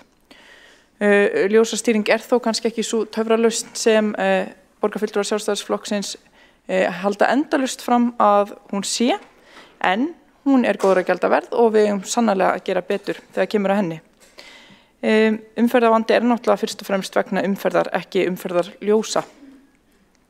Hins vegar er staðan svo að rúmlega helmingur allra umferðarljósa á höfuðborgarsvæðinu er tengdur við miðlæga stýritölvu umferðarljósa og markmiðið er að tengja öll umferðarljósin við þá stýritölvu. Núverandi kerfi er keyrt á sjálfvirkri stýringu sem kallast TASS og stýringu umferðarljósa á höfuðborgarsvæðinu má skipta í þrennt, það er að segja fortímastilt, hálfumferðarstýrð og alumferðarstýrð og vil ég bara vísa til umfjöllunar þetta á vef borgarinnar. Flest umferðarljósin eru umferðarstýrð og stýrast út frá skynjurum. Þannig að það er ekki svo að ekkert hafi verið gert í þessum málum og það er verið að vinna að frekari úrbótum. Miðlæga stýritöluan sér að keyra forgangskerfi fyrir neyðarbíla og strætó og búnaði er komið fyrir í slökkviðliðsbílum og sjúkrabílum sem kallar sjálfkrafa eftir forgangi umferðarljósum þegar bifreiðarnar aka á forgangsljósum. Strætó á þar með greiðari leið gatnamót með stýringunni og er það vel. Hér var sömuleiðis talað gatnamót Bústaðavegar og Reykjanesbrautar og fleiri verkefni. Það var ákveðið með samgöngusáttmálanum að fjárfesta í þeim og það er í höndum Vegagerðarinnar að undirbúa það, ekki í höndum borgarinnar. Borgin hefur unnið með Vegagerðinni og nú stendur skils mér yfir mat- og umhverfisáhrifum, enda er þetta við Elliðaárdalinn sem mikill vilji er til þess að vernda. Það hlýtur að vera augljóst að menn vaða ekki í framkvæmdir nema það sé búið að velja útfærslu, fara í mat- og umhverfisáhrifum, hanna mannvirki og fara í skipulagsferli. Við getum ekki hoppað yfir það. Aðeins samgöngumál í svona almennu ljósi og forgangi í því samhengi. Ég er mjög sammála því að það þurfi að efla almenningssamgöngur og efla strætó og ég þakka fyrir áhuga á því hér úr öllum flokkum og vona auðvitað til þess að samgöngusáttmálinn endurspegli auki fjármagn í strætó eða fjárfestingu í þessum málaflokki. Strætó hefur verið að kljást ákveðna vanfjármögnun í gegnum árin. Regluleg framlög ríkis- og sveitarfélaga hafa í rauninni ekki verið nægilega vísitölubætt. Svo var ákveðið tekjufall í COVID sem við þekkjum. Og það var bætt að mjög takmörkuðu leyti þrátt fyrir óskir almannavarna yfirvalda að halda úti þjónustunni. Þetta hefur háð fyrirtækinu eins og við þekkjum og hefur dregið úr tækifærum til þjónustu úrbótastrætó á verulegu marki og staði í vegi fyrir eðlilegri endurnýjun vagnflota og orkuskiptum. Og það kemur svo niður á notkun almenningssamgangna sem er afar miður en hins vegar er þeim sífellt að fjölga sem að nota almenningssamgöngur og það sýnir bara áhuginn er mikill. Lauslega áætla að nema upphæðirnar sem að hefur vantað inn út frá þessu 1,2 til 2,2 milljarða á ári og svo 1,9 milljarði einskiptiskostnað og uppreiknað gegnum árin eru þetta ansi miklar tölur. Þannig að það er nú ekki bara við strætó að saka og einhvers konar hugmyndum lélegan rekstur að það hafi verið áskoranir þar innan hús. Þannig að mér langar svona aðeins að nefna eitt dæmi á Íslandi að innviða fjárfestingar hafi áhrif á hegðun. Við veitum það að það sem við gerum og ákvarðanir sem við tökum móta líf okkar á mjög margan hátt og ef við fjárfestum í almenningssamgöngum, hjólreiðum og öðru þá hefur það jákvæð áhrif og við vitum það. Árið 1947 notuðu 16% fólks einkabíl á meðan 34% notuðu almenningssamgöngur, 42% löbbuðu og 8% notuðu reiðhjól til að ferðast ferða sinna hér. En hins vegar hefur 90–98% af fjármagni í samgöngur á Íslandi farið í einkabílinn allt frá millistríðsárunum. Og það var líka þegar mun lægra hlutfall íbúa notaði bíl. Svo fór sem fór og þá getum við spurt hvers vegna fór þá ekki 84% af öllu fjármagni innviða uppbyggingu fyrir þá ferðamáta sem fólki kausir. Ég spyr og þetta hefur haft mikil áhrif eins og við vitum. Hvernig eigum við að útdeila fjármunum til samgangna? Hvernig eigum við að forgangsraða? Ég myndi segja aðalatriðið sé að nýta fjármagni vel. Það nýtist sem flestum, að það sé nýtt í það sem fólk vill, en líka og ekki síst að það nýtist til að leysa þær áskoranir sem við stöndum frammi fyrir. Ef við byrjum að ræða hvernig það nýtist sem flestum, þá vitum við að samgöngufé á Íslandi hefur hlutfallslega farið langminnst í höfuðborgarsvæði þar sem flest búa eða 63% og það er miður og ég vona að við hér í borgarstjórn og þingmenn Reykvíkinga geti tala meira þetta. Þetta skiptir máli og þetta hefur áhrif. Ég spyr mig hvort að ekki sé komin tími mitt á höfuðborgarsvæði þegar við stöndum frammi fyrir gríðarlegri fólksfjölgun og þeim umferðartöfum og meðfylgjandi kostnaði sem fylgir ef ekki nógu verður að gert. Ef við tölum svo hvernig við nýtum best peningana þar sem fólk nýtir og þar sem fólk vill, þá er myndin skökk. fjárfesting í einkabílnum umfram það bæði vilja almennings til að nýta bílinn og svo raunverulegu nýtingu einkabílsins. Ef við tölum nýtingu bíla þá fjöldi þeirra sem aka á Íslandi 74%, 67% hér í Reykjavík og eins og staðan mun hærra hlutfalli að fjármagni í samgöngur á landi að fara í bílainnviði en nærri 92–95%. Nú eru síðan 26% þjóðanna sem nota ekki bíla einhver örlítinn minnihluti, það eru 100.000 manns en stærra hlutfall hér í Reykjavík. Þannig að ef við ræðum svo vilja fólks þá auðvitað fullt af fólki sem vill ferðast með einkabíl og það bara allt í góðu lagi með það. En það líka fullt af fólki sem kýs helst að gera ekki. Skoðanakannanir benda til þess að mun fleira fólk vill helst ekki aka bíl en neyðist til að gera það. Því aðstæður fyrir aðra ferðamáta ekki viðunandi eins og og það kemur á okkar ábyrgð hér. Skoðanakannanir sýna að undir helmingur fólks vill helst aka bíl en þá eru 67% sem gera það og þarna næstum þriðjungur þeirra sem á bíl sem myndu helst vilja hætta að nýta bílinn jafn mikið og það myndi hafa verulega áhrif að losna við þriðjung umferðarinnar á einu bretti. Ef við viljum ræða hvað virkar þegar kemur á áskorunum okkar og hvað hagkvæmt, þá ein risastór áskorun auðvitað þessi öra fólksfjölgun. Nú fólki að fjölga mjög ört á Íslandi, bara á höfuðborgarsvæðinu hefur okkur fjölgað þann fjölda íbúa sem myndi rúmast í einum Garðabæ, Hveragerði og Ölfus til samans síðan 2019 þegar samgöngusáttmálinn var undirritaður. Öll reynsla erlendis frá sýnir að besta leiðin til að mæta þeirri rúmfræðilegu áskorun eru almenningssamgöngur, göng og hjólastígar. Ef þú vilt aka bíl það ekkert mál, en til að samfélagið þrífist sem best þá þarf að leyfa fólki að velja milli raunhæfra samgöngukosta. Og ef við gerum það mun ekki nema helmingur velja bílinn sem langbesta og þessi breyting væri langbesta aðgerðin sem hægt að fara í fyrir einmitt bílstjóra, þau sem að þurfa og vilja nýta bílinn. Það ekki hægt að byggja sig út úr þessum vanda með sífellt fleiri akreinum og mislægum gatnamótum. Allar tilraunir til að reyna að leysa málin þannig hafa mistekist því að akreinar fyllast jafn óðum og ég væri alveg til að leysa þetta með ýmsu móti ef það myndi sýna sig að það myndi virka, ef við vitum bara hvað virkar og hvað virkar ekki. Við þurfum að taka ákvarðanir í takt við það reynslu, gögn og sérfræði þekkingu fyrir umhverfið, fyrir plássið til að minnka tafir vegna þess að hundleiðilegt sitja í umferðar öngþveiti. Við erum öll sammála það. Borgarfulltrúinn hefur lokið við mál sitt. Næst á mælendaskrá borgarfulltrúinn Kolbrún Ástlaugar Baldursdóttir.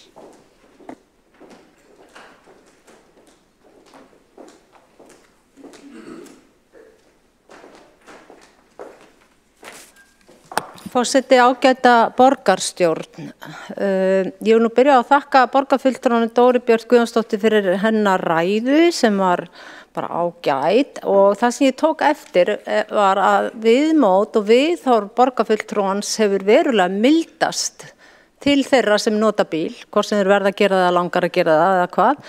Frá því allavega að við förum aftur nokkur ár hérna fyrst í borgarstjórn og þá var eins og við munum oft miklar uppákomur hérna því okkur þótti sumum ansi hart gengið að aumingja fólki sem keyrðu bíla. En það hefur aðeins svona mildast og ekki alveg eins svona grimmt viðhorf eins og manni fannst stundum þá. En staðreyndin bara einfaldlega þessi að bílum að fjölga. Það alveg sama hvað gerðar margar kannanir og úttektur og guðum og vita. Þeir sem nota hjól, þeim líka aðeins að fjölga en alls ekki eins mikið eins og vænta mátti og svona vonast var til. Við höfum alveg fengið að sjá það á fundum umhverfis- og skipulagsráðs þegar við farið yfir þessar kannanir. Og eins auðvitað bara með almenningssamgöngur að það var líka svona vænst að það myndi svona fleiri fara að geta nýtt sér strætó. En það hefur ekki orðið. Þannig að við sitjum bara með þessa staðreynd og nú eins og framkomið, það fólksfjölgun alveg gríðarlega og við viljum auðvitað fólksfjölgunna, það ekkert annað í boði heldur. Þannig að ég held að ef við ætlum að vera raunsætt, þá þurfum við bara einfaldlega að fara að leggja mestu áhersluna á að bílar fólk í bílum komist leiðar sinnar. Því að ástandið á göttum, og ég veit það bara því að ég bý ekki miðsvæðis, þó ég vildi ganga eða hlaupa eða hjóla, þá það bara ekki hægt, allavega ekki fyrir þá mannskja mínum aldrei eða hvað skal segja, eða lífsstíl eða hverju sem það að kenna. Og það bara að sitja í þessari súpu, umferðartafa og hnúta gjörsamlega óþolandi staða. Og maður sér það bara þegar maður situr fastur og kíkir yfir í aðra bíla hvað fólki líður illa. Og nú vil ég bara aðeins tala streituna í samfélaginu, því að það að vera fastur í umferð og einmitt það þessi tilhugsun og hugsun oft bara, það hlýtur að hafa orðið slys. Af því að þetta ekkert eðlilega mikið, það ekki eins og að sé eitthvað smá hik eða bið. Það bara virkilega biðraðir í langan tíma sem tekur kannski öllu jafn einhverja 5 mínútur, tekur kannski 30-40 mínútur á verstu stundum. Og þetta hefur bara áhrif líka á andlega heilsu fólks og streitu og eins mikið eins og fólk reynar að gera ráð fyrir hvað tekur langan tíma að komast frá A til B, að þá þetta bara einum og mikið. Það ekki allir kannski eins og ég sem leggast að 1,5 tíma fyrr til þess að lenda ekki í þessu, en fólk hefur bara ekki alltaf tækifæri til að gera það. Sumir eru með stóran barnahóp og að koma sínu börnum þangað sem að þau að mæta á morgnana og svo framvegis. Þannig að ég held að við verðum bara aðeins að fara að breyta svolítið taktinum og borgarlínan, hún í einhverju ferli og aldeilis ekki einhvern veginn fréttir af henni að það sé bara gerast að fyrstu vagnarnir fara af stað. Þetta ótrúlega stórt og viðamikið verkefni og kostnaðarsamt sem hefur tekið gríðarlegan tíma og á eftir að taka mörg ár að verða einhverjum alvöru valmöguleika. Strætó, ég meina, ætlum við bara að hafa það ástandið svona með strætó, eigum við bara að bíða. Ég meina, hvernig væri aðeins að endur forgangsraða þessum þáttum? Það bílar, þeim fer fjölgandi og strætó þarf að virka betur og Reykjavík á stærsta hlutan í strætó BS. Og ef við tímum ekki að setja fjármagn í það, hvað þá? Á bara að halda svona áfram og fólk orðið reitt og svegt og pirrað og stressað og ég hrædd við það. Ég hrædd við þegar streita að fara að heltaka fólk því að það getur valdið ekki bara veikindum, heldur líka slysum og pirringi og maður fann að sjá svona meiri viðbrögð í umferðinni því að ef bara skoðu umferðarsálfræði þá við náttúrulega, við höldum við séum eitthvað voðalega öruggun í okkar stálhylki sem bíllinn. En þetta gæti ekki verið meiri sálfræði í gangi heldur en út í umferðinni því að við förum inn í bílinn með allan pakkan. Það ekki eins og maður skilji pirring og þreytu eða svengd eða eitthvað eftir fyrir utan bílinn þegar maður sest undir stýri. Maður bara þar eins og maður stemdur hverju sinni. Og þarna bara alls konar hlutir að gerast í umferðinni sem bara afleiðing af streitu og vanlíðan. Og fólk með kvíða að vera of seint og síðan náttúrulega sumir bara alltaf komandi of seint.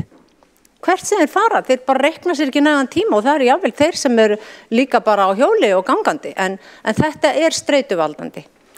Þannig að ég bara, mér finnst þessu umræða búin að vera ágæt en við erum engu nær, borgarstjóri nefndi hér fyrir í dag að við værum mögulega öll á sömu blaðsíðu en við sjáum bara ekkert vera að ske, það engar sérstakar aðgerðir í gangi að leysa erfiðustu hnútana. Það þrengingar, það framkvæmdir, það ekkert skipulag á framkvæmdunum, það öllu skellt á í einu. Þannig að þetta verður ennþá verra en heldur en ef það væri kannski betra skipulag á þessu. Og þétting byggðar farin að koma inn í þetta líka og þrenging gatna, meira sé að vera að þrengja götur þar sem fólk bara vill ekki sjá það í hverfum sínum. Ég veist ekki vera að hlusta nægilega á til dæmis fólkið í bústaðahverfinu, það mjög umdeilt hvernig verið að breyta þar öllu. En erum við á sömu blaðsíðu?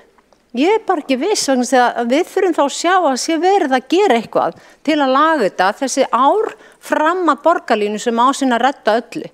Þetta ákveðnar efasemdir síðan það. Við vitum í rauninni ekkert hvernig þessi borgarlína á eftir að virka við aðstæður eins og hérna í Reykjavík. Þetta öðruvísi í öðrum borgum, við vitum það vel, það veður öðruvísi og það svo margt allt öðruvísi heldur en borgir sem við berum okkur sama við. Man getur alveg séð hvernig þetta að virka frábærlega í öðrum stórborgum hérna í nágrenni við okkur en horfum bara á veðurhaminn hérna á vetrum og bara að komast að borgarlínu. Þetta er ennþá svo mikið óskrifa blað, eins mikið búið að teikna þetta upp og skrá þetta og borga í þetta, að við höfum ekki hugmyndum hvernig þetta kemur til með að fungera síðan í raun og hverju munur raunverulega síðan nýta þetta. Það er bara þannig. Ég meina, við getum reynt að láta okkur dreyma en við vitum það ekki. Reynslan á algjörlega eftir að koma í ljós, ekki það borgarlína per se sem tæknileg græi eftir að virka, það er bara hvernig án eftir að virka hér við þessar einstöku aðstöður sem eru hér í Reykjavík og nágrenni og á Íslandi, bara eins og við þekkjum landið með öllu sínu.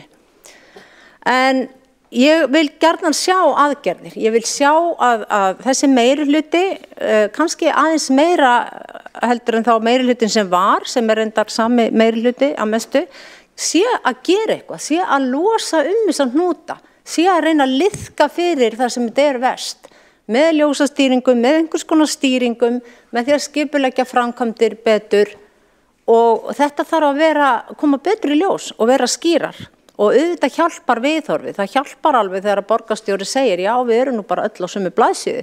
Það er ekki þetta grimmdar viðhorf gagnvart bíleigendum eins og var hérna á síðast tímabili, það var hrein trillingur oft að hlusta á það. Auðvitað mýkir það alveg andrúmslofti þegar að við segjum já við stöndum nú saman í þessu en við þurfum að sjá eitthvað. Það er ekki bara spurningum að segja það. Ég veit ekki hvort að einhver hefur séð einhverja sérstakar aðgerðir hérna núna til þess að leysa bílaumferðarvanda, nei. Rétt upp hönd ef einhver hefur séð eitthvað. Ég hef allan ekki séð neitt en núna er bara, við styrum öll á sömu blaðsíðu, þá skulum við leggja línurnar og bara kartleggja verstu hnútana, verstu tafirnar og tala fallega bíla og bíleigendur og segja við munum gera allt til þess að losa tafir og umferðaröngþveiti svo að þið bílaeigendur, kæru bílaeigendur geti komist hratt og vel leiðar ykkar á ykkar einkabíl. Takk.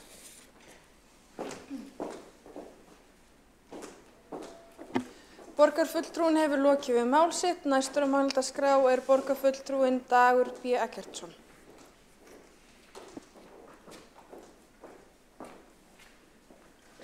Forseti ágæta borgarstjórn, ég kem hér upp til þess að kannski meinaður taka undir óþreyju sem gætir eiginlega frá öllum flokkum að verkin tali af meiri krafti varðandi samgöngusáttmálann en það hillir nú undir það eins og framkom í yfirferð borgarstjóra.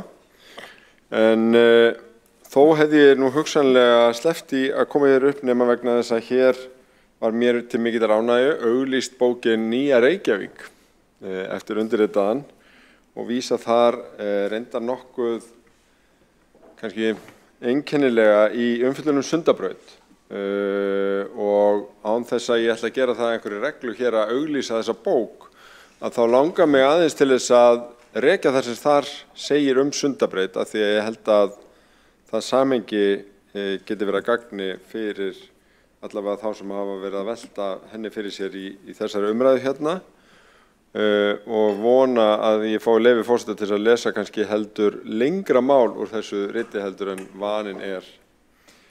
En þetta er sem gripið niður í kaflan sem að fjallar veturinn að stóru verkefna sem var svona vinnuheiti sem við Sigurður Ingi þáverandi samgönguráðherra og innviðaráðherra gáfum veturinn þegar við vorum að reyna að setja í ferli, fyrsta lagi samgöngusáttmálann, öðru lagi flugvallarmálið og þriðja lagi Sundabraut.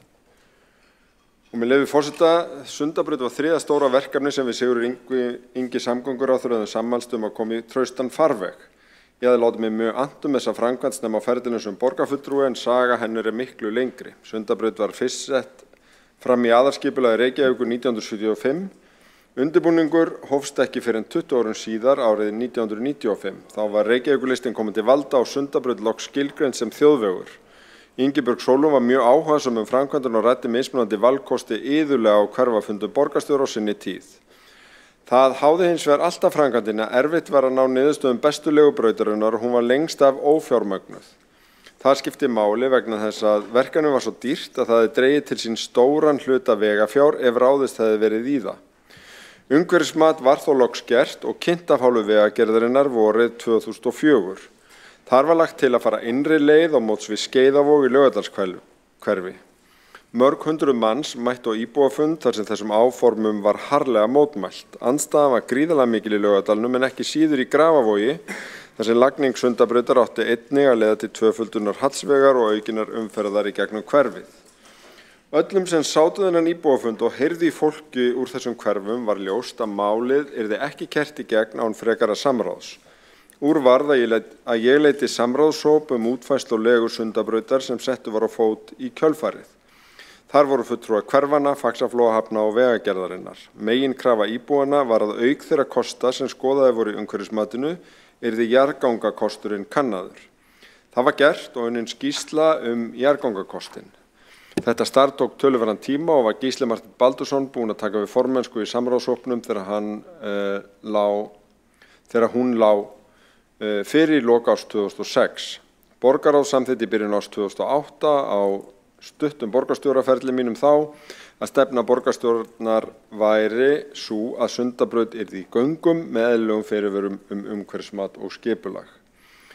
Meðan á þessum undirbúningi stóð var Sundabraut mjög á dagskrá. Þannig var það líka í mínum fyrstu kosningum sem oddviti Samfylkingarinnar vorið 2006. Ég magalenti þar með miklum hvelli í umræðunni. Ég var líklega komin út í allt of mikil smáatriði í pælingum mínum Sundabraut og hafði tekið eftir því að stór hluta kostnaðaráætluninni fólst í fjölmörgum dýrum mislægum gatnamótum sem hönnunin gerði ráð fyrir. Ég talaði mjög fyrir Sundabraut og gagnrýndi tafirnar sem á henni hefðu orðið.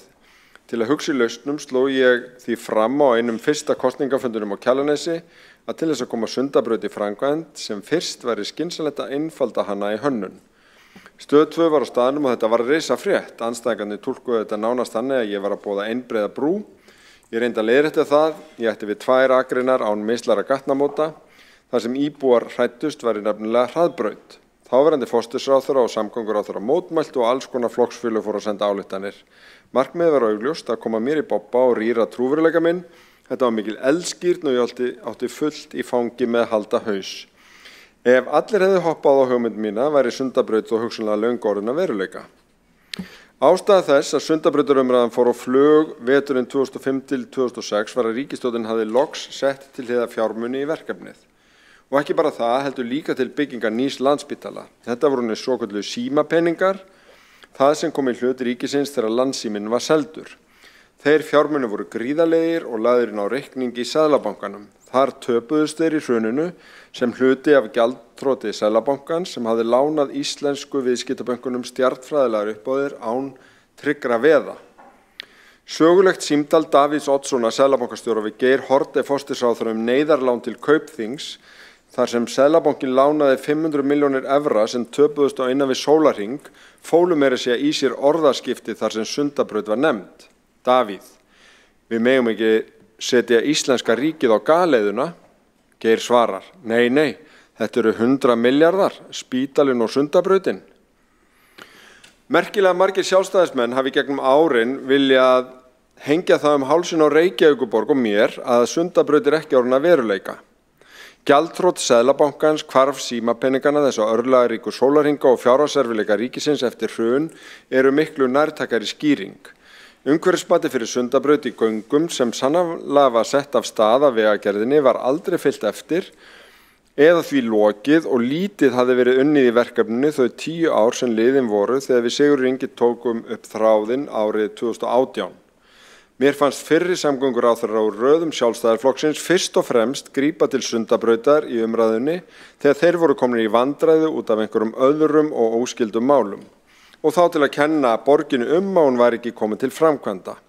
Reykjavíkurborg hefur hins vegar haft skýra sýn og stefnu í málinu frá upphafi árs 2008, Sundabraut eigi að vera í göngum og sú leið sem féll fallengun í samráðinu við íbúa 2005 til 2008, svokölluð innri leið, var tekin út af aðalskipulagi 2013 mótmælalaust. Síðan kemur hér kaflinn með leyfi forseta sem borgarfulltrúi Marta Guðjónsdóttir vitnaði í og taldi þar til þriðju ástæðuna hvers vegna Sundabraut var ekki hluti af samgöngusáttmálanum. En hún sleppti fyrstu ástæðunum. Í fyrsta lagi það vegna þess að það hefur verið gengið út frá því mjög lengi að Sundabraut verði í einkaframkvæmd og fjármögnuð með veggjöldum. Í öðru lagi sem að borgarfulltrúinn sleppti líka, þá hafði ítarleg greining á framtíðar þörfum höfuðborgarsvæðisins fyrir innviði sannfært sveitarfélögin á höfuðborgarsvæðinu að borgarlína væri miklu mikilvægari verkefni sem myndi hafa jákvæð áhrif fyrir allt svæðið en Sundabraut hefði minni jákvæð áhrif og fyrst og fremst fyrir norðurhluta höfuðborgarsvæðisins.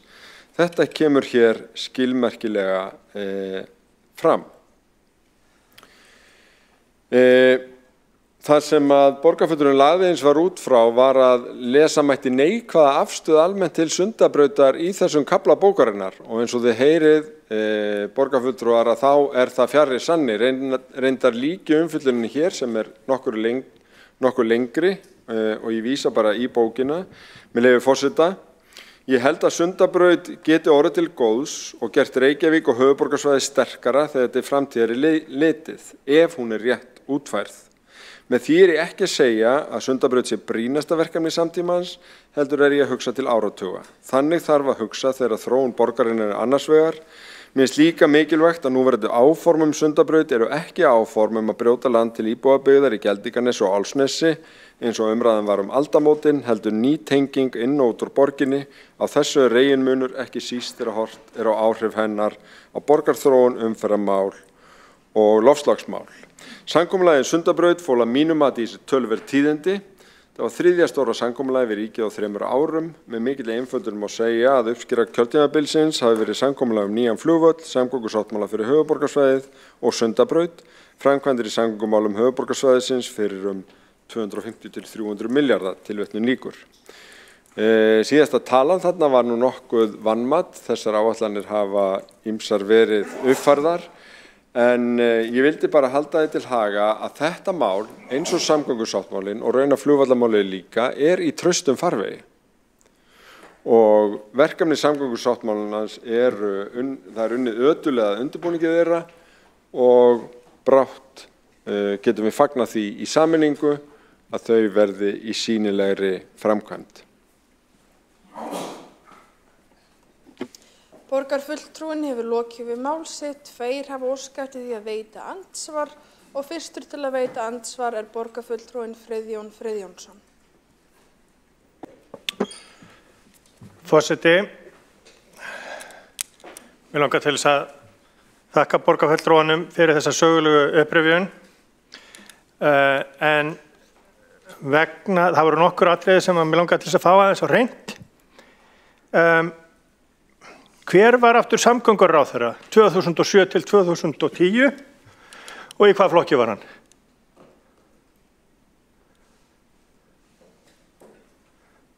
Borgarfulltrúinn hefur lokið við það að veita andsvar. Svara þá andsvari borgarfulltrúinn Dagur B. Eggertsson. Forseti, ágæta borgarstjórn, það var nú raunar ekki sami samgönguráðherra á árabilinu 2007 til 10 vegna þess að það var hrun 2008 og skiptum ríkisstjórn í kjölfarið. En í aðdraganda þess að skipta ríkisstjórn var Kristján Möller samgönguráðherra og hann var það aðeins áfram en svo tók Ögmundur Jónasson við ef ég man rétt. En megin ástæða þess eins og þarna rakið í bókinni að það var lítil dampur í þessari stórframkvæmd og öðrum eftir hrun var að allar kistur voru tómar og þær sem höfðu verið fluttar upp í Seðlabanka voru beinlínis galtómar því að Seðlabankin fór á hausinn og það einsdæmi heiminum. Þá borgarfulltrúinn lokið við að svara andsvari, veitir þá andsvar öðru sinni borgarfulltrúinn Friðjón R. Friðjónsson. Já, forseti,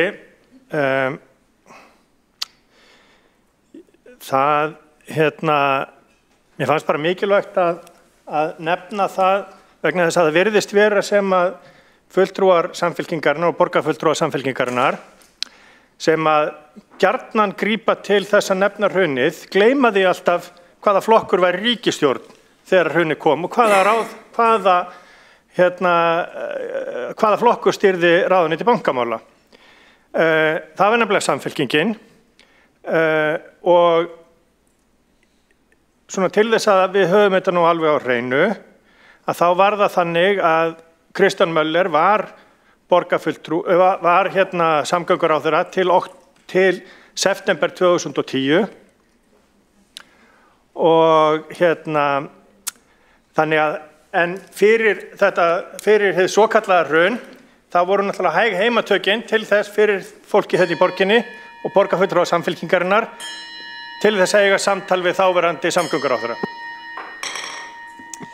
Borgarfulltrúinn hefur lokið við að veita andsvar öðru sinni. Forseti minnir borgarfulltrúa að halda sig við efni ræðunnar þegar andsvar veitt. Óskar borgarfulltrúinn eftir að svara? Nei. Og næst til þess að veita andsvar borgarfulltrúinn Marta Guðjónsdóttir. Forseti, góði borgarfulltrúar, mig langar til þess að byrja á því að leiðrétta borgarfulltrúann Dag B. Eggertsson. Hann nefndi hér áðan að Sundabraut hefur verið tekin út af aðalskipulaginu 2013 mótaatkvæðalaust. Við sitjum nú 2 borgarfulltrúar hér sem að greiddum atkvæði gegn því aðalskipulagi, þannig að sú staðhæfing borgarfulltrúans röng. Varðandi tilvitnun í bók Dags B. Eggertssonar Nýja Reykjavík, þá talar það alveg sínu máli þegar það kemur að því að af hverju var Sundabraut ekki höfð með í samgöngusáttmálanum. Það kemur bara skýrt fram að hann hafði verulegar áhyggjur af því að Sundabrautarverkefni myndi verða á kostnað borgarlínu og fleiri draumaverkefna fráfarandi borgarstjórans. Bara lesi hver fyrir sig. Borgarfulltrúinn hefur lokið við það að veita andsvar. Svarar þá andsvari borgarfulltrúinn Dagur B. Eggertsson. Forseti, ágæta borgarstjórn. Ég bara ítreka þakkir til borgarfulltrúans fyrir að hvetja fólk til að lesa bókina. Og hér ýmislegt bara skemmtilegt Sundabrautarmálið og þarna eru raktar einmitt ástæðurnar eins og ég kom inn á fyrir því að Sundabraut var ekki hluti af samgöngusáttmálanum. Og ég bara ítreka það í fyrsta lagi vegna þess að hún átti að vera í einkaframkvæmd og það ennþá gert ráð fyrir því. Í öðru lagi vegna þess að ítarlega greiningar sýndu að borgarlínan væri mikilvægari fyrir svæðið heild, þó að þetta væri sannarlega jákvæð verkefni fyrir norðursvæðið. Síðan í þriðja lagi sem að borgarfulltrúinn nefndi í máli sinu fyrr á fundunum að það hægt við því allavega í vissum útfærslum að Sundabraut væri líkleg til þess að auka umferð. En það segir í bókinni, með leyfi forseta, nýjustu greiningar benda til þess að þessi áhrif séu óveruleg. Þetta þarf þó að skoða vel í næstu skrefum og umhverfismati. Tilvitnun lýkur. Borgarfulltrúinn hefur lokið við það að svara andsvari. Veitir þá andsvar öðru sinni borgarfulltrúinn Marta Guðjónsdóttir. Forseti, ágætu borgarfulltrúar, það segir sína sögu að hér síðustu ár hafa þeir meirihlutar sem hér hafa setið við völd undir forystu Dags B. Eggertssonar, borgarfulltrúa, að þeir hafa unnið ötullega að því að fækka kostunum varðandi legu Sundabrautar og reynt að þrengja að legu Sundabrautar nú síðast í Gufunesi. Þannig að viljinn hefur verið lítill til þess að fara í þessa framkvæmd. Það alveg augljóst mál og heimavinnan hefur ekki verið unnin. Við ættum að vera tilbúin með alla hluti, við hefum átt að vera búin með umhverfismatið og geta ítt á andtakan leið og ríkið hefði gefið heimild til þess að fara í verkefnin. Það hefur ekki verið gert og ég minni aftur á ummæli í bókinni Nýju Reykjavík, ummæli Dags B. Eggertssonar og hvet fólk til þess að lesa þau, að hann telur að þetta hefði ekki átt að vera hluti af samgöngusáttmálanum vegna þess að það geti komið niður á borgarlínu og öðrum draumaverkefnum borgarfulltrúans. Borgarfulltrúinn hefur lokið við það að veita andsvar öðru sinni. Svara þá andsvari öðru sinni borgarfulltrúinn Dagur B. Eggertsson. Forseti, ágæta borgarstjórn. Ég ætla ekki að endurtaka mig en vísi það sem segir í bókinni að margir tóku þessu samkomulagi Sundabraut sem enn einu samkomulaginu Sundabraut. En staðreyndin var svo að þetta var fyrsta samkomulagi sem var gert milli ríkis og borgar Sundabraut. Og þó að ýmislegt hefði verið unnið í málinu. Það kom eins og verið á daginn eins og við vitum öll að það var mjög margt óunnið. innsta leiðin sem hafði verið niðurstaða umhverfismats 2004, hún var ekki tekin út af borðinu út af engu, heldur vegna rökstuddra og mjög vel rökstuddra raunar andstöðu íbúa bæði í Laugardal og Grafavogi. Og ef að borgarfulltrúinn vill grafast fyrir hvar andstæðan mest núna, þá hún raunar innan Sjálfstæðisflokksins. Þar sem sjálfur umhverfisráðherrann hefur boðað Sundabraut í göngum alla leið og vill ekki sjá hún komi nálægt Grafavogi eða Gufunesi. Þannig að þetta virðist nú ennþá ætla að vera býsna stórt mál og allflókið til úrlausnar. Þannig að vel verður. Borgarfulltrúinn hefur lokið við að svara andsvari öðru sinni. Varðar þessi athugasemd fundarsköp?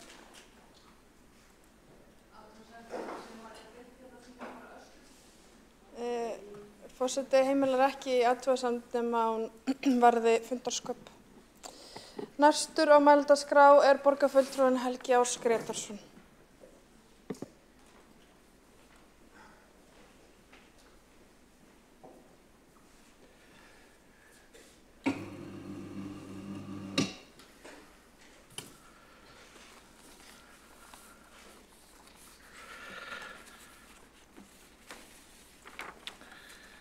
Forseti, ágæta borgarstjórn.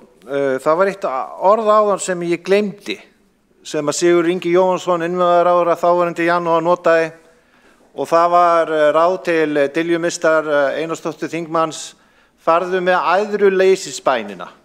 Æðruleysisbænina. Og ég held að það sé fullt tilefni fyrir ýmsa borgarfulltrúa að fara með æðruleysisbænina þegar verið að ræða samgöngumál og þegar verið að fara að lesa upp úr heilu riti hérna í ansi langan tíma. Og ég veit ekki hvort að tíma borgarstjórnar sé vel varið í slíkan flutning með fullri virðingu fyrir borgarfulltrúanum Degi B. Eggertssyni. En það fyllsta tilefni til þess að fara með æðruleysisbænina þegar kemur að samgöngumálum hérna í Reykjavík. Og það eru fáein svona lítil dæmi sem ég vildi nefna. Það verið núna að halda áfram að vinna með Hlemmurtorg. Það byrjaði 2017 og það búið að eyða í því núna á verðgildi frá desember 2023 900 milljónum. 900 milljónum í þetta. Og þessi framkvæmd, hún heldur áfram í ár, 600 milljónir. Og þetta gert á meðan að borgarsjóður nánast tómur. Afleiðingarnar fyrir bílaumferð á meðan og eftir þessa framkvæmd verða umtalsverðar. Vegna þess að bílastæðum hefur fækkað, það verður lokað fyrir bílaumferð á mikilvægar æðar og þetta allt gert í raun og veru eins og hefur verið rætt hérna til þess að ná fram ákveðinni skipulagshugmynd, ákveðinni vision vinstri meirihlutans hvernig eigi að þróa borgina. Og eitt annað lítið dæmi hvernig vegið að umferð einkabílsins, það framkvæmdin Snorrabraut Borgartún. Af því að ef við keyrið meðfram Snorrabrautinni, þá búið að bæta við ótrúlega mikið af umferðarljósum. Og sú framkvæmd sem að tengjast betur Snorrabraut Borgartún, hún kostaði á verðlagi í desember 2023, þá kostaði hún samtals 400 milljónir. Og þetta var gert á tímabilinu 2020 til 2022. Það eru svo mörg svona lítil dæmi. Bara núna örstutt dæmi á föstudaginn var. Það samvinnuverkefni Reykjavíkurborgar og Vegagerðarinnar að bæta umferðaröryggi við Kringlumýrarbraut, Miklabraut. Og það vitað, það mikil umferð helgar og svo framvegis og þetta snýst að bæta þarna 4 horn. En bara núna á föstudaginn og sem sagt yfir helgina og líka þá í gær, 17. júní, þá búið að koma verkinu þannig fyrir að það sé ekki hægt að beygja til hægri þegar þú keyrir upp Miklubrautin og ert mögulega að fara til Hafnarfjarðar eða Garðabæjar eða Kópavogs. Og hvers vegna? Hvernig stendur á því að það ekki meira tillit tekið til notenda þessara samgöngumannvirkja að þetta verkefni, einfalda verkefni, að tryggja það að umferð gangi greiðlega þessa mikilvægu ferðahelgi. Þetta bara svona lítið dæmi. Annað dæmi sem að tengdi síðan Hlemmutorg og Snorrabrautinni, það þarf núna að færa strætó út í Skúlagötu og að meðan komin einhver fáránleg framkvæmd á Snorrabrauta sem hefur verið að setja tímabundnar strætóbílstöðvar. Sko, vitleysan sem að mætir þeim sem að nota þessi samgöngumannvirki á hverjum degi með slíkum endemum að maður stundum velti fyrir sér í hvað verið að eyða peningunum og hvernig forgangsröðunin. Og þá kom ég með allar þessar tölur fyrr í dag þegar kemur að því að vega og meta hver staða samgöngusáttmálans og það alveg sama síðan hvað kemur út úr þessari endurskoðun. Ég get ekki annað betur séð en að öll grundvallaratriði sáttmálans eiga að halda sér og það bara að seinka í verkunum og það bara að setja síðan meiri pening.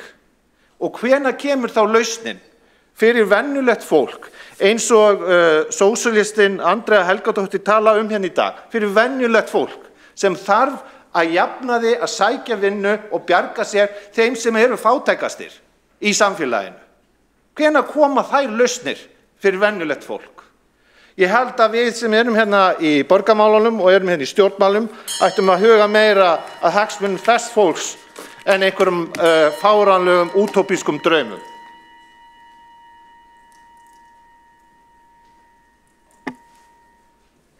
Borgarfulltrúinn hefur lokið við mál sitt. Næstur á mælendaskrá borgarfulltrúinn Kjartan Magnússon.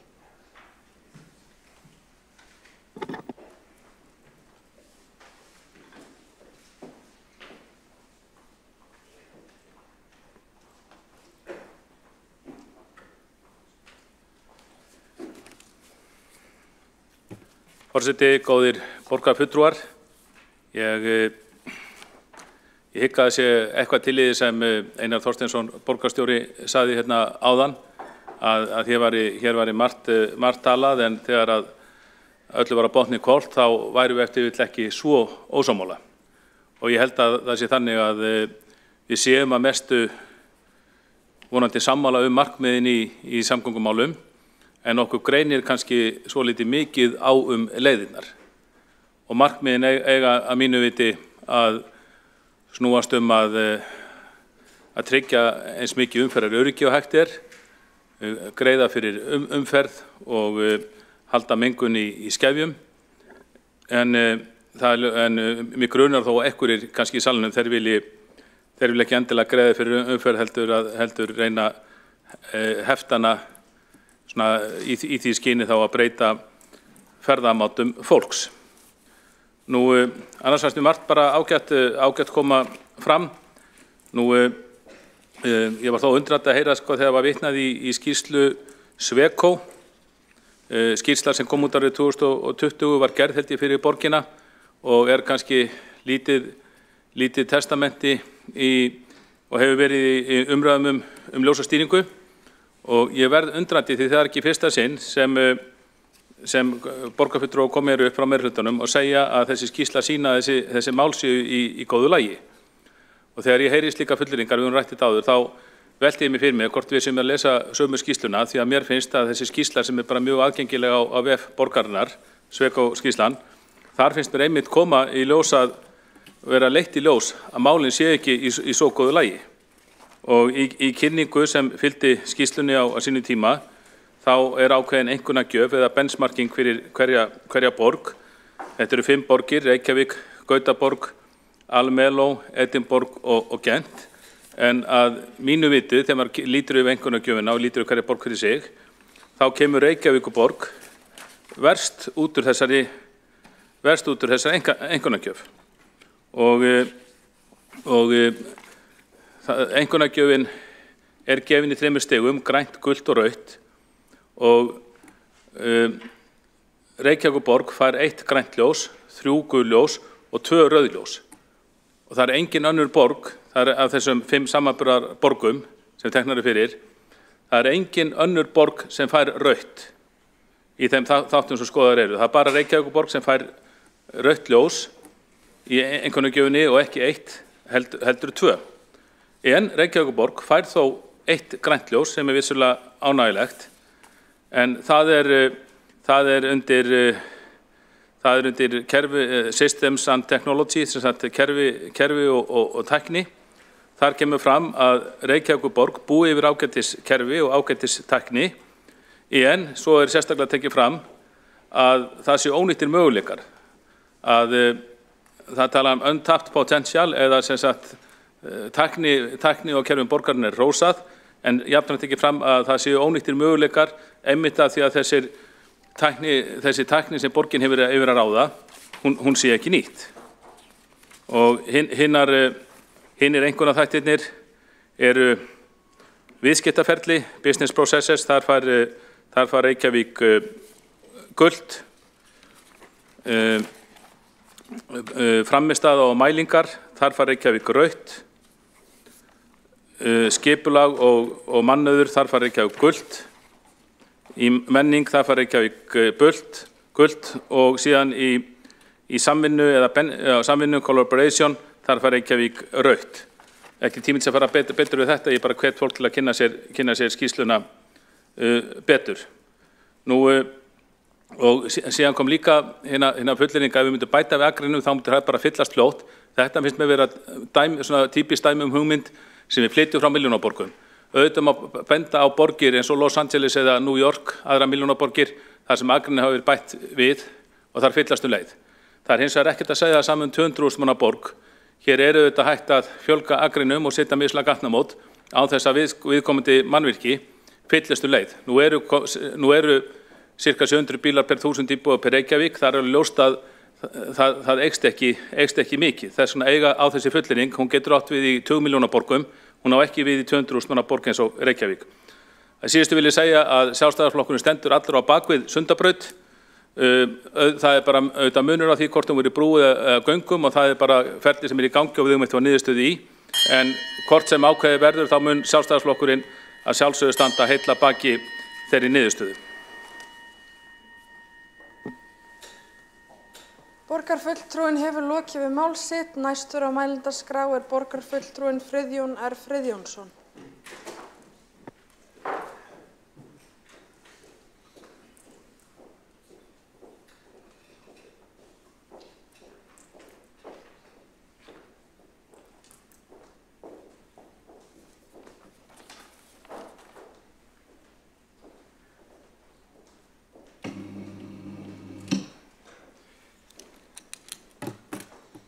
Forseti,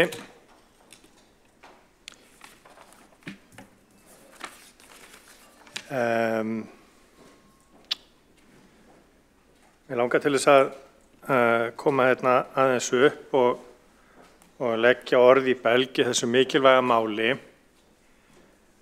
Umræðan hefur að stærstum hluta til verið yfirveguð og góð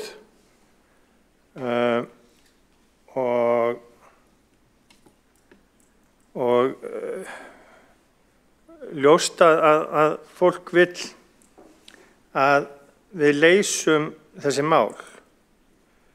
Það sem að stendur kannski svolítið í okkur borgarfulltrúum Sjálfstæðisflokksins er að þetta eru mál sem að við höfum bent á í mjög langan tíma, staða samgöngumála, löngu áður en að ég kom hingað inn. Voru borgarfulltrúar Sjálfstæðisflokksins að benda á vandann og að það dugði ekki bara að bíða. Hér hefur verið rifjað upp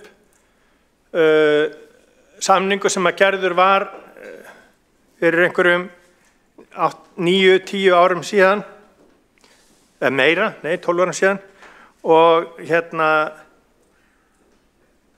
hvaða afleiðingar það hafði í raun og veru fyrir það að við fórum ekki í neinar umtalsverðar samgöngubætur vegna þessara meðgreiðslu sem að átt að vera með og styrkja almenningssamgöngur. Núna er staðan sú að við erum algjörlega komin að þolmörkum og eins og oddviti okkar sjálfstæðismanna benti á að á næstu áratugum eiga að bætast við 100.000 manns hérna á höfuðborgarsvæðið og við höfum svo sem rætt hérna áður í þessum sal að við stöndum frammi fyrir því að hér sé mögulega mikil mannfjölgun í kortunum og sérstaklega í tengslum við húsnæðismál og því mun óhjákvæmilega fylgja fleiri bílar og meiri umferð. Ég gerði það að leik mínum hérna upp úr hádegisbilinu, korter yfir 1, að skoða stöðuna miðað við Google Maps og ég veit alveg að þetta ekki vísindalegasta aðferðin sem að er hægt að nota vegna þess að rauð strik á götum í Google Maps geta þýtt ýmislegt. Það getur verið seinkun vegna framkvæmda og það geta verið alls konar ástæður. En Miklabraut frá Lönguhlíð að Kringlumýrarbraut, Sæbraut til móts við Frakkastíg að Hörpu, Sæbraut í báðar áttir við Dalbraut og við Skeiðarvog, Geirsgata og Mýrargata í báðar áttir við Ægisgötu, Reykjanesbraut frá Slaufu að Reykjanesbraut, að Bústaðavegi segi ég, Gullinbrú að öllum stöðum, Stekkjabakki við Höfðabakka, Eiðsgrandi, Hringbraut og Hverfisgata, allt götur með rauðar línur sem að væri svo sem allt í lagi ef áhrifin er ekki líka þau að þeir sem er að nota GPS-tæki í bílunum sínum að tölvan á það til að beina fólki í aðrar áttir og aðrar leiðir og af stoppbrautum inn í hverfi og auka þannig umferðina þar. Ofanverð Breiðholtsbraut í austurátt. Þetta er dæmi um það að þar eru framkvæmdir og þar gengur illa að koma traffíkin í gegn, allavega upp úr hádegisbilinu. Og það sem var svo merkilegt að þegar ég keyrði þarna þennan bút fyrir helgi, fyrir hádegi, þá var enginn á staðnum, engin vinnuvél, þarna verið að gera brú, það var bara ekkert í gangi. Hvernig eiga borgarbúar að búast til því að eitthvað gangi, að eitthvað klárist, hvernig eiga þeir að treysta okkur til þess að við séum að hafa hagsmuni þeirra í huga þegar þeir horfa upp á framkvæmdir standa í marga mánuði, engan á staðnum, ekkert að gerast. Ég man eftir því að í apríl þá kom varaborgarfulltrúi Pírata, Elísabet Guðrúnar Jónsdóttur, í fjölmiðla og benti á að leið hennar í vinnuna hafði þrefaldast vegna framkvæmdana á Breiðholtsbraut. Sem er nákvæmlega það sem Andrea Helgadóttir, borgarfulltrúi, kom hérna inn á núna fyrr í dag. Við förum af stað í alls konar framkvæmdir og það virðist vera sem borgin hafi hvorki vönd né gulrót til þess að láta þær ganga hratt fyrir sig. Nema ef vera skildi, og það gæti kannski bara verið, að það séu tafir í borgarkerfinu sjálfu sem að tefja þessar framkvæmdir, sem að tefja umferð, sem að gera það að verkum að verktakarnir ná ekki að klára. Núna áðan ákvað ég að kíkja aftur vegna þess að klukkan er 4 og það er allt rautt í allar áttir. Ekki bara stoppbrautirnar, heldur Langholtsvegurinn er rauður, sem kom mér ekki á óvart því ég keyrði hann daginn. Það var bíl við bíl, rétt rúmlega 4. Vegna þess að fólk er að forðast Sæbrautina, vegna þess að hún er algjörlega stífluð. Og ég held nefnilega að lykilsetningin hafi verið sögð hérna í dag og það hafi verið borgarfulltrúinn Alexandra Brím þegar hún sagði að við gætum ekki farið í úrbætur í almenningssamgöngum nema að við fáum fjármagn til.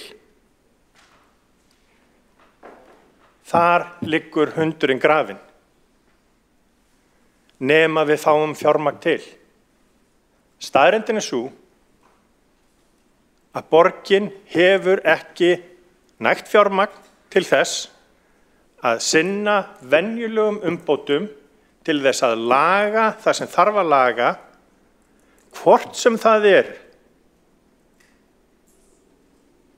götur eða skólar eða sinna viðhaldi á hlutum eins og stúkunni í Laugardal. Allt grotnar þetta niður vegna þess að borgin á hausnum og þarf að taka lán, 100 milljón evru lán, 15 milljarða króna lán til þess að sinna viðhaldi skóla. Vonandi frelsar það upp eitthvað fjármagn til þess að sinna viðhaldi gatnakerfisins. En ég skal viðurkenna það að meðan við höfum verið að tala þessi mál núna, það hefur verið rætt þessi mál hérna í borgarstjórn, umferðarvandann í Reykjavík í svo mörg ár að ég ætla ekki að halda niður í mér andanum vegna þess að það því líklega erfitt fyrir andardráttinn.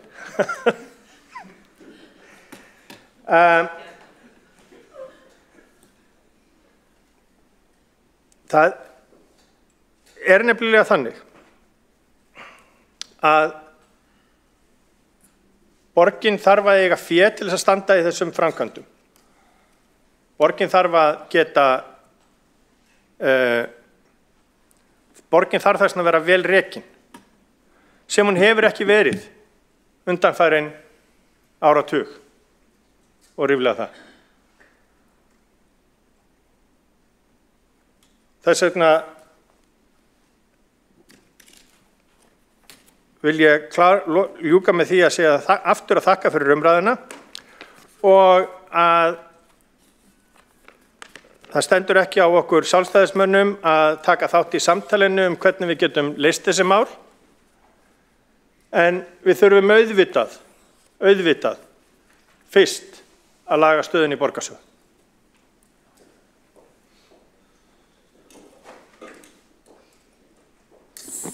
Borgarfulltrúinn hefur lokið við mál sitt. Næst á mælendaskrá og lokar umræðinu borgarfulltrúinn Hildur Björnsdóttir.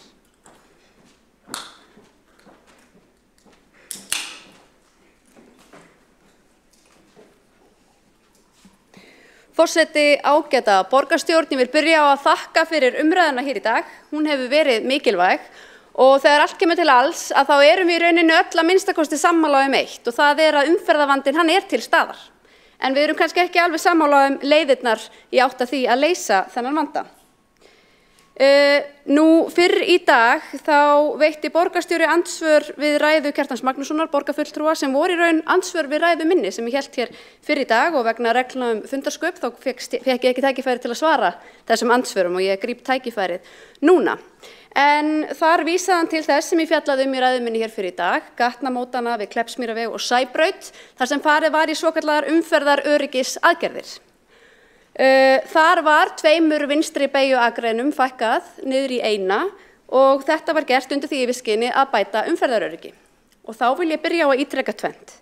Við sjálfstæðismenn höfum lagt gríðarlega mikla áherslu á umfangsmiklar og fjölbreyttar umferðaröryggisaðgerðir og það hefur verið skrásett og óumdeilt. Þá vil ég líka nefna að ekki neitt skiptir mig meira máli í umferðar- og samgöngumálum en öryggi sérstaklega barna og öryggi vegfarenda. Það sem við gerum athugasemdir við hér að þessi tiltekna aðgerð sem átti að vera umferðaröryggisaðgerð olli í rauninni gríðarlegu umferðaröngþveiti, ekki síst inni í Laugardal, og var í rauninni allt annað en öryggisaukandi. Það sem við sáum ekki síst þá nokkra mánuði sem að ljósin á þessu svæði voru ekki rétt stillt, leiddi til þess að umferð jókst mjög mikið Sundlaugaveg, Laugarásveg og Langholtsveg og leiddi til þess að börn og foreldrar barna upplifðu þau ekki örugg á gangi hverfið og tóku mörg upp á því að skutla þeim á bíl leiðir sem þau áður gengu. Þannig að aftur, það ekki nóg að setja fallegt heiti eða eitthvað sem umferðaröryggis aukandi aðgerð þegar aðgerðin skilar síðan þveröfugum árangri og það það sem við bendum á. Við bendum jafnframt á að ástæða þess að ég nefndi þessa aðgerð vegna þess að við erum að horfa fram á þennan veruleika þar sem að miðspá, mannfjöldaspár Byggðastofnunar bendi til þess að á næstu 30 árum muni íbúum á höfuðborgarsvæðinu fjölga 105.000. Og við erum líka að sjá að bílum fjölgar svona, almennt hraðar en fólki, en ef við tökum bara mið af því að bílum myndi fjölga á sama hraða á fólki, þá erum við að horfa fram á ógnarfjölgun bíla hér á höfuðborgarsvæðinu næstu 30 árum og við vitum auðvitað að það bara varla pláss fyrir það og vandinn nógu mikill núna. Þannig að við þurfum að bregðast við því og það sem við höfum svolítið, það sem okkar upplifun og margra annarra að í rauninni viðbragð þessa meirihluta og fyrri meirihluta hefur verið að taka þá þennan faramáta, algengasta faramátan sem að fólk fer 67% sinna ferða á sem bíllinn, að reyna að gera fólki það svolítið erfitt fyrir. Og við þurfum að skoða það að flestir velja þennan faramáta vegna þess að hann ennþá þægilegastur og fljótlegastur. En við svona upplifum svolítið og ég hef talað það áður og ég talaði það í borgarstjórnarkosningum til að mynda að mér finnst sérstaklega Samfylking og kannski aðrir fylgiflokkar og fylgitungl hafa ráðist í eins konar menningarstríð hér í borginni þar sem að ólíkum einstaklingum sem velja sér ólíkan lífstíl eða ólíkan faramáta allt upp á móti hver öðrum. Og þetta auðvitað mjög óæskilegt og það auðvitað þannig og við höfum að vita það öll að stjórnmál þau oft lítið annað en tilfinningar. Og fólki líður nákvæmlega svona. Því líður eins og það sé verið að ráðast að því hvernig það velur að ferðast. En ég held að það sé algjör óþarfi, ég held að það sé auðvelt fyrir okkur eða að minnsta kosti verðugt verkefni og það upplifun mín af samtölum við fólk að við getum fengið fólk til liðs við okkur. En við þurfum auðvitað að bjóða fleiri þægilega og góða kosti. Við þurfum að skapa jarðveginn og forsendurnar, við hér í borgarstjórn sem förum með þá ábyrgð og það vald. Við þurfum að skapa jarðveginn og forsendurnar fyrir fólk að geta valið aðra kosti og líka að draga úr ferðaþörf. Því að við skipuleggjum borgina öðruvísi, að þá getum við líka dregið úr þörf fólks til að setjast upp í bíl til að sækja sér helstu nauðsynjar. En við sjálfstæðismenn hér eftir sem hingað til leggjum við þetta áherslu á það að samgönguvandinn verður ekki leystur með einhverri einni töfralausn. Það þarf margar fjölbreyttar lausnir. Við leggjum áherslu á greiðar samgöngur fyrir alla, frelsi og val.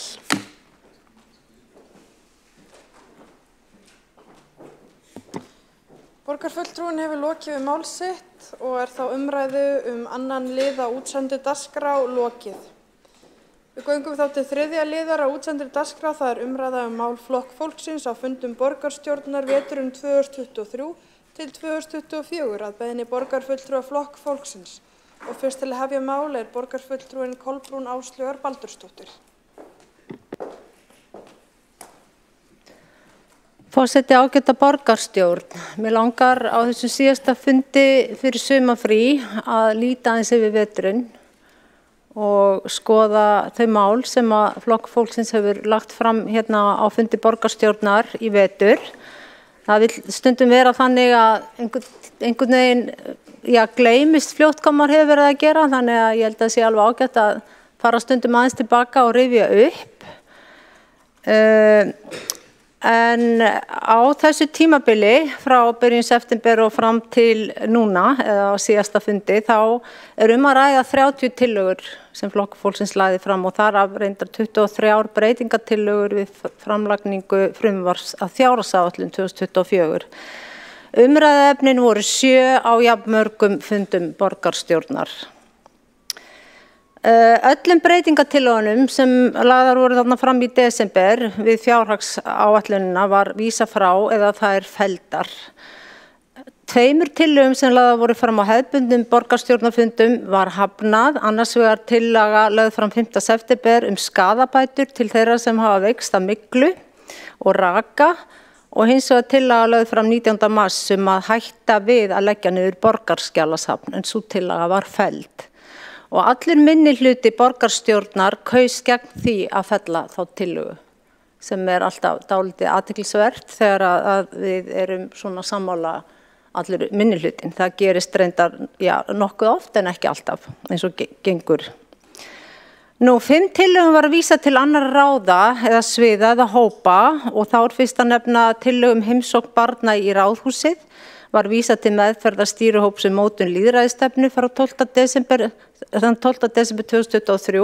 Þetta var tillaga sem var lögð fram á fundi fyrir jólin og ekkert hefur frestað þessari tillögu síðan þá en reyndar einhver önnur sambærileg tillaga núna í gangi, það að segja að hafa skipulagðar heimsóknir.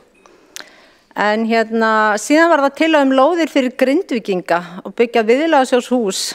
Þessi tillaga var lögð fram 13. febrúar á árinu og henni var vísað til átakshóps Reykjavíkur í húsnæðismálum. Og það ekkert að frétta af þessari tillögu, ekki heyrst af henni hvorki tangur né tetur. Síðan kom þarna tillaga starfshóp til að rýna biðlista og henni var vísað til velferðaráðs og mér sýnist á öllu að hún sé á dagskrá velferðaráðs á morgun. Hvað hana verður þar, ekki gott að segja. Síðan kom tillaga óháða úttekt á þjónustu- og nýsköpunarsviði sem var vísað í borgarráð þann 9. apríl. Þar átti reyndar að taka þessa tillögu fyrir, núna fyrir cirka 2 vikum í borgarráði en henni var frestað og það var staðfest reyndar þá að hún tekin fyrir vikuna seinna en það reyndist síðan ekki vera. Þannig að hún í borgarráði bara áfram og spurning hvort að hún verði tekin fyrir sumafrí, það ekki gott að segja. Síðan núna síðast, það var tillaga að sviðsmynd 1 verði fylgt við uppbyggingu skóla í Laugardal og þeir tillögu var vísað til skóla- og frístundaráðs. En varðandi tillöguna þjónustu- og nýsköpunarsvið þá eigum við náttúrulega ennþá von á að eitthvað gerist með hana fyrir frí. En aðeins að umræðuefnunum sem voru 9 í vetur á borgarstjórnarfundum og ég ætla að fá aðeins að renna snögglega yfir það líka, eins og ég segi, við höfum alveg gott að rifja þetta upp. Að 19. september var umræðum snjallsímanotkun í grunnskólum, 3. október var umræðum efndir meirihlutasáttmálans, 17. október umræðum frístundastyrk og hvernig vikið hefur verið frá upphaflegu markmiði hans.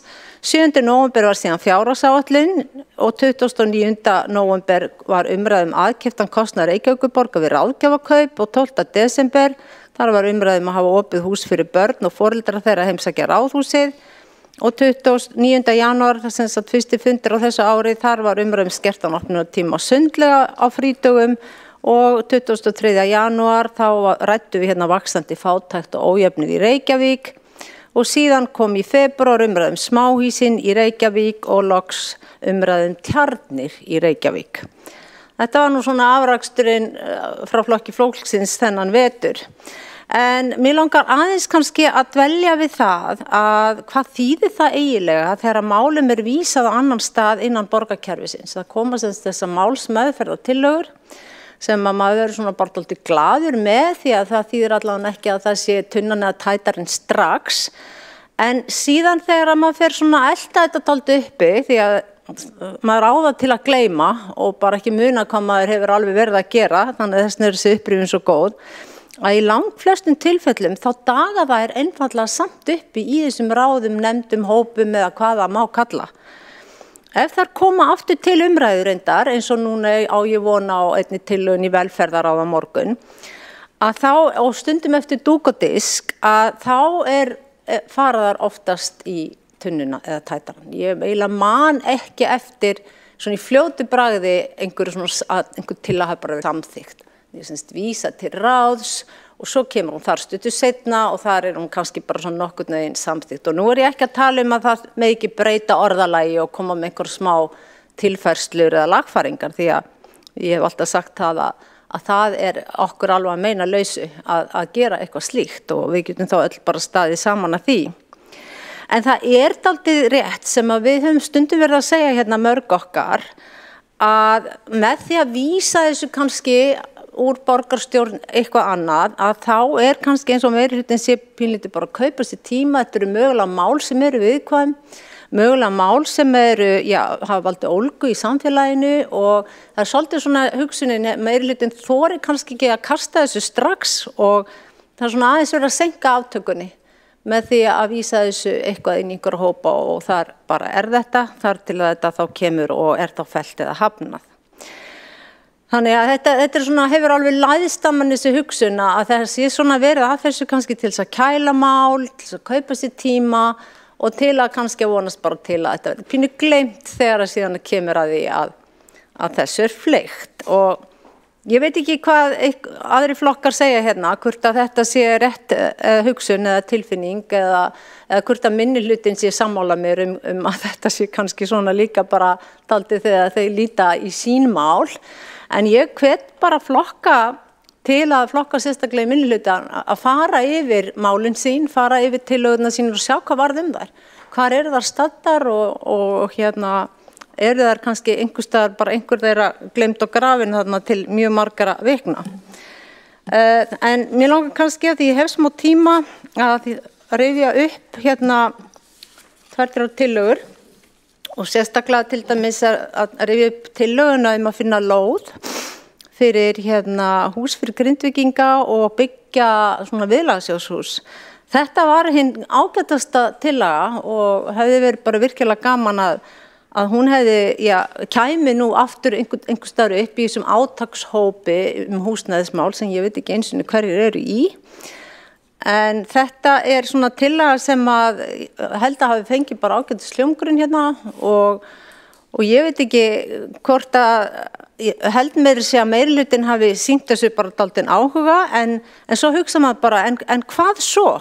Þetta eitthvað sem á eftir að skoða fljótlega? Ég meina aðstæður Grindvíkinga eru auðvitað ennþá og verða eitthvað áfram mjög slæmar. Það sumir ennþá í virkilegri húsnæðisþörf þó búið sé að finna lausn fyrir marga. Þannig að þessi tillaga ennþá í fullu gildi og það væri vert að borgarstjórn myndi bara dálítið hugsa, gröfum upp þessa tillögu frá flokki fólksins og sjáum hvort að ekki hægt að setja hana í einhvers konar alvöru ferli, ekki bara einhvern átakshóp sem ekkert fréttist sé meira að henni. Nú tillagan að endurskoða ákvörðun niðurlagningu borgarskjalasafns, það var tillaga sem allir minnihlutinn var tilbúin til þess að styðja og eins og þið minnið kannski eftir að þá var þetta einstaklega erfitt og sorglegt mál en þessi tillaga var reyndar felld. Nú varðandi óháðu úttekt á þjónustu- og nýsköpunarsviði sem virkilega mikilvægt að fari verði í til þess að líka bara eyða þá allir óvissu og bara tali að mögulega hafi verið farið þarna af lausung með fjármagn borgarbúa og skattpeninga borgarbúa og mikilvægt þess að þetta verði óháður aðili og þá erum við ekki að tala innri endurskoðun vegna þess að það þó að eigi að vera á pappírunum að innri endurskoðun sé óháður þá hann það ekki eftir öll þessi ár í þessu kerfi. En þarna eitthvað sem að ég hvet bara borgarstjóra til þess að fara að setja á dagskrá og vonandi að líta til með jákvæðum huga. Og að lokum það auðvitað sviðsmynd 1 fyrir Laugardalinn og það tillaga sem var vísa eins og við munum og aftur til borgarráðs þannig að það kemur sennilega hlut formanns borgarráðs Dags B. Eggertssonar og borgarstjóra að skoða þá tillögu alveg ofan í kjölinn. Borgarfulltrúinn hefur lokið við mál sitt, einn hefur óskað eftir því að veita andsvar, það borgarfulltrúinn Friðjón R. Friðjónsson. Forseti, ég langar til þess að þakka borgarfulltrúanum fyrir að gefa okkur þetta yfirlit. Ég í starfshópi innleiðingu lýðræðisstefnunnar og formaðurinn nú einhvers staðar í húsinu en ég veit ekki hvar. Þannig að ég hef alltaf skilið vinnu okkar við að gera reglur skólaheimsóknir og umgjörð það að það sé komið vegna tillögu borgarfulltrúans og sú vinna og sem að fór í samráð á samráðsvef borgarinnar núna fyrir nokkrum vikum síðan og lauk þar samráði og hefur verið kynnt í forsætisnefnd líka. Þannig mér finnst það bara mikilvægt að það komi fram að skilningur minn allavega og ég held annarra sé sá að þetta sé vegna tillögu borgarfulltrúans. Borgarfulltrúin hefur lokið við það að veita andsvar. Svara þá andsvari borgarfulltrúin Kolbrún Áslaugar Baldursdóttir. Forseti, ágæta borgarstjórn, nei, það dálítið síðan að það kom tillaga svona skipulaðar heimsóknir barna í Ráðhúsið. Ég held að kannski borgarfulltrúin Þórdís Lóa Þórhallsdóttir geti komið aðeins inn á það betur, en því miður þá það ekki tilkomið frá Flokk fólksins, en svo tillaga sem hins vegar Flokk fólksins lagði fram var svona hugsuð sem öllu einfaldara dæmi og myndi ekki kalla eftir endilega þessu mikla kerfisbundna skipulagi sem við vitum öll að ákveðin pakki, en þetta dásamlegt, en það líka bara þá að opna húsið fyrir þá sem hafa virkilega áhuga og langar til þess að svona kíkja í bæinn. Þannig að þetta átti að vera svona kannski einfaldari leið sem myndi þá mögulega líka komast í gang og verða að alvöru, því að það var ekkert að ske með þessa upphaflegu hugmynd sem kom fram árið. En það eitthvað að ske með það hins vegar núna. Borgarfulltrúin hefur lokið við það að svara andsvari. Óskar borgarfulltrúin veitir þá andsvari öðru sinni borgarfulltrúin Friðjón R. Friðjónsson. Forseti, ég bara verða að biðjast forláts ef að ég sé að skreita Flokk fólksins fjöðrum einhverju annarra flokka, en þetta bara svo, ég hef staðið þessari trú og unnið að þessu verkefni í þeirri trú að þetta væri tillaga frá Flokki fólksins. Það rétt, það eitthvað að gerast og vonandi fara þessar heimsóknir á stað í haust og áhugi skólasamfélagsins var allavega þannig að við mögum búast við hópum einu sinni í viku, vonandi. Borgarfulltrúin hefur lokið við að veita andsvar öðru sinni og svara þá andsvar öðru sinni borgarfulltrúin Kolbrún Áslaugar Baldursdóttir. Forseti, ágæta borgarstjórn, Flokkur fólksins svo heiðarlegur flokkur, en það kitlaði smá að kannski bara segja já og taka, fá kredit fyrir þetta, en heiðarleikin alveg í gegn, refi fyrir þarna.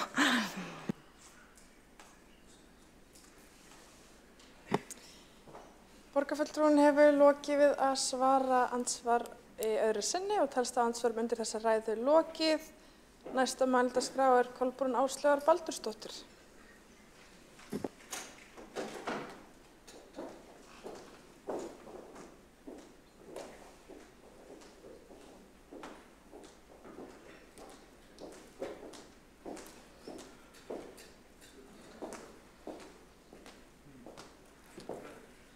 Forseti, ágæta borgarstjórn, ég vil bara byrja á að þakka fyrir að enginn skuli hafa sett sig á mælendaskrá í þessari yfirferð eða vilja koma og segja einhver orð. Það fæ ég bara meiri tíma til að láta ljós mitt skína og Flokks fólksins og get núna farið að dunda mér við að lesa upp skemmtilegustu málin frá vetrinum.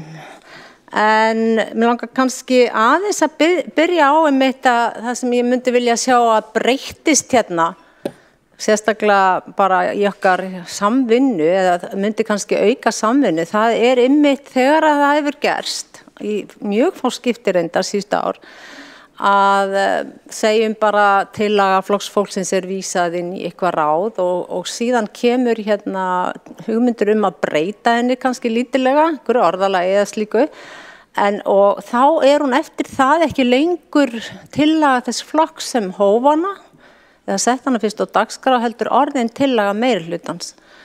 Og eftir það hvar sem má sjá í gögnum, fundagerðum, að þá í rauninni búið að strípa höfund tillögunar af henni og það hvergi hægt að sjá að hún hafi upphaflega komið frá eins og Flokki fólksins. Og hér kannski bara að ræða bara smávægilega orðalagsbreytingu, efnislega kannski tillagan algjörlega svo sama, en leið og komin einhver breyting á tillögunni þá hún framlögð af meirihlutanum og og einhvern veginn, eins og ég upplifði þetta, svo ég segi bara alveg hreinskilnislega fyrstu árin hérna, það bara búið að stela málinu mínu og að því að bakvið svona tillögur sumar hverjar bara gríðarleg vinna, það búið að ræða við fullt af fólki, það búið að leggja sig í það að gera greinagerð og rannsóknir, jafnvel, kannanir og skoða málið og kjölinn og þetta olli ólgu og vanlíðan svona gerir það ennþá að maður hugsa líka akkur getum við ekki bara gert þetta saman. Ég hef áður rætt þetta hérna og stundum kannski meira uppnámi en ég myndi sjá fyrir mér að ef að til dæmis þessu verklagi yrði breytt og þetta yrði þá frekar líka bara sameiginleg einhvern veginn gerð sameiginlega því að breytingar á máli manns eru bara ofta hinu góða, ég meina betur sér augun auga, að þá myndi svona vera held ég líka bara meiri brú milli þessara tveggja hópa. Það að segja meirihlutan og minnihlutan, það ekki alltaf við versus þið. Og ég skil ekki af hverju að við höfum ekki getað breytt þessu, því að þetta jú eitthvað ferli og ég efast að þetta sé eitthvað niðurnjörvað í einhverjum samþyktum en þetta einhver venja, en þetta hefur kannski gert það verkum að það hefur verið óþarfa svona pirringur stundum milli þessara hópa sem að hefði ekki þurft að vera. Því að ég held að meiri sé að margir meirihlutanum geti sett sig í þessu spor og einu sinni voru einhver hérna í meirihlutanum í minnihluta. Þess að fyrirhandi borgarstjóri held ég hafi bara einu sinni verið lengi í minnihluta og hann man kannski eftir því að hann var að berjast til þess að fá áheyrn og annað slíkt en svo sem veit ég ekkert það. En þetta allavega eitthvað sem að mér finnst að af þessum 2 árum sem eftir eru að mætti alveg skoða og væri ég oft verið að ímynda mér, ef ég væri nú í þessum sporum að vera formaður ráðs eða í meirihluta, að þá myndi ég gera margt mikið meira og öðruvísi.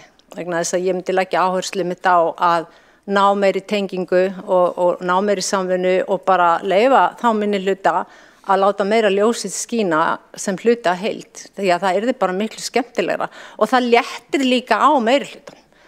Það mikið betra bara að leyfa öðrum svolítið að koma stað og allan og þó að verði ekki ekki hægt að láta allar óskir rætast sem minnihlutinu vill.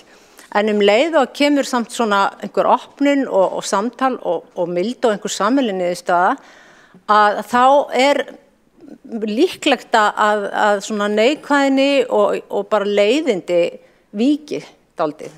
Það rosalega erfitt að vera leiðilegur við einhvern sem almennilegur við mann.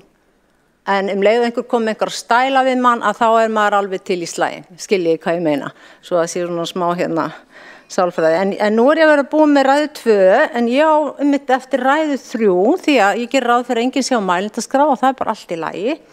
Þannig að ég ætla þá bara að fá að víkja hérna til hliðar en ég sest í sæti reyndar ef einhver komið á mælendaskrá. Borgarfulltrúin hefur lokið mál sitt. Næsta mælendaskrá borgarfulltrúin Sanna Magdalena Mörtudóttir.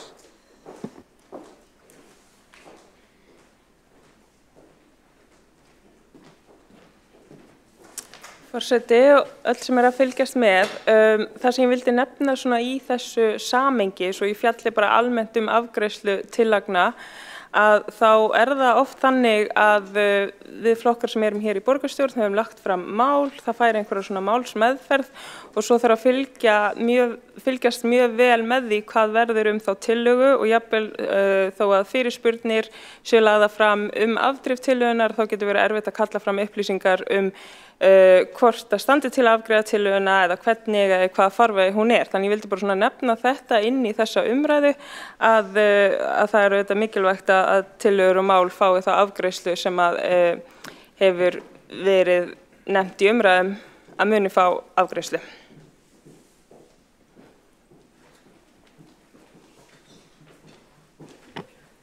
Borgarfulltrúin hefur lokið við mál sitt. Næsta á mælendaskrá borgarfulltrúin Kolbrún Áslaugar Baldursdóttir.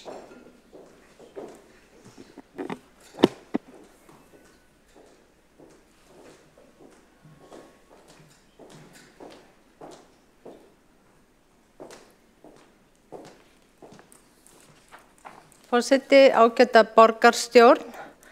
Ég vil þakka fyrir sérstaklega góða áheyrn og þakka þetta borgarfulltrúanum sem að tók hér til máls. En fyrst og fremst bara að fá svona hljóð og góða áheyrn og fá bara eiga sviðið í málinu sínu, það eiginlega bara dálítið skemmtilegt. En mér langar að nota þessar síðustu mínútur til þess að fylgja úr hlaði tillögunni sem mitt fyrir velferðarráð á morgun. Það að rýna biðlista og við höfum oft og mörgu sinnum talað þennan fræga biðlista barna eftir skólaþjónustu sem hefur verið ótrúlegur biðlisti vegna þess að ég hef fylgst með honum frá byrjun og ég fer inn á það sem við kallum Velstat, það að segja statistik eða tölfræði velferðarsviðs og ég leita alltaf eins. Ég merki alltaf í sömu bóksin til þess að fá örugglega alltaf sömu tölu. Þannig að það ekki hægt að segja sér stundum að leita eftir einhverju öðru, þetta alltaf sama leitin. Og 2018 að það voru á þessum lista 400 börn. Þau voru að bíða eftir sálfræðingi aðalega, talmeinafræðingi, kennsluráðgjafa, sérkennara og hegðunarráðgjafa og einhverju örfá félagsráðgjafa. Síðan fór nú þessi listi alveg langt yfir 2000 en það hefur eitthvað aðeins fækkað á honum og ég held hann sé núna, gáði nú ekki alveg í morgun en hann tæp 2000 börn núna. Og það þessi listi sem að ég hef haft svo gríðarlegan áhuga á að fá að skoða og jafnvel að fá að vinna með í að bara rýna hann því að ég grunum að það sé svona öllu saman á þessu lista. Nú ég hef rætt þetta við marga, meðal annars kollega mína sem starfa hjá skólaþjónustunni, sálfræðinga og það þannig að þegar að barn þarf að fá einhverja greiningu, þá segjum að barnið sé grunur ADHD en síðan sé einhverju talmeinaörðugleikar, að þá greiningin í bútum. Það byrja kannski á að greina og skima og greina ADHD, síðan fer barnið aftur á biðlistan til þess að bíða eftir talmeinafræðingi. Og það þessi bútar, greiningabútar, sem valda því að barnið alltaf á þessum biðlista. Og eftir því sem ég kemst næst með hvernig svona betra væri að skipuleggja þetta og þess vegna svo vonast til þess að tillaga verði ekki felld eða vísa frá í velferðarráð á morgun, að skipuleggja og breyta vinnufyrirkomulagi skólasálfræðinganna til þess að auka skilvirkni þeirra í starfi. Og þar sem þeir eru að kalla eftir núna til þess að þetta megi vera að greiningavinna og ráðgjöf, þetta stundum svolítið eitt og því sama, að verði heildstæðara þannig að barnið fái strax alla greininguna, ekki bara hluta af henni, heldur verði fengnir allir þeir aðilar sem óskar eftir að koma greiningunni og það ákveðin tilvísun sem búið að skilgreina hvað barnið að biðja fyrir barnið sem foreldrar og kennara hafa samþykkt, þannig að það fá þessa heildstæðu greiningu og geti útskrifast út af biðlistanum. Og þetta þýðir að þessir fagaðilar, þeir þurfa að vinna meira í teymi. En með breytingunum sem hafa verið undanfarin ár, að þá hefur teymisvinna fagfólksins minnkað. Það minna teymisvinnu. Sálfræðingarnir eru til þess einangraðir hver með sjálfum sinn meira núna heldur en áður og eftir að fengnir hafa verið verktakar til þess að reyna að redda þessum málum að þá það hópur sem einhvern veginn nær heldur ekki að komast inn í teymisvinnuna. Þannig að það beðið að fá að vinna meir í teymum og að greiningin sé strax tekin alla leið þannig að barnið fer bara inn á hana lista og fær síðan þar sem að beðið og út af listanum ekki aftur inn á hann, ekki allan á vegum borgarinnar, svo getur vel verið að viðkomandi barn þurfa að fara inn á lista hjá Þroska- og hegðunarstöð eitthvað en það annað dæmi. Síðan auðvitað annað vandamál og það það verður að fjölga fagaðilum. Það virkilega vöntun á bæði talmeinafræðingum og sálfræðingum og það var líka mikil óánægja með að sálfræðingar voru síðan farið að kalla þá ráðgjafa og það var til þess að sumir ákveða að hætta störfum hjá borginni því að þeir eru með löggilt starfsheiti og geta þessna ekki unnið undir titlinu ráðgjafi. Það segir sér sjálft að þetta var til þess að fæla frá þessa ákveðnu stétt. Þannig að þetta eru svona hlutir sem þurfa að skoðast ef við ætlum einhvern tíman að vinna í þessum biðlista vanda og koma honum í þá eðlilegra horf en hann er núna. Borgarfulltrúar hefur lokið við mál sitt og þá umræðu þriðja liða dagskrá, útsendur dagskrá lokið. Og við göngum til fjórða liðar á dagskrá, það er tillaga 4, tillaga borgarfulltrúa Sósíalistaflokks að hækka hlutfall íbúða félagsbústaða í Reykjavík. Og fyrst til að taka til máls er borgarfulltrúin Sanna Magdalena Mörtudóttir.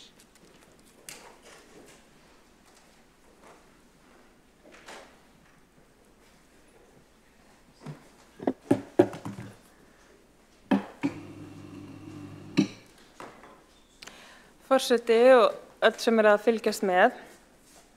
Við þurfum öll þak yfir höfuðið og þakið og veggirnir og herbyggin þurfa helst að vera notaleg. Þar sem okkur líður vel og finnum fyrir öryggi. Markaðsvæðingin sem hefur náð yfir flestalla hluti mannlegs lífs gerir það nær ómögulegt fyrir lágtekjumanneskjur og fjölskyldur að finna sér gott og ódýrt húsnæði. Húsnæði sem verður heimili til lengdar. Ef það finnst, þá er það oftast heppni sem spilar inn í fjölskyldu og vinatengsl eða eftir langan tíma á biðlista. Eins og staðan er núna, þá eru 656 manns að bíða eftir félagslegu leiguhúsnæði hjá borginni. Þarna er að ræða lágtekjufólk sem býr við þunga framfærslubyrði og erfiðar félagslegar aðstæður.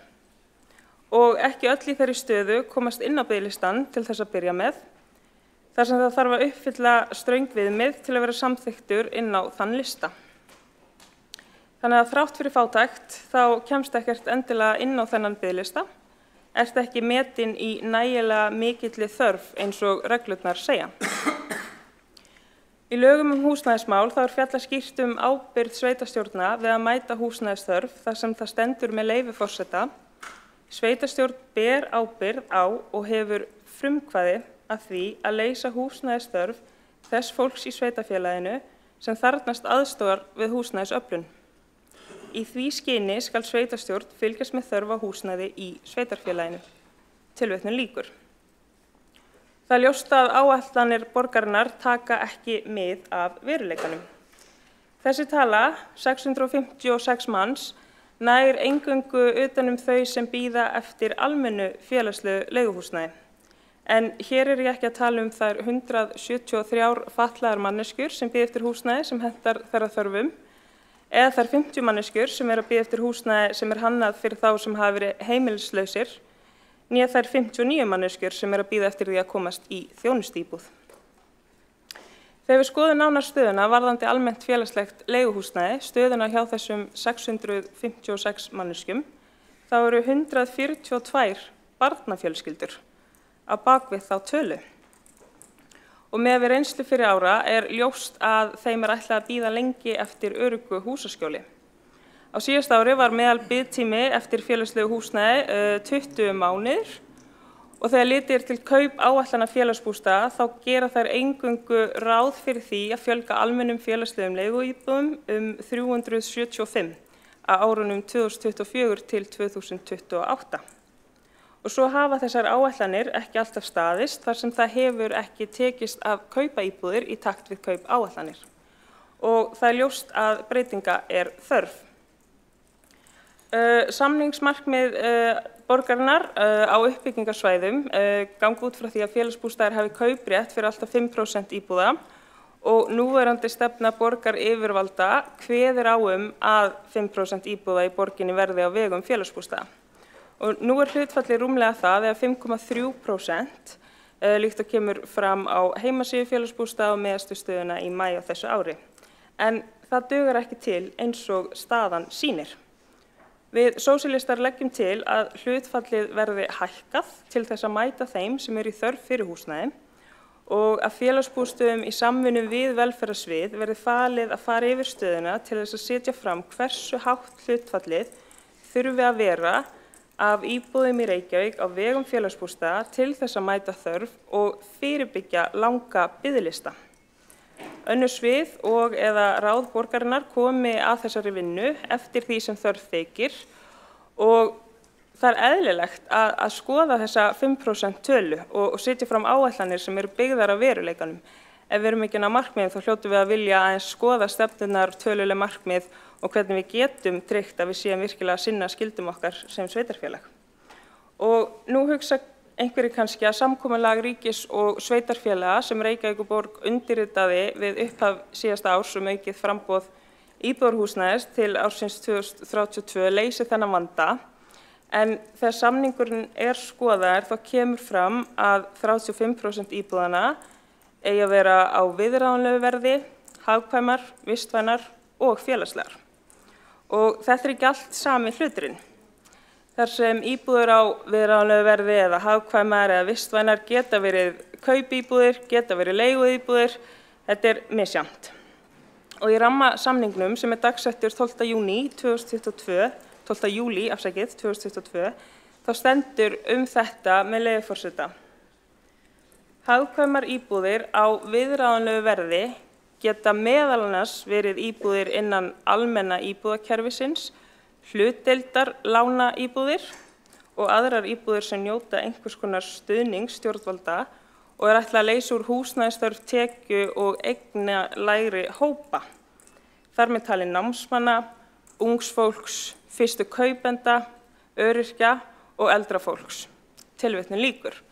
Þarna sem sagt verið að tala alls konar íbúðir undir þessari tölu. Kaupíbúðir og leiguíbúðir fyrir fjölbreytta hópa í fjölbreyttri stöðu.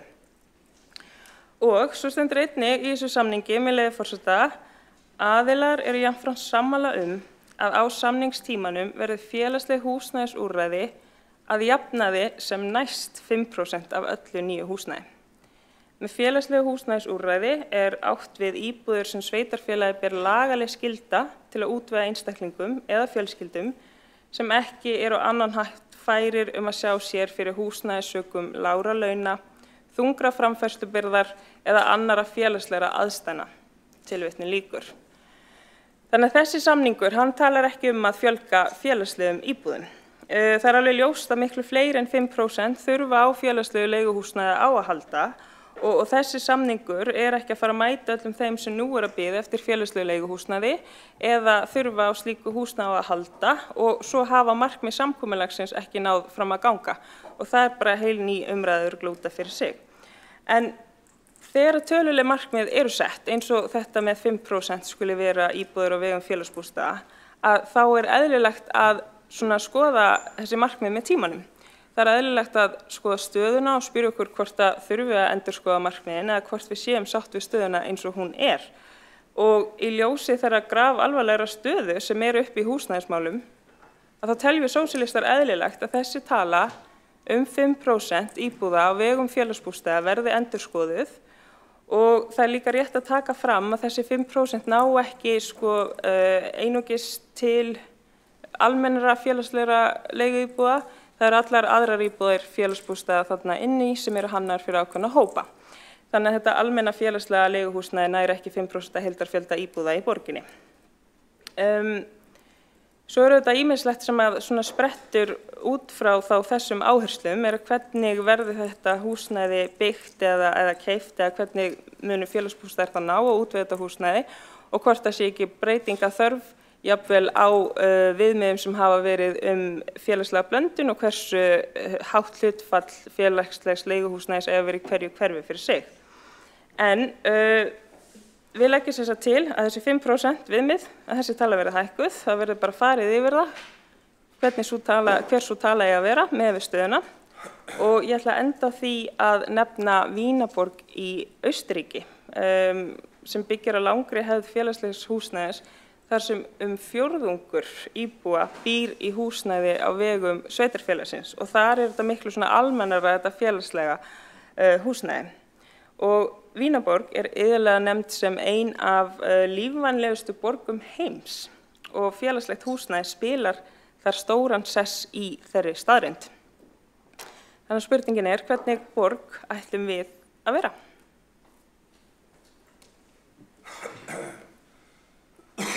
Borgarfulltrúi Sanna Magdalena Mörtudóttir hefur lokið máli sínu og þá kemur upp í andsvar borgarstjóri Einar Þorsteinsson. En er það nú? Afsakið, þetta var víst ekki andsvar. Borgarstjóri hefur óskað eftir því að vera settur á mælendaskrá og tekur því næsti máls.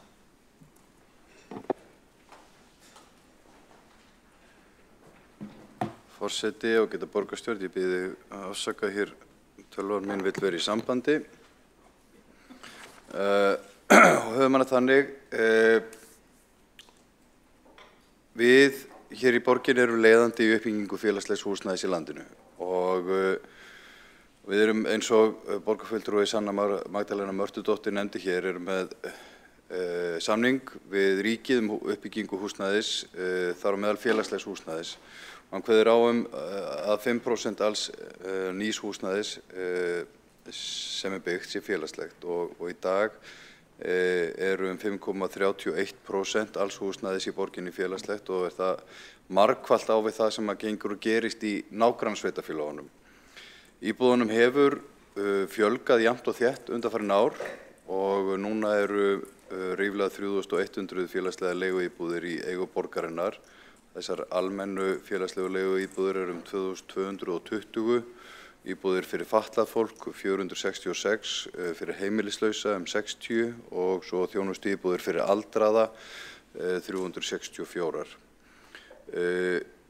Og vegna mikilla áskorana í málaflokki fatlaðs fólks hefur verið mikil áhersla á uppbyggingu í húsnæði fyrir þann hóp. Frá 2018 hafa 18 nýir íbúðakjarnar verið byggðir upp af félagsbústöðum eða 130 íbúðir eða þá að íbúðirnar hafa verið keyptar, þá stakstæð hús eða íbúðakjarnar í almennu fjölbýli og maður verður dálítið hugsi þegar maður hugsar þennan málaflokk og þessa lögbundnu skyldu sveitarfélaganna að tryggja fólki þak yfir höfuðið, hvernig þróunin hefur verið bæði í lagaumgjörðinni og síðan í áformum annarra sveitarfélaga. 2019 var reglum breytt, þannig að felld voru niður skilyrði að umsækjendur félagslegt leiguhúsnæði þyrftu að hafa búsetu í heilt ár í viðkomandi sveitarfélagi áður en þeir fengu félagslega íbúð. Nú er engin slík skilyrði fyrir hendi. Og ef við skoðum aðeins, ég verð að viðurkenna það dálítið erfitt að finna upplýsingar fjölda eða hlutföll félagslegs húsnæðis í öðrum sveitarfélögum, en Kjarninn gerði grein fyrir þessu fyrir ekki mjög löngu síðan, reyndar 22, þá kom fram að 74% alls félagslegs húsnæðis á höfuðborgarsvæðinu eru í Reykjavík og megin þorri þeirra, sem sagt 3000 eru hér. Það sveitarfélag sem kemst næst því að draga þennan vagn á svæðinu er Kópavogur með 477 íbúðir, þar á eftir Hafnarfjörður með 334 og svo er önnur sveitarfélög eins og Seltjarnarnes og Garðabær sem eru með mjög fáar íbúðir. Og svona í þessu samhengi að maður spyr sig, hvaða hlutverki gegnir höfuðborgin? Sannarlega öxlu við ábyrgð en þetta hlýtur að vera sameiginlegt verkefni allra hér á þessu höfuðborgarsvæði þar sem megin þorri Íslendinga býr að taka þátt í þessu verkefni og sinna sínum lögbundnu skyldum. Að það sé ekki bara við sem byggjum og svo leiti fólk að húsnæði hér og aðrir bara fríi sig ábyrgð. Það gengur ekki, sama hversu metnaðarfull við erum til þess að tryggja þetta verkefni. Þess vegna erum við með einhver mörk, þau eru í 5% núna.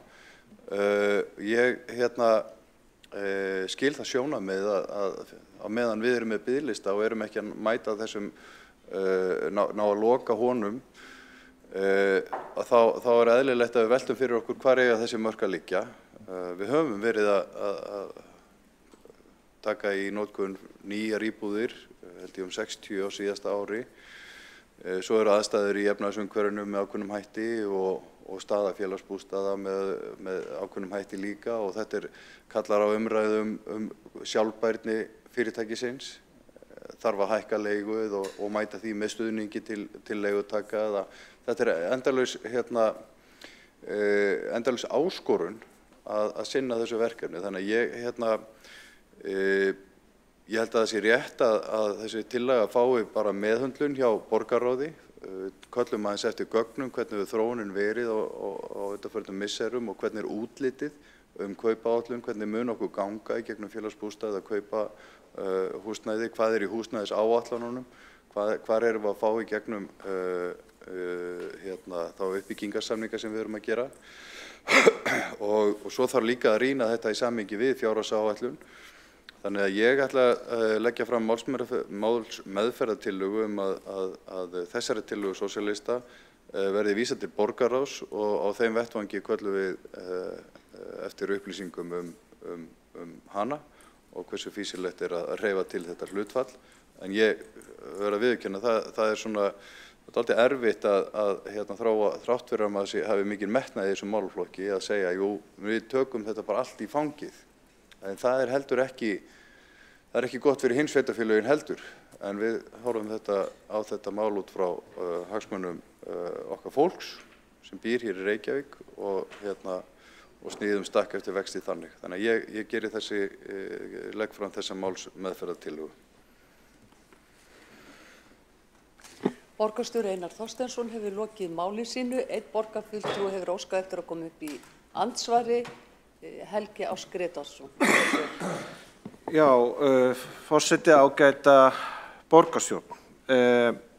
Ég vildi koma hérna upp út af því að borgarstjóri minntist á fjárhag félagsbústaða og ég tel að það sé fyllsta ástæða til þess að hafa áhyggjur af stöðu þess félags með til þess að ná sjálfbærum rekstri og ég vildi svona grennslast fyrir það hjá borgarstjóra að ég vissi að það væri sérstakur vinnuhópur einhvern tímann á síðasta ári að vinna í að ná og tryggja það til lengri tíma að rekstur félagsbústaða yrði sjálfbær en það er skilgreint með tilteknum hætti og ég vildi svona fá kannski upplýsingar hvar sú vinna er stödd og hvert hans mat á framtíð þess félags.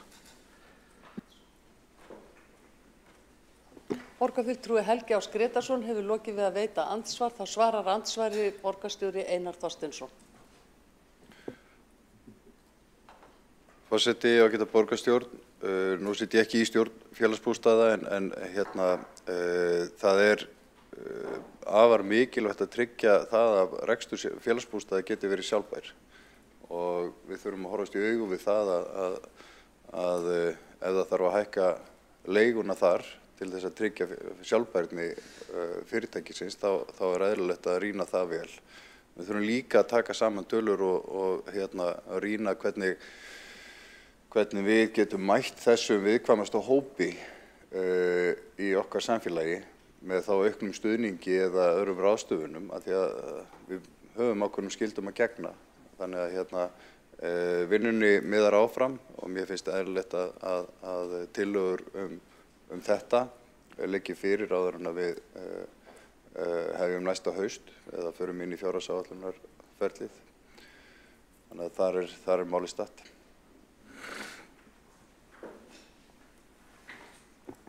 Borgarstjóri Einar Þorsteinsson hefur lokið við að svara andsvari. Þá veitir andsvar öðru sinni borgarfulltrúi Helgi Áss Grétarsson. Forseti, ágæta borgarstjórn. Ég þakka borgarstjóra fyrir svarið án þess að það hafi komin eitt skýrlega fram hver staðan sé og hver vinnan sé.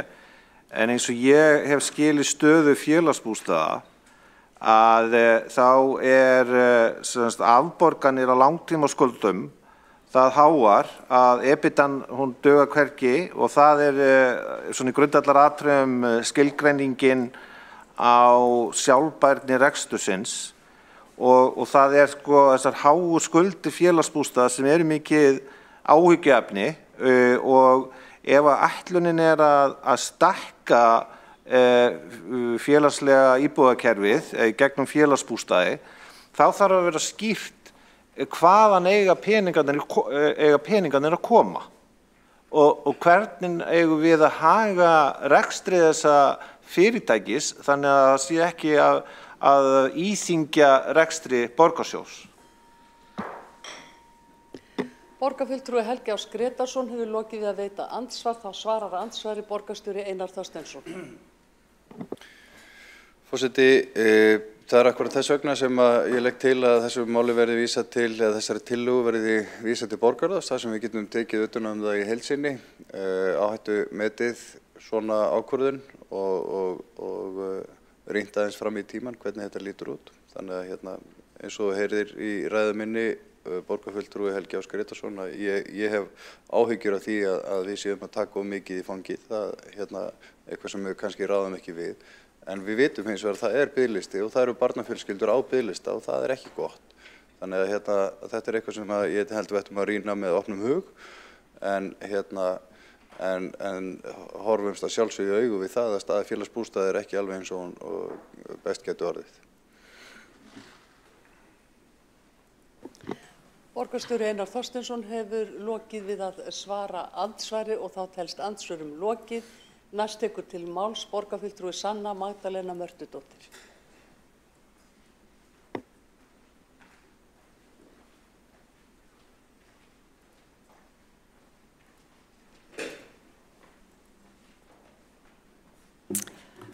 Forseti og borgarstjórn. Önnur sveitarfélög að standa sér hræðilega en það breytir ekki þeirri staðreynd að Reykjavíkurborg að bregðast fátækum Reykvíkingum í leit að húsnæði. Borgarstjóri Einar Þorsteinsson nefndi að það væri búið að taka út þessa kröfum að þú þurftir að hafa búið í sveitarfélaginu í tiltekinn tíma áður en góð sótt félagslegt leiguhúsnæði. Áður fyrr þá var það þannig að þú þurftir að hafa búið hér í 3 ár, svo var reglunum breytt og það var nóg að hafa búið hér í 1 ár með lögheimili og núna þarf ekki að hafa búið hér í ákveðin tíma en það er rétt að taka fram að það er gefið stig fyrir það í umsóknarferlinu ef þú hefur búið hér í ákveðin tíma. Þannig að þegar þú ert að reyna að komast inn á annan biðlista þá er alltaf betra að fá fleiri stig þannig að þá hjálpar vissulega að hafa búið hér í sveitarfélaginu. Nú hefur sósíalistar lagt ýmislegt fram og ýmislegt til meðal annars að félagsbústaðar nýti sterka eiginfjárstöðu sína til þess að þá kaupa eða byggja fleiri íbúðir og við vitum alveg að það koma tekjur inn að þessum íbúðum því við skoðum bara hlutfall þeirra sem að greiða leiguna sem mjög hátt þannig að þetta alveg svona ákveðin punktur sem að félagsbústaðir geta verið vissum að muni skila sér tekjulega sér. Þannig að það er tillaga sem við höfum lagt fram sem hefur alltaf held ég verið felld þannig að það væri mjög gott að vera hægt að skoða það inn í allri þessari yfirferð í borgarráði af því þar sitjum við bara fram tölulega hvernig væri hægt að útfæra þetta. Það er svona talað einhvern veginn ábyrgð ríkis, ábyrgð annarra sveitarfélaga. Ég starfa hér sem borgarfulltrúi í Reykjavíkurborg.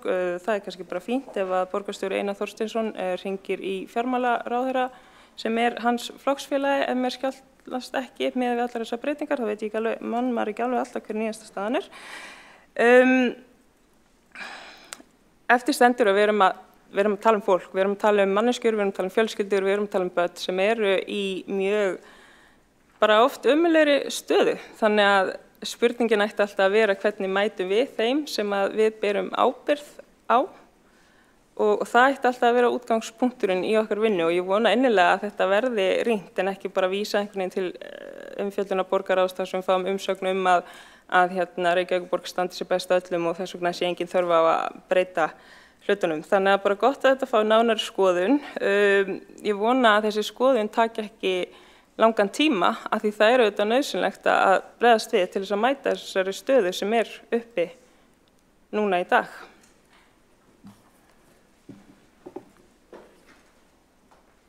Borgarfulltrúi Sanna Magdalena Mörtudóttir hefur lokið máli sinni. Næstur tekur til máls borgarfulltrúi Kjartan Magnússon.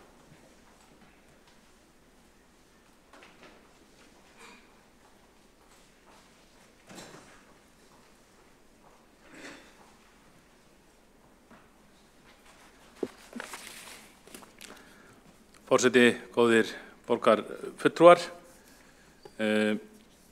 ég alveg vissum að sú tillaga sem liggur hér fyrir að hækka hlutfall íbúða félagsbústaða í Reykjavík, hún flutt af mjög góðum hug, en í þessu sem öðrum þá verðum við að taka tillit til stöðu fjármála borgarinnar, bæði félagsbústaða og borgarsjóðs, eins og reyndar Helgi Ás Gretarsson borgarfulltrúi kom inn á hér áðan. Ég vil bara taka undir þau orð. Fannst athyglisvert, ég held að borgarstjóri hafi sagt eitthvað á þá leið að staða félagsbústaða væri ekki alveg eins og hún geti best orðið.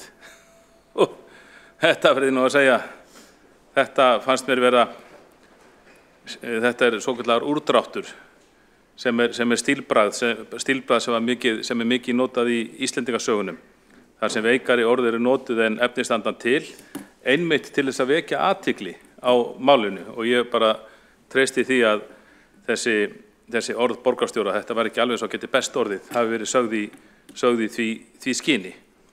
En það verður bara, og við höfum kannski aðeins fjallað það áður, að staða félagsbústaða HF, hún ekki alveg eins og hún geti best orðið, hún náttúrulega bara hræðileg. Það verður bara að nota það orð hér í borgarstjórn, þar sem við erum að tala fyrir opnum tjöldum, en við höfum líka að tala saman af hreinskilni og hispursleysi. Og brýnasta verkefni nú fyrir okkur, varðandi málið þessa fyrirtækis, að bregðast við miklum hallarekstri og skuldasöfnun félagsins sem verður að gera sem fyrst og rétta af alvarlega slagsíðu sem í fjármálum þess.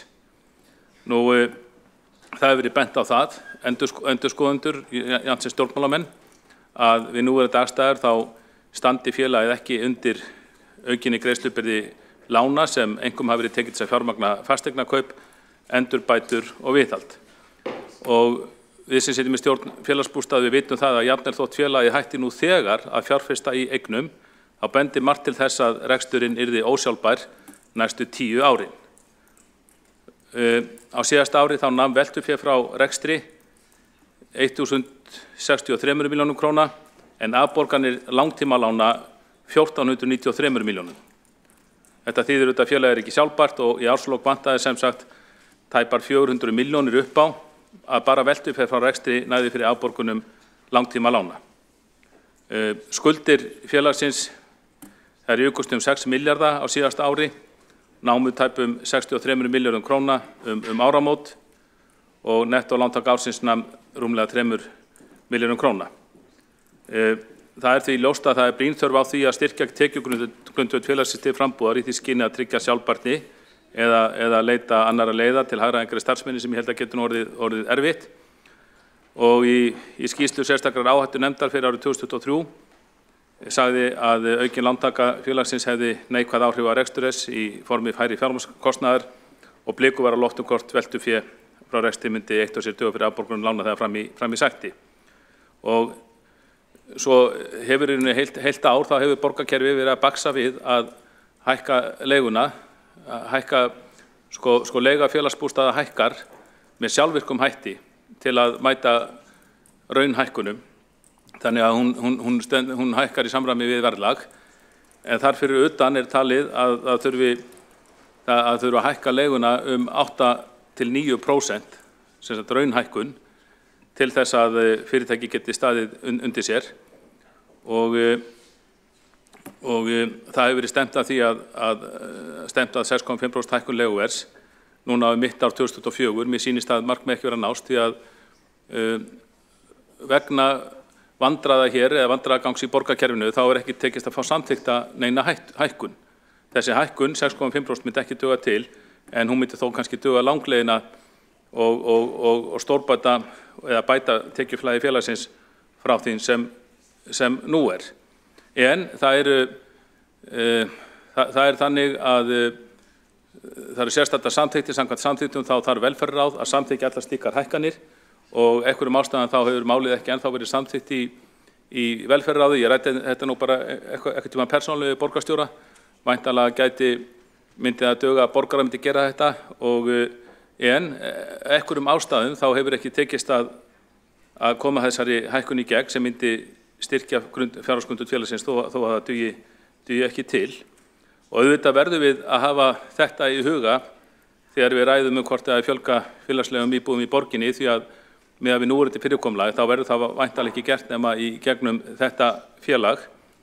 Nú, það síðan þannig að spurn eftir félagslegu húsnæði, hún endalaus í ákveðnu skilningi, því að ég alveg sannfærður það að það þyrfti að fjölga íbúðum mjög mikið þangað til að markaðurinn fyrir þeim yrði mettaður, því að hér er ákveðnum hætti niðurgreitt húsnæði að ræða, og ef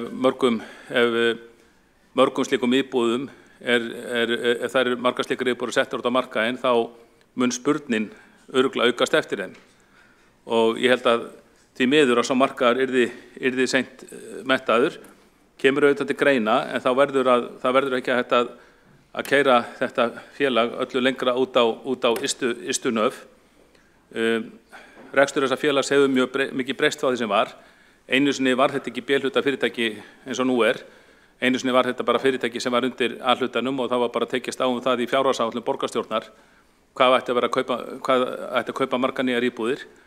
Borgarsjóður sá bara það og afhenti ákveðinni deild hjá velferðarþjónustunni eða félagsmálasviðinu þær íbúðir til rekstrar, og þannig að skuldir vegna þessar íbúða voru lengi vel hverfandi, vegna þess að það var borgin rekið með afgangi og það var bara látið stjórnast afgangi hvað keypt mikið. Síðan farið í þessa leið að gera þetta sérstöku fyrirtæki, og þá fara menn að tala að nýta þessa sterka eigin fjárstöðu, og það hafa menn gert síðast og bara auki skuldir, en það hins vegar ekki góð stefna í sjálfur sér, held ég, að taka borgarfyrirtæki og vegna þess að taka skuldir til borgarfyrirtæki og skuldsetja þau upp fyrir rjáfur án þess að viðkomandi borgarfyrirtæki hafi skilyrði til þess að borga af þeim lánum, og tala að við séum að nýta sterka eiginfjárstöðu. Með sama hætti geta menn talað að það er að tala öll, bara borginni í heild, samstæðu borgarinnar, þar sem skuldirnar eru komnar yfir 500 milljarða, að ég einn af þeim sem vara við þessari skuldasöfnun, svo segja bara aðrir, við erum bara að nýta sterka eiginfjárstöðu. En það verður bara að vera ljóst, hvort sem við erum að ræða eitt fyrirtæki eða alla samstæðuna, að það ber feigðina í sér að telja að það sé endalaust þetta framkvæma og kaupa og eyða á spenna til viðbótar og standa straum af því með auknum lánum. Það hefur verið gert allt og víða í borgarkerfinu, bæði hjá A og B-hlutanum, og það er ekki hægt að ganga endalaust í þann sjóð, svo má segja, eða á þar lánalínur, og þess vegna ég held að við getum alveg fyrir okkar leitið samþykkt að þessi vísa til borgarráðs og farið við málið þar, en ég held að það hljóta að vera í algjörnum forgangi að sjá til þess eða reyna að grípa til aðgerða til þess að gera reksturinn sjálfbæran, en ekki ganga kannski lengra í þá átt að kaupa íbúðir á þess að geta fjármagnar nema með lánum. Aðtöðum það líka borgarfulltrúar góður að nú eru peningar aftur orðnir dýrir.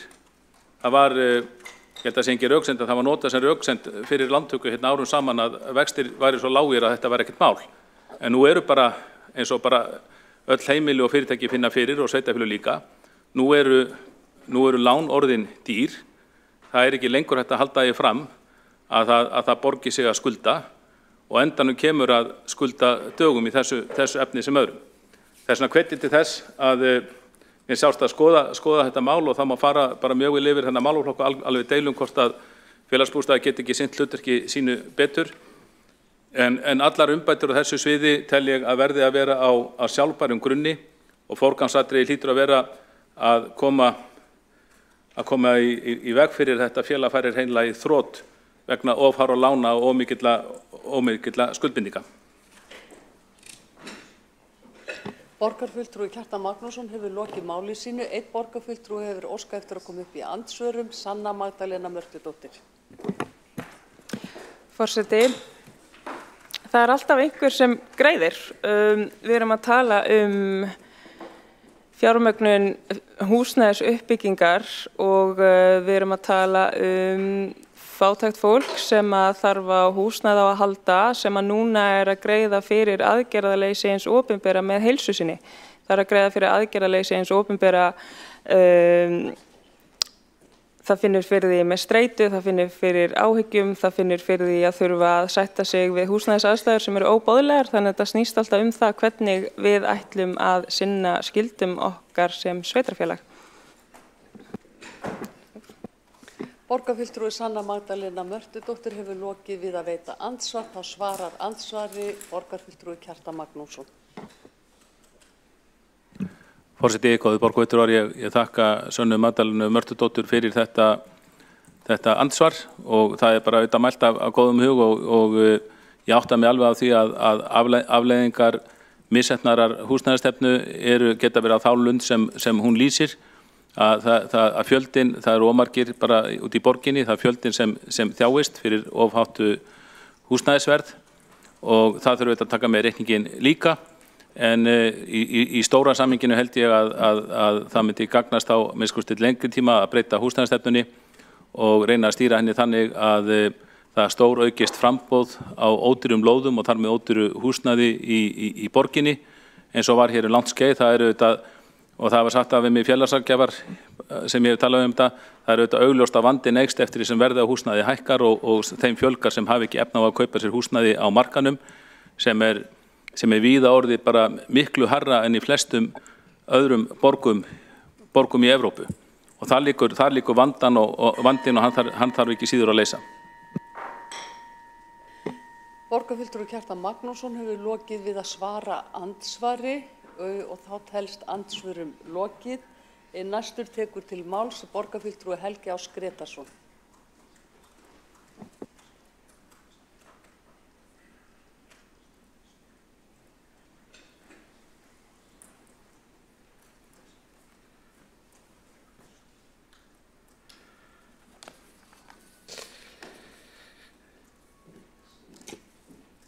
Forseti, ágæta borgarstjórn. Fyrirliggjandi tillaga Sósíalistaflokksins eða borgarfulltrúa Sósíalistaflokksins lýtur að því að auka umsvif félagsbústaða. Félagsbústaðir eru í raun og veru fasteignafélag í eigu Reykjavíkurborgar sem er ætlað að ná ákveðnum markmiðum í húsnæðismálum, sérstaklega í þágu þeirra sem að lakast standa. Og það er mjög skiljanlegt og eðlilegt stefnumarkmið að gera sem mest fyrir þann hóp í samfélaginu. Hinn praktíski vandi er að félagsbústaðir skulda mjög mikið. Samkvæmt síðasta ársreikningi og námu þessar skuldir, langtímaskuldir í árslok 2023 námu 60 milljarðar og 444 milljónir og samanlagt var talið að skuldirnar næmu tæplega 74 milljörðum. Það er náttúrulega ansi sérstakt þegar fasteignamat hækkar þá hefur sú reikningskúnst verið í bókhaldi Reykjavíkurborgar að félagsbústaðir geta tekjufært hækkun fasteignamatsins. En það gerir það verkum að það er bara de facto allt í plati. Vegna þess að það er aldrei stefnan að minnka umsvif félagsbústaða nema eitthvað mikið komi til. Þegar félagsbústaðir skulda svona háa fjárhæðir, þá þurfa tekjurnar af eignunum að vera það háar að það sé hægt að reka félagið á sjálfbærum grundvelli. Það eru til skilgreiningar á hvað er sjálfbær rekstur og í rekstri félagsbústaða er miðað við að veltufé standi undir afborgunum og á árinu 2023 þá nam veltufé frá rekstri 1.062 milljónum króna en afborganir langtímalána námu 1.439 milljónum króna. Við erum að tala hérna 400 milljónum króna mismun á einu ári. Það er ábyrgðarhluti fjárhagslega að reka Reykjavíkurborg og reka félag eins og Félagsbústaði. Og það er alltaf þannig í stjórnmálum að menn vilja gera allt fyrir alla og segja, já það er nóg til hérna í eldhúsinu og bara gakktu í þetta. En þannig er ekki veruleikinn. Veruleikinn er sá að ef að hið opinbera er með slæman rekstur, þá leiðir það til þess að það þurfi að taka dýr lán. Dýr lán leiða til þess að það er minna á milli handana að fara í fjárfestingu og gera ýmislegt annað fyrir borgarana. Þess vegna er þessi tillaga hugmyndafræðilega, það er mjög skiljanlegt hugmyndafræðilega að þessi tillaga komi frá Sósíalistaflokknum. Mjög eðlilegt. En að mínu mati á það að vera grundvallaratriði þeirra sem að standa fyrir borgaralega gildi við rekstur borgarinnar að reksturinn sé ábyrgur og að sé verið að fara vel með fé annara.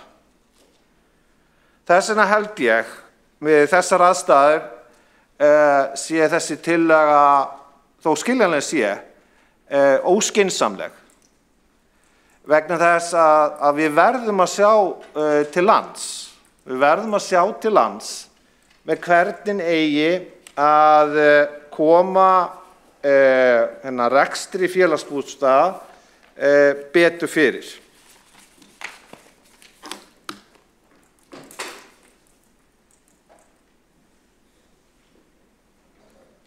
Borgarfulltrúi Helgi Áss Grétarsson hefur lokið máli sínu. Einn borgarfulltrúi hefur óskað eftir að koma upp í andsvörum. Sanna Magdalena Mörtudóttir. Forseti, borgarstjórn, á móti mætti spyrja hver er kostnaðurinn við það að hýsa ekki fólk, hver er kostnaðurinn við þann félagslega vanda sem hlýst að því þegar að fólki er ekki mætt sem er í húsnæðisstörf, hver er kostnaðurinn við að mæta þeim sem að er á götunni, sem get ekki verið í neyðarskýli, sem óska eftir því að vera í gistiheimili og velferðarsvið Reykjavíkurborgar, jafnvel að greiða fyrir slíkt og hver er kostnaðurinn til langtíma við það að mæta ekki húsnæðisstörf þeirra sem að nú eru á bið eftir húsnæði búa við mjög slæmar aðstæður og þær aðstæður muna öllum líkindum skila sér út í bara, hvað segir maður, vellíðan og líðan þessa fólk sem er að bið eftir húsnæði og það eru börnanna og þau alast upp við þessa svona útilokunar tilfinningu að geta ekki búið neinstæðar eða þurfa að búa inn á einhverjum og svona mjög mikil óþægindi. Þannig að þetta er allt kostnaður þegar við skoðum hlutina. Borgarfulltrúi Sanna Magdalena Mörtudóttir hefur lokið við að veita andsvar, þá svarar andsvari borgarfulltrúi Helgi Áss Grétarsson. Forseti, ágæta borgarstjórn. Auðvitað er alltaf hægt að útfæra rökleiðslu af þessu tagi. Staðreyndirnar hins vegar tala sínu máli. Það er ekki hægt að borga fyrir velferð nema með traustum opinberum rekstri.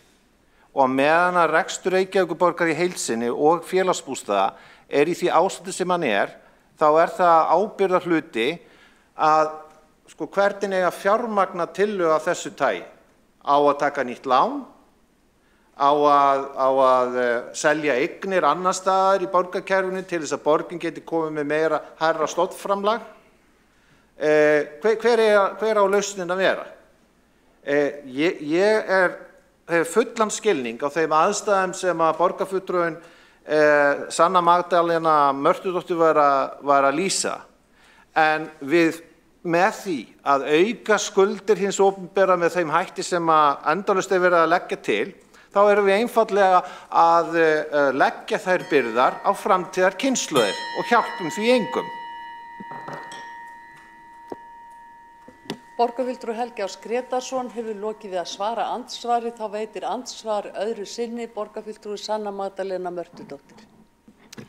Forseti, borgarstjórn, eins og ég nefndi áðan, þá tel ég eðlilegt að eiginfjárstaða félagsbústaða sé nýtt til þess að fjármagna frekari uppbyggingu og að það myndi hjálpa þeim kynslóðum sem að hafa alist upp við húsnæðiskrísu og fátækt.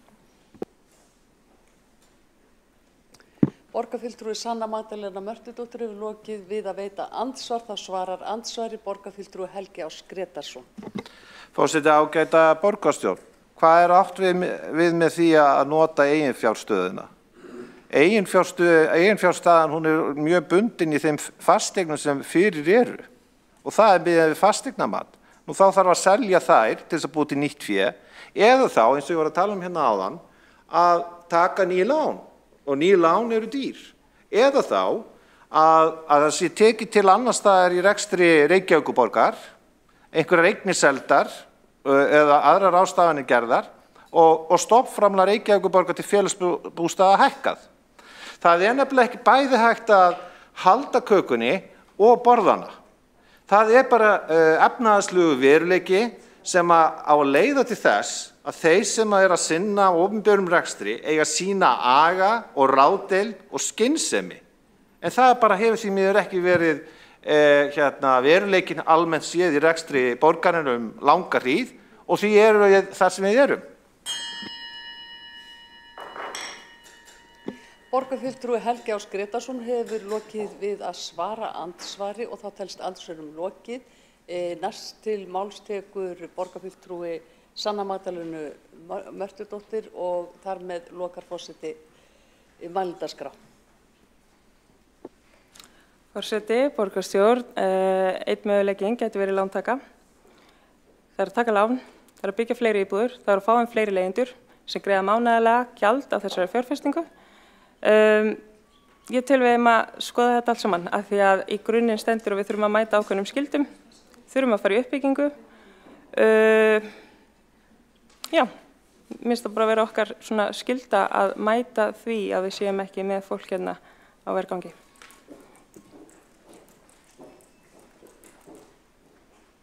Borgarfulltrúi Sanna Magdalena Mörtudóttir hefur lokið máli sínu og telst á umræðu þennan lið lokið, þessa tillögu lokið. Var andsvar. Einn borgarfulltrúi óska eftir að fá að koma upp í andsvari. Það er borgarfulltrúi Helgi Ás Grétarsson. Gjörðu svo vel. Forseti, ágæta borgarstjórn. Mér finnst þessar umræður áhugaverðar og þetta lítur á hugmyndafræði. Þetta lítur prinsip í stjórnmálum. Það sem hér er verið að leggja til að hálfu fulltrúa sósíalistaflokksins, það er að auka skuldir hins opinbera, þessi borgarinnar, en vandamálið er bara að skuldir borgarinnar eru orðnar svo háar að það er bara mjög erfitt fyrir borgin að taka ný lán. Og það er líka mjög flókið fyrir félagsbústaði að taka ný lán. Vegna þess að einhvers staðar verða peningarnir að koma. Og það hefur ekki verið útfært í þessari tillögu, annað er það bara að taka ný lán. Og þetta er dæmigert fyrir hugmyndafræði og efnahagsstjórn vinstrimanna að það var bara fjármagna alls konar svona verkefni, velferðarkerfisins eða önnur með lántöku. En svo þegar aðstæður breytast þá er það mjög erfitt fyrir skuldara að borga niður þessi lánöll. Þess vegna held ég að þessi tillaga, þó hún sé allra góðra gjaldaverð, þá sé hún óskynsamleg. Borgarfulltrúi Helgi Ás Grétarsson hefur lokið við að veita andsvar. Það svarar andsvari borgarfulltrúi Sanna Magdalena Mörtudóttir. Forseti, önnur leið sem væri hægt að fara væri með því að styrkja tekjugrunn borgarsjóðs með því að sækja fjármagn til þeirra sem að geta greitt til sveitarfélagsins og skoða þar hvort við þurfum ekki að hækka aftur fasteignaskatta atvinnuhúsnæði, sérstaklega með því að fókusa á stærri fyrirtækin en eftir að skattar á þessi atvinnuhúsnæði voru lækkaðir þá verður borgin af 500 milljónum ár hvert. Nú önnur leið væri að berjast fyrir því að fjármagnseigendur ríkir greiði útsvar til nærsamfélagsins, til sveitarfélagsins, þannig styrkist borgarsjóður, fær inn tekjur og gæti þá ákveðið að leggja hærra fjárframlag til félagsbústaða. Það er önnur leið. Borgarfulltrúi Sanna Magdalena Mörtudóttir hefur lokið við að svara andsvari. Þá veitir andsvar öðru sinni borgarfulltrúi Helgi Ás Grétarsson. Forseti, ágæta borgarstjórn. Þetta er aftur mjög skemmtilegt vegna þess að hver er þá nýjasta hugmynd vinstrimanna hér? Nú það er náttúrulega að hækka skatta. En hvaða afleiðingar myndi hækkun skatta á fyrirtæki hafa mögulega? Já, það er nefnilega möguleiki fyrir fyrirtæki að fara í önnur sveitarfélög þar sem eru lægri skattar. Þannig að efnahagsjafnan er alltaf svo sama. Þá taka lán fyrir eyðslunni, nú ef það gengur ekki þá hækkum við skatta. Þetta er grundvallar atriði sem er að vinstri sinnaðri efnahagsstefnu að það er enginn sem á að bera ábyrgð. Vandinn er alltaf hjá öðrum. Það er aldrei þannig að það er að reka á hið opinbera af ráðdeild og festu til þess að velferðin til lengri tíma sé sjálfbær og við séum í raun og veru að hugsa vel kynslóðina núna og svo framtíðar kynslóðir. Nei, það var alltaf að taka velferðina á láni með einum eða öðrum hætti. Borgarfulltrúi Helgi Áss Grétarsson hefur lokið við að veita andsvar, þá svarar andsvari borgarfulltrúi Sanna Magdalena Mörtudóttir. Forseti, ég er hérna að leggja fram hugmyndir að mögulegum lausnum og er til að ræða þær. Ég heyri ekki hvernig fulltrúi Sjálfstæðisflokksins myndi fara að því að leysa þessa húsnæðiskrísu. Borgarfulltrúi Sanna Magdalena Mörtudóttir hefur lokið við að svara andsvari og þá telst andsvörum lokið og jafnframt umræðu þessa tillögu. Og þá göngum við til atkvæðagreiðslu. Hér hefur borist málsmeðferðartillaga að tillögunni verði vísað til borgarráðs.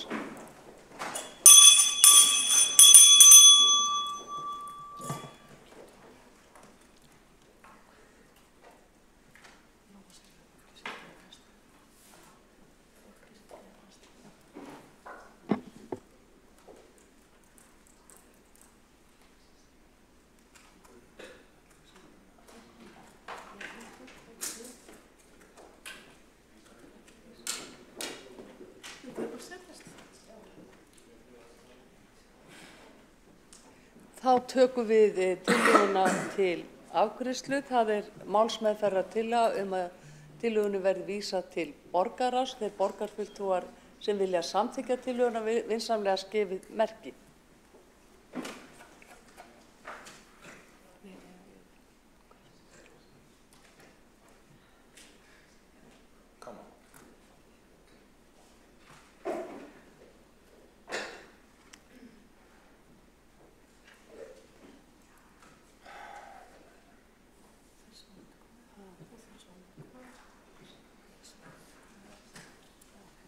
Þeir sem á móti kunna að vera,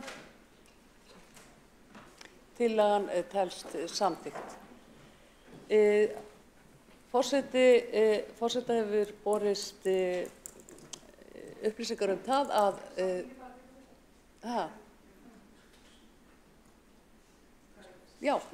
að verða forsetaskipti. Forseta hefur borist upplýsingar það að það verða forsetaskipti á þessum tímapunkti.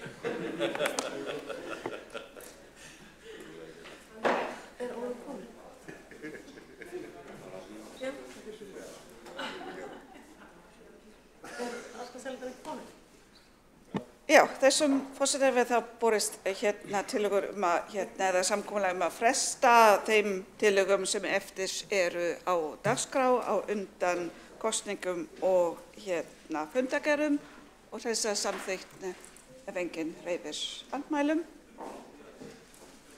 Já, og þá er farið í 9. dagskrárlið sem er kosning forseta borgarstjórnar til 1 árs og 4 varaforseta og liggur fyrir tillaga eins og kemur fram í útsendri dagskrá, en fyrst sem sagt á undan alltaf eins og alltaf kosning forsetans og fer sú kosning fram skriflega.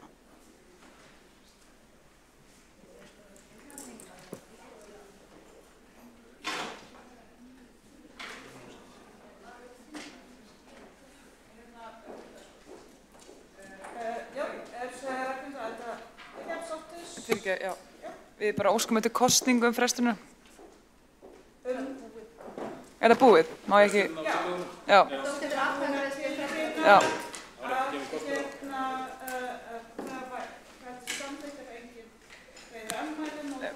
Kom ekki andmælin. Já, forseti er tilbúinn að leyfa atkvæðagreiðslu Já, forseti ætla að leyfa kosningum að fara fram og svo tökum við þá atkvæðagreiðslu frestun. Ósáttur að við komst ekki á dagskrá.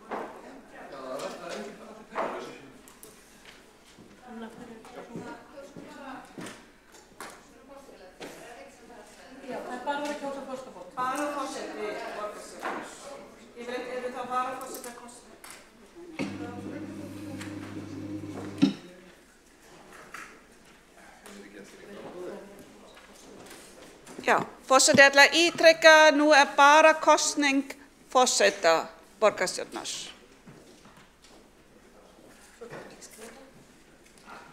Og þá þurfum við skrifara, sem eru Magnús, sem ekki í salnum. Og forseti biðja skrifara.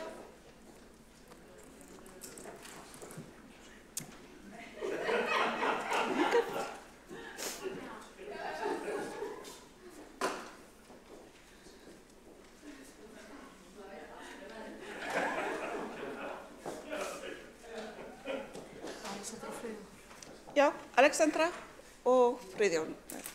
Alexandra Brim og Friðjón Friðjónsson. Þú ert varaskrifari, aðalega ekki í salnum. Já. Já, það búið að.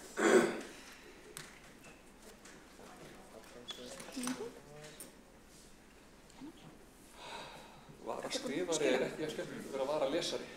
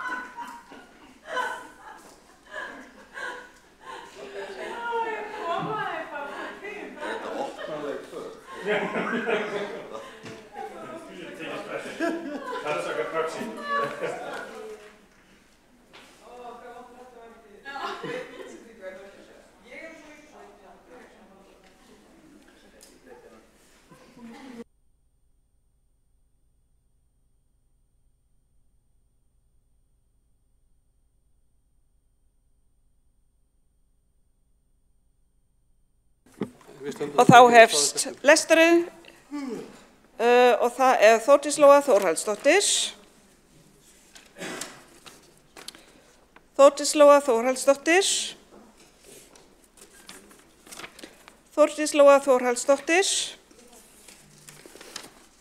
Þórdís Lóa Þórhallsdóttir.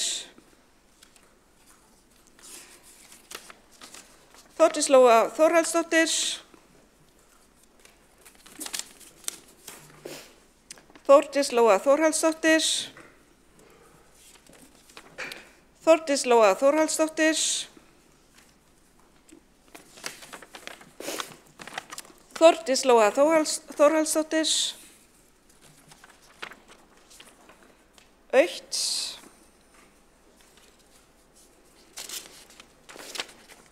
Og það autt. Og það autt. Og það autt.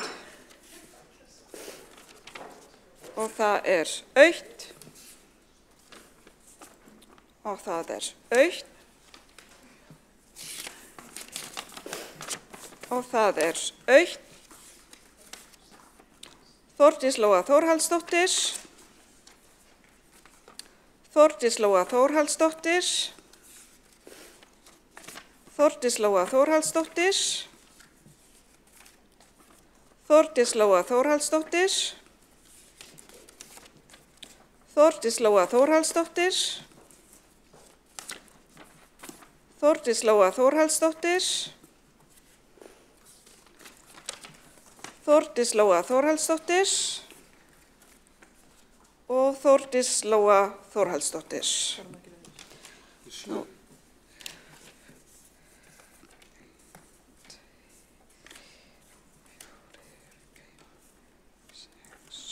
Þannig Þórdís Lóa Þórhallsdóttir kosin með 16 atkvæðum, 7 skilaauðu. Óskar forseti nýjum og verandi forseti til hamingju.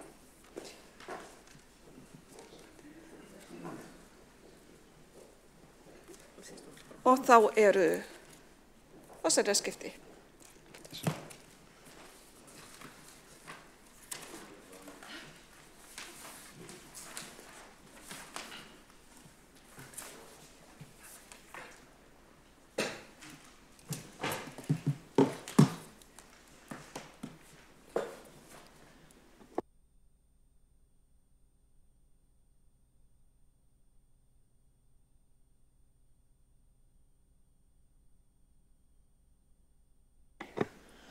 Kæra borgarstjórn, ég þakka traustið og við vindum okkur í að það hafi komið ósk það að við myndum ganga til atkvæða frestun á málum. Var það eitt mál eða?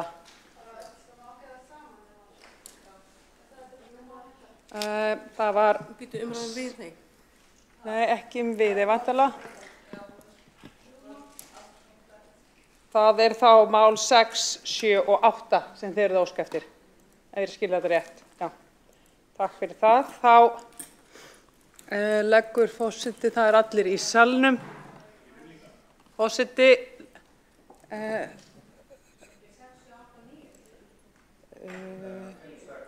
6, 7 og 8. 9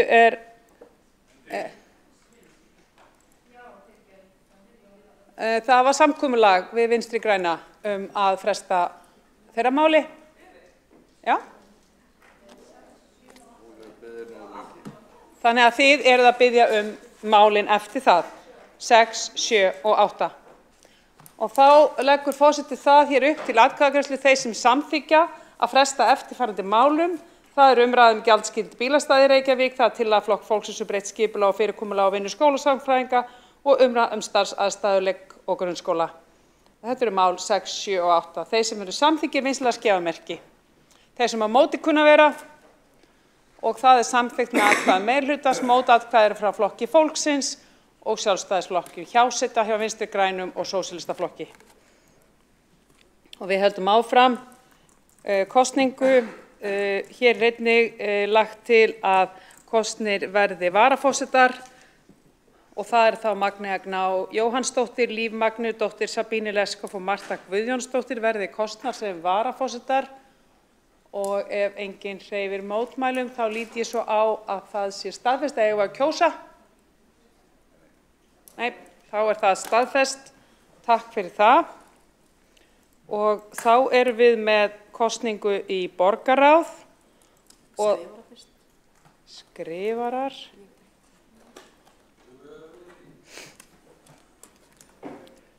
Var komið tillaga?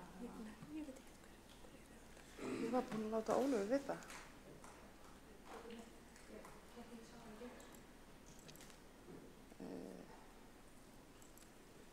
Á ég að taka örstuð fundarlega? Forseti ætlar aðeins að bíða með kosningu tveggja skrifara, mál 10 þar að segja, við förum í það eftir smá stund. Við ætlum hins vegar að byrja þá á kosningu borgarráðsfulltrúa til 1 árs og 7 til vara og formannskjör. Og þá hljóðar tillagan svona: lagt til að Dagur B. Eggertsson, Árelía Eydís Guðmundsdóttir, Dóra Björt Guðjónsdóttir, Þórdís Lóa Þorláksdóttir af lista SBPC og Hildur Björnsdóttir, Ragnhildur Alda María Vilhjálmsdóttir og Sanna Magdalena Mörtudóttir af lista DJ taki sæti í borgarráði til 1 árs. Einnig lagt til að Magnea Gná Jóhannsdóttir og Heiða Björg Hilmisdóttir, Alexandra Brím og Pavel Bartosek af lista SBPC og Kjartan Magnússon og Marta Guðjónsdóttir og Andrea Helgadóttir af lista DJ taki sæti sem varafulltrúar í borgarráði til 1 árs. Jafnframt lagt til að Dagur B. Eggertsson verði formaður ráðsins og ef enginn hreyfir mótmælum þá lít ég svo á að það sé samþykkt. Flott. Við höldum.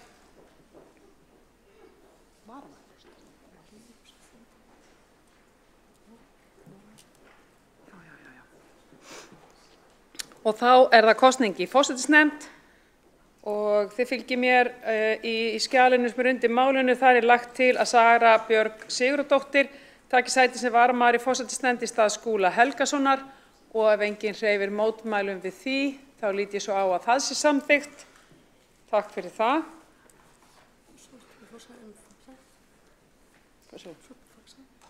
Já.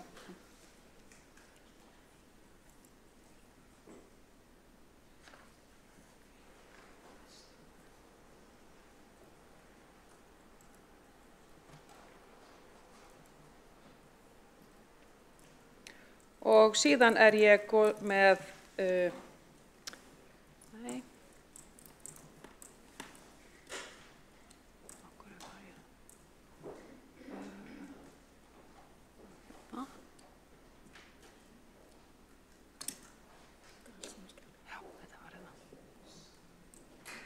Og síðan erum við þá með mál nr. 13 sem er kosning 4 fulltrúa í stjórn Faxaflóahafna, SF til 1 árs og 4 til vara og formannskjör.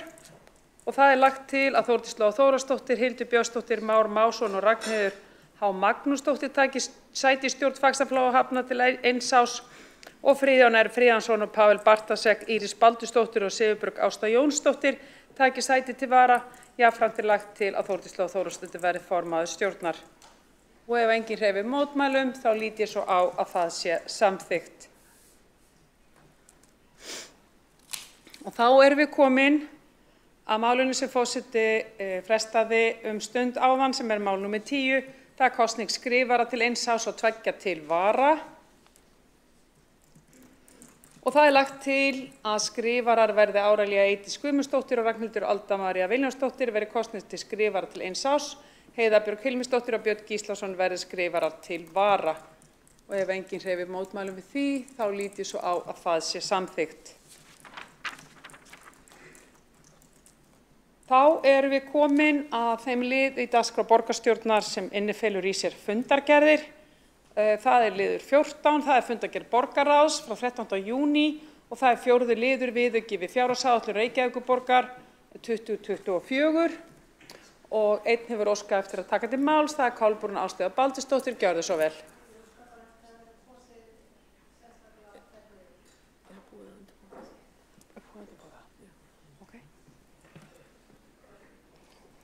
Þannig að ef ég skil borgarfulltrúa rétt, þá er óskað eftir að það sé aðskilin kosning á því. Og það er búið að undirbúa það, þannig að við munum fara í gegnum það.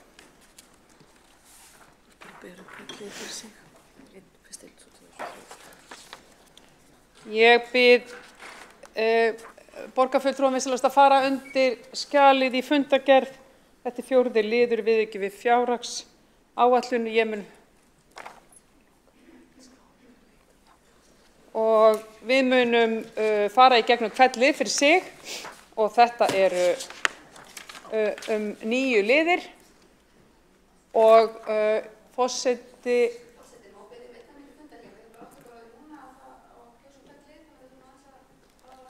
óskar eftir örstuttu fundarhléi, forseti verður við því fundarhléi í 5 mínútur.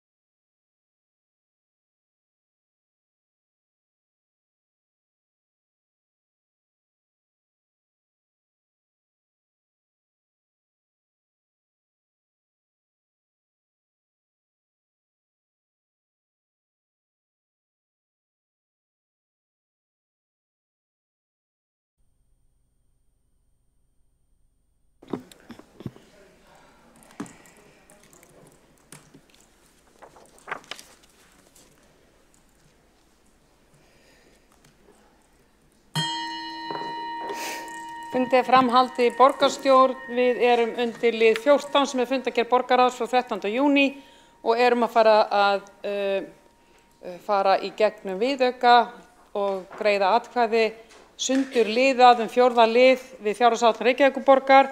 Forseti lokar þá mælendaskrá undir þessum lið og við vindum okkur í atkvæðagreiðsluna. Allir borgarfulltrúar á sínum stað. Forseti mun lesa þetta upp eins og vanalega.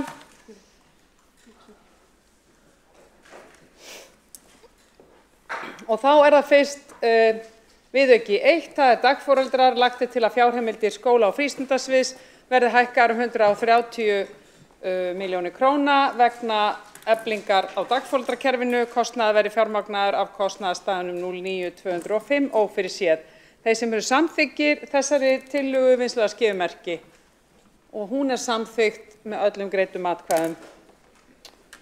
Þá er það tillaga númer 2, það er sumarstörf fyrir 17 ára. Lagt er til að gerðar verði eftirfarnar breytingar á fjárheimildum á önn vegna sumarstarfa og breyting hefur ekki áhrif á rekstrar niðurstöðu eða fjárflæði A-hluta Reykjavíkurborgar eða samstæðu og jafnréttisskimun hefur farið fram og er ekki tölin þörf á jafnréttismati. Þeir sem eru samþykkir þessari tillögu vinsamlegast gefi merki. Og hún er samþykkt með öllum greiddum atkvæðum. Og þá er það tillaga númer 3, heilsustefna Reykjavíkurborgar. Lagt er til að fjárheimildir mann- og starfsumhverfissviðs verði hækkaðar 85.258.000 vegna heilsustefnu fyrir vinnustaðinn Reykjavíkurborg. Kostnaðarstaðurinn verði fjármagnaður af kostnaðarstað 09205 sem er ófyrirséð. Breytingin hefur ekki áhrif á rekstrarniðurstöðu eða fjárflæði A-hluta Reykjavíkurborgar eða samstæðu og ekki talin þörf á jafnréttisskimum. Þeir sem eru samþykkir þessari tillögu vinsamlegast gefi merki og hún er samþykkt með öllum greiddum atkvæðum. Þá er það tillaga númer 4, framtíðarstaðsetning skotíþrótta á höfuðborgarsvæðinu. Lagt er til að fjárheimildir skrifstofu borgarstjóra og borgarritara verði hækkaðar 5.424.000 krónur vegna kostnaðar þátttöku Reykjavíkurborgar í verkefnum framtíðarstaðsetningu skotíþrótta. Kostnaðaraukinn verði fjármagnaður af kostnaðarstað 09205 sem er ófyrirséð. Breytingin hefur ekki áhrif á rekstrarniðurstöðu eða fjárflæði A-hluta Reykjavíkurborgar eða samstæðu og ekki talin þörf á jafnréttisskimum. Þeir sem eru samþykkir þessari tillögu vinsamlegast gefi merki. Þessi tillaga er samþykkt með meirihlutanum með atkvæði meirihlutans og Sjálfstæðisflokksins. Þeir sem á móti kunna vera hjáseta er hjá Flokki fólksins, Vinstri grænum og sósíalistum. Og þá er það tillaga númer 4, nei, ég var að klára hana. Þá er það tillaga númer 5, launa- og starfskostnaður. Lagt er til að fjárheimildir skrifstofu borgarstjóra og borgarritara hækki 25 milljónir vegna breytinga á launa- og starfsmannakostnaði. Kostnaðaraukinn verði fjármagnaður af kostnaðarstað 09126 sem er launa- og starfsmannakostnaður. Breytingin hefur ekki áhrif á rekstrarniðurstöðu eða fjárflæði A-hluta Reykjavíkurborgar eða samstæðu og ekki talin þörf á jafnréttisskimun. Þeir sem eru samþykkir þessu vinsamlegast gefi merki og það er meirihlutinn sem er að samþykkja það. Þeir sem á móti kunna vera, á móti eru atkvæði Sjálfstæðisflokksins og hjáseta er hjá og Flokk fólksins. Á móti einnig en þeir sem sitja hjá eru Vinstri grænir og sósíalistar. Og þá er það númer 6, breytingar á starfsmati vegna jöfnun launa. Lagt er til að fjárheimildir skóla- og frístundasviðs, velferðarráðs og þjónustu- og nýsköpunarsviðs verði hækkaðar 401.552.000 vegna breytingar á skipan lífeyrismála og opinberra starfsmanna. Kostnaðaraukinn verði fjármagnaður af kostnaðarstað 09126 sem er launa- og starfsmannakostnaður. Breytingin hefur ekki áhrif á rekstrarniðurstöðu eða fjárflæði A-hluta Reykjavíkurborgar eða samstæðu og ekki er talin þörf á jafnréttisskimun. Þeir sem eru samþykkir þessari tillögu vinsamlegast gefi merki og hún er samþykkt með atkvæði meirihlutans Flokk fólksins, sósíalista og Vinstri grænna og hjásetu hjá Sjálfstæðisflokki. Þá er það kjaranefndaraðið stjórnendur. Það er tillaga númer 7. Lagt er til að fjárheimildir fagsviða og miðlæra stjórnsýslu hækki 85.420.000 krónur vegna ákvörðunar kjaranefndar Reykjavíkurborgar frá 12. febrúar 2024 kjör þeirra stjórnenda sem undir hana heyra. Kostnaðaraukinni fjármagnaður af kostnaðarstað 09126 sem er launa- og starfskostnaður fjármála- og áhættustýringarsviðir falin útfærsla á sviði eininga. Breytingin hefur ekki áhrif á rekstrarniðurstöðu eða fjárflæði A-hluta Reykjavíkurborgar eða samstæðu og ekki talin þörf á jafnréttisskimun. Þeir sem eru samþykkir vinstri-skeifumerki, og það með atkvæðum meirihlutans samþykkt, þeir sem á móti kunna vera atkvæði Flokk fólksins, hjáseta hjá Vinstri grænum, sósíalistum og Sjálfstæðisflokki. Og þá það skipulagsbreytingar á fjármála- og áhættustýringarsviði. Það tillaga númer 8. Lagt til að fjárheimildir fjármála- og áhættustýringarsviðs hækki 32 milljónir vegna samþykktra skipulagsbreytinga. Fjárheimildir færast af öðrum sviðum samkvæmt sundurliðun sem fylgir tillögunni. Breyting hefur ekki áhrif á rekstrarniðurstöðu eða fjárflæði A-hluta Reykjavíkurborgar eða samstæðu og ekki talin þörf á jafnréttisskimun. Þeir sem eru samþykkir tillögunni vinstri-skeifumerki, og það eru atkvæði meirihlutans, þeir sem á móti kunna vera, hjáseta hjá Flokki fólksins, Vinstri grænum, sósíalistum og Sjálfstæðisflokki. Og þá það síðasta tillagan í þessum viðauka og það breyting á verktakakostnaði. Lagt til að fjárheimildir skrifstofu borgarstjóra og borgarritara hækki 12,5 milljón vegna verktakasamninga. Kostnaðurinn fjármagnaður á kostnaðarstað 09205 sem ófyrirséð og breytingin hefur ekki áhrif á rekstrarniðurstöðu eða fjárflæði A-hluta Reykjavíkurborgar eða samstæðu og ekki talin þörf á jafnréttisskimun. Þeir sem eru samþykkir þessari tillögu vinstri-skeifumerki, það samþykkt með atkvæðum meirihluta Vinstri grænna og sósíalista. Þeir sem á móti kunna vera, hjáseta hjá Flokki fólksins og meirihluta og Sjálfstæðisflokknum. Takk fyrir þetta. Þá erum við komin þá erum við búin með 14. lið sem fundargerð borgarráðs frá 13. júní. Síðan það fundargerð forsætisnefndar frá 14. júní. Þar var forseti áður búinn að kynna frestun á öðrum lið sem var breyting á samþykkt vegna öldrunarráðs. En undir eru til þess að taka afstöðu til eru 4. liður sem samþykkt fyrir áfrýjunarnefnd velferðarráðs og 5. liður tillaga sumarleyfi borgarstjórnar. Fundargerð skóla- og frístundaráðs frá 10. júní, fundargerð stafrænsráðs frá 12. júní og fundargerð umhverfis- og skipulagsráðs frá 12. júní. Einn hefur óskað eftir að taka til máls og það Sanna Magdalena Mörtudóttir.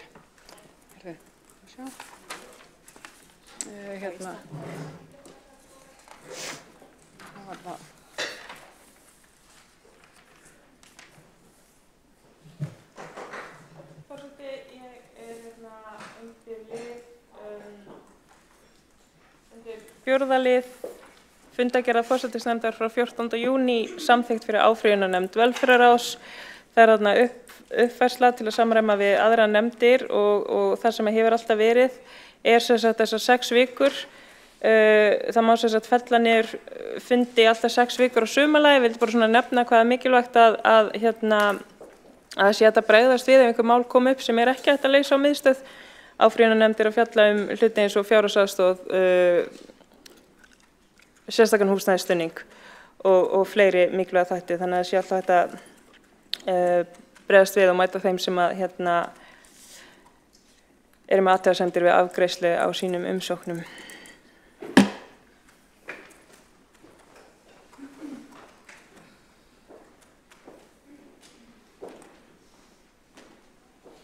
Borgarfulltrúar hafa lokið máli sínu. Einn hefur óskað eftir að koma upp í andsvar. Það Magnea Agna og Jóhannsdóttir. Gjörðu svo vel. Já, forseti, mig langar bara aðeins að bregðast við það því að það þannig í öllum nefndum að hægt að kalla aukafundi ef þess þörf og við höfum gert það í áfrýjun ef við höfum talið að það þörf á því ef einhver sérstök mál koma upp og ég held að með þessum breytingum verður engin breyting á þessu sérstaklega. Takk. Borgarfulltrúar lokið við að veita ansvar og svara það ansvari eða nei? Ok. Þá allavega ansvarinn lokið undir þessari ræðu. Tekur þá til máls Kolbrún Áslaugar Baldursdóttir. Gjörðu svo vel. Já, ég seti bara mælskrá. Það ekkert. Forseti, ágæti borgarstjórn, ég vil taka til máls undir nokkrum liðum fundargerðar stafrænsráðs frá 12. júní. Það fyrst liður 2. Það varðar mánaða uppgjör þjónustu og nýsköpunarsviðs 2024 og vil bara segja það að allt sem á undan hefur gengið varðandi meint bruðl þjónustu og nýsköpunarsviðs sem meðal annars hefur verið bent á í fjölmiðlum svið enn yfir fjárheimildum í rekstri á fyrstu 3 mánuðum ársins og við teljum að þurfa að ganga enn harðar í endurskipulagningu og niðurskurði hvað þjónustu- og nýsköpunarsvið varðar. Það virðist ekki hafa dugað að leggja niður skurðstofu sviðsstjóra sem orðin var ansið þung á fóðrum hvað almannafé varðar. Heldur teljum við að það þurfi að ganga lengra í sérstaklega endurskipulagningu. Og í þessu sambandi vil ég minna á tillögu Flokks fólksins sem var flutt hérna fyrir skemmstu ytri úttekt á sviðinu og sem vísa var til borgarráðs og hefur ekki ennþá verið tekin formlega þar til afgreiðslu. Einnig undir lið 3, vinnustofa fyrir fjárhagsáætlanagerð, en það svona dæmi það sem við viljum lýsa furðu okkar á að æ meira farið að merkja gögn sviðsins sem trúnaðargögn. Og þetta gerum við okkur grein fyrir því að í einstaka tilfellum að þá þarf að vera trúnaðarmerkingar á gögnum, en þetta nú orðið þannig í þessu ráði að það nánast flest allt bara trúnaðarmerkt núna. Ég veit ekki eiginlega, við spyrjum okkur hvað verið að fela. Okkur þessi trúnaðarmerking á ótrúlegustu gögnum sem ekkert hefur að gera með neinar persónugreinanlegar upplýsingar en neitt slíkt og sannarlega ekki að sjá neitt viðkvæmt. Það eitthvað sem að greinilega ekki ætlast til þess að borgarbúar fá að skoða. Nú síðan það undir lið 6. Þar ársskýrsla þjónustu og nýsköpunarsviðs og það svo merkilegar þessar skýrslur að þar svo endalaust verið að tala að það Reykjavík ekki einhver eftirbátur annarra, hvað var það tækni og hagnýtingu. Með leyfi forseta heldur sagt að sé komin í forystu hlutverk og ekki nóg með það að það sé ekki bara innanlands heldur á alþjóðavísu. Við í Flokki fólksins myndum gjarna vilja sjá hvar frægðin á heimsvísu liggur hjá sviðinu. Hvar eru viðurkenningarnar og verðlaunin og hvað eina sem að nánast gefið í skinn hér sér skýrslu að sviðið hefur fengið fyrir stafræna lausnir vegna þess að við höfum einfaldlega verið að gagnrýna að það vantar svo gríðarlega mikið á að hægt sé að tala að þetta sé, við erum ekki að tala fullnægjandi, þetta heldur viðunandi. Það bara, ef borið saman við önnur sveitarfélög, þá virðist Reykjavíkurborg svona mestu ekki vera nálægt því að vera þar, þó að sé einstaka lausnum sem verið að gera góða hluti. En þessi eilífa umræðu að vera komin á heimsmælikvarða svona aðeins farið að fara fyrir brjóstið á bara allmörgum. Nú að lokum það liður 10 að þá kannski svona þessi vangavelta á hverju vefur ljósmyndasafnsins og borgarsögusafn verði ekki færðir undir aðalvefur Reykjavíkurborgar. Við erum alltaf bara einfaldlega að hugsa borgarbúan og reyna að einfalda hlutina fyrir hann að hann geti farið inn á einn stað og fundið svona mest allt. Og ég tala nú að það sé sífellt verið að tala notendamiða hönnun og þetta notendamiðaða, hvar það í þessu? Vegna þess að þetta ansi margir staðir sem fólk þarf að fara á til þess að safna saman svona einhverjum upplýsingum, hvað þá einhverjum grunnupplýsingum og auðvitað einfaldast að hafa þetta allt á einum stað, hvort það reykjavík.is eða auðvitað væri líka fínt að vera meira, það ennþá nokkra kjarnavörur hjá Stafrænu Íslandi sem að borgin hefði vel geta verið með í og það hefði einfaldað notendum.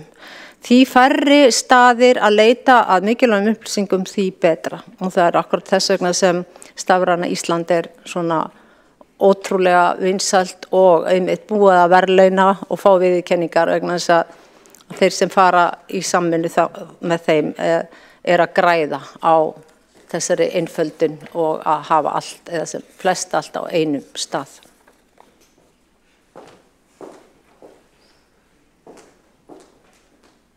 Borgarfulltrúinn lokið máli sínu, tekur þá til máls. Það einn og hefur óskað eftir að koma upp í andsvar og það Alexandra Brím, gjör svo vel.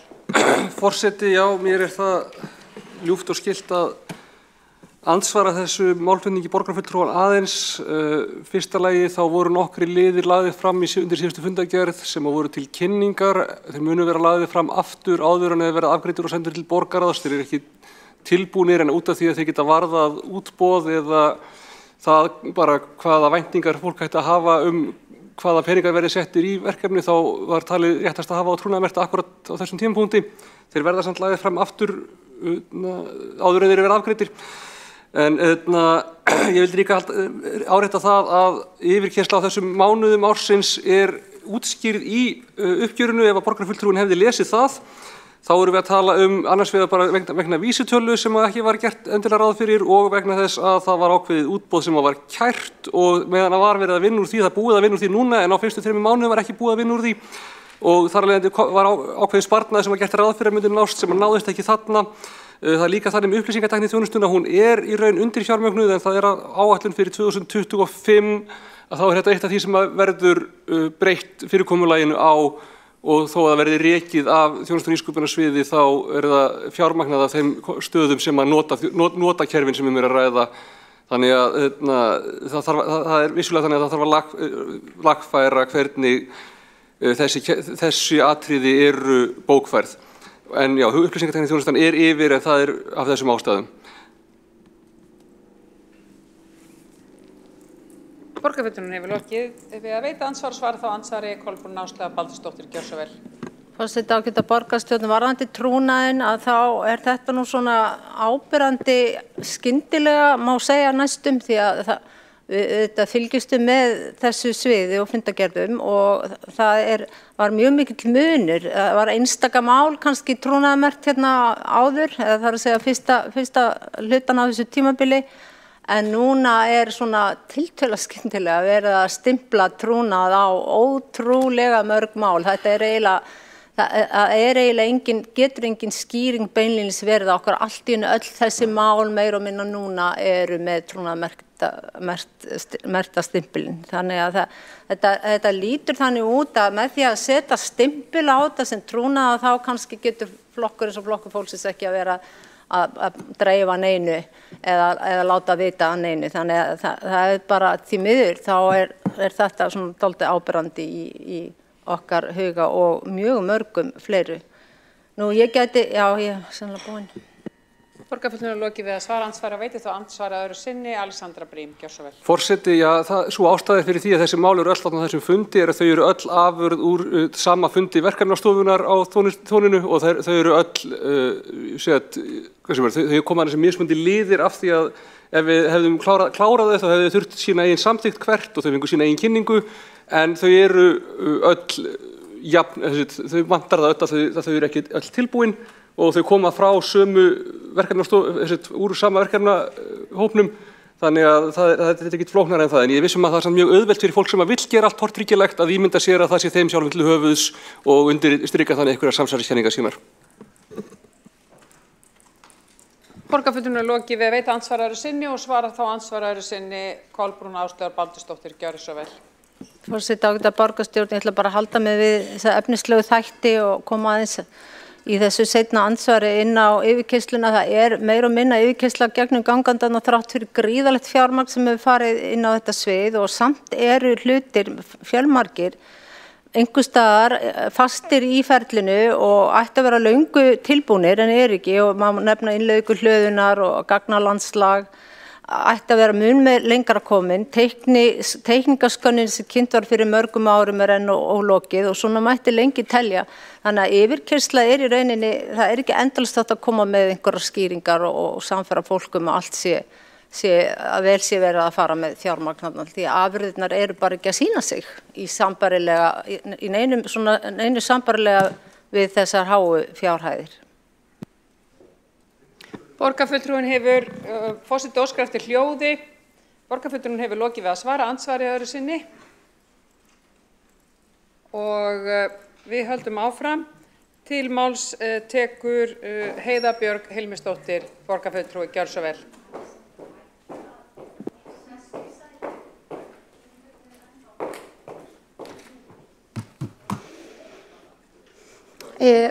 Forseti, ágætu borgarfulltrúar, ég ætla að koma hérna upp undir lið 4 í fundargerð forsætisnefndar á 14. júní og í rauninni fá bara að fagna góðu samstarfi við forsætisnefnd og skrifstofu borgarstjórnar varðandi nýja samþykkt sem verið að leggja hér fram fyrir áfrýjunarnefnd velferðarráðs Ég hef hins vegar fengið ábendingar það, við munum kynna þetta á morgun og í velferðarráði og mér finnst alveg sjálfsagt að fresta afgreiðslunni ef að beiðnir það, en hins vegar getum við, ef þetta leið og þetta hefur verið staðfest hér, kosið í rauninni nýja áfrýjunarnefnd og það sem að breytast þá í rauninni að það verða 3 kjörnir fulltrúar og starfsmenn hafa þá ekki atkvæðisrétt í nefndinni og þetta svona sterkara kannski form utanum þessa mikilvæga nefnd sem að íbúar geta áfrýjað ákvörðunum velferðarsviðs til og ég held að þær breytingar sem hér eru lagðar til séu svona flestar byggja á því sem við höfum áður rætt í velferðarráði að sé eitthvað sem að við viljum að breytist í störfum þessara mikilvægu undirnefndar velferðarráðs. En bara ég sátt við þessar breytingar og finnst alveg bara ánægjulegt að klára að samþykkja það fyrir og bara ítreka góðar þakkir til bæði forsætisnefndar og skrifstofu borgarstjórnar fyrir að hafa unnið vel og hratta þessu með velferðarráði og hlusta vel á okkar beiðnir breytingar.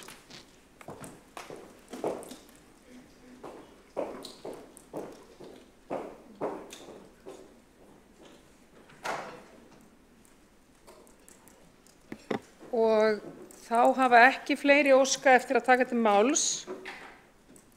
Forseti, við erum því í fundargerð, við erum í 15. lið í dagskrá borgarstjórnar í dag og forseti ítrekar að undir fundargerð forsætisnefndar frá 14. júní hefur liður 2 verið frestað. 4. liður samþykkt fyrir áfrýjunarnefnd velferðarráðs sem borgarfulltrúinn vísaði hér í. 5. liður tillaga að sumarleyfi borgarstjórnar frá 2024 og síðan erum við hér með fundargerð skóla- og frístundaráðs frá 10. júní, við erum með fundargerð stafræðsráðs frá 12. júní og fundargerð umhverfis- og skipulagsráðs frá 12. júní. Og þá komið að því að við greiðum atkvæði.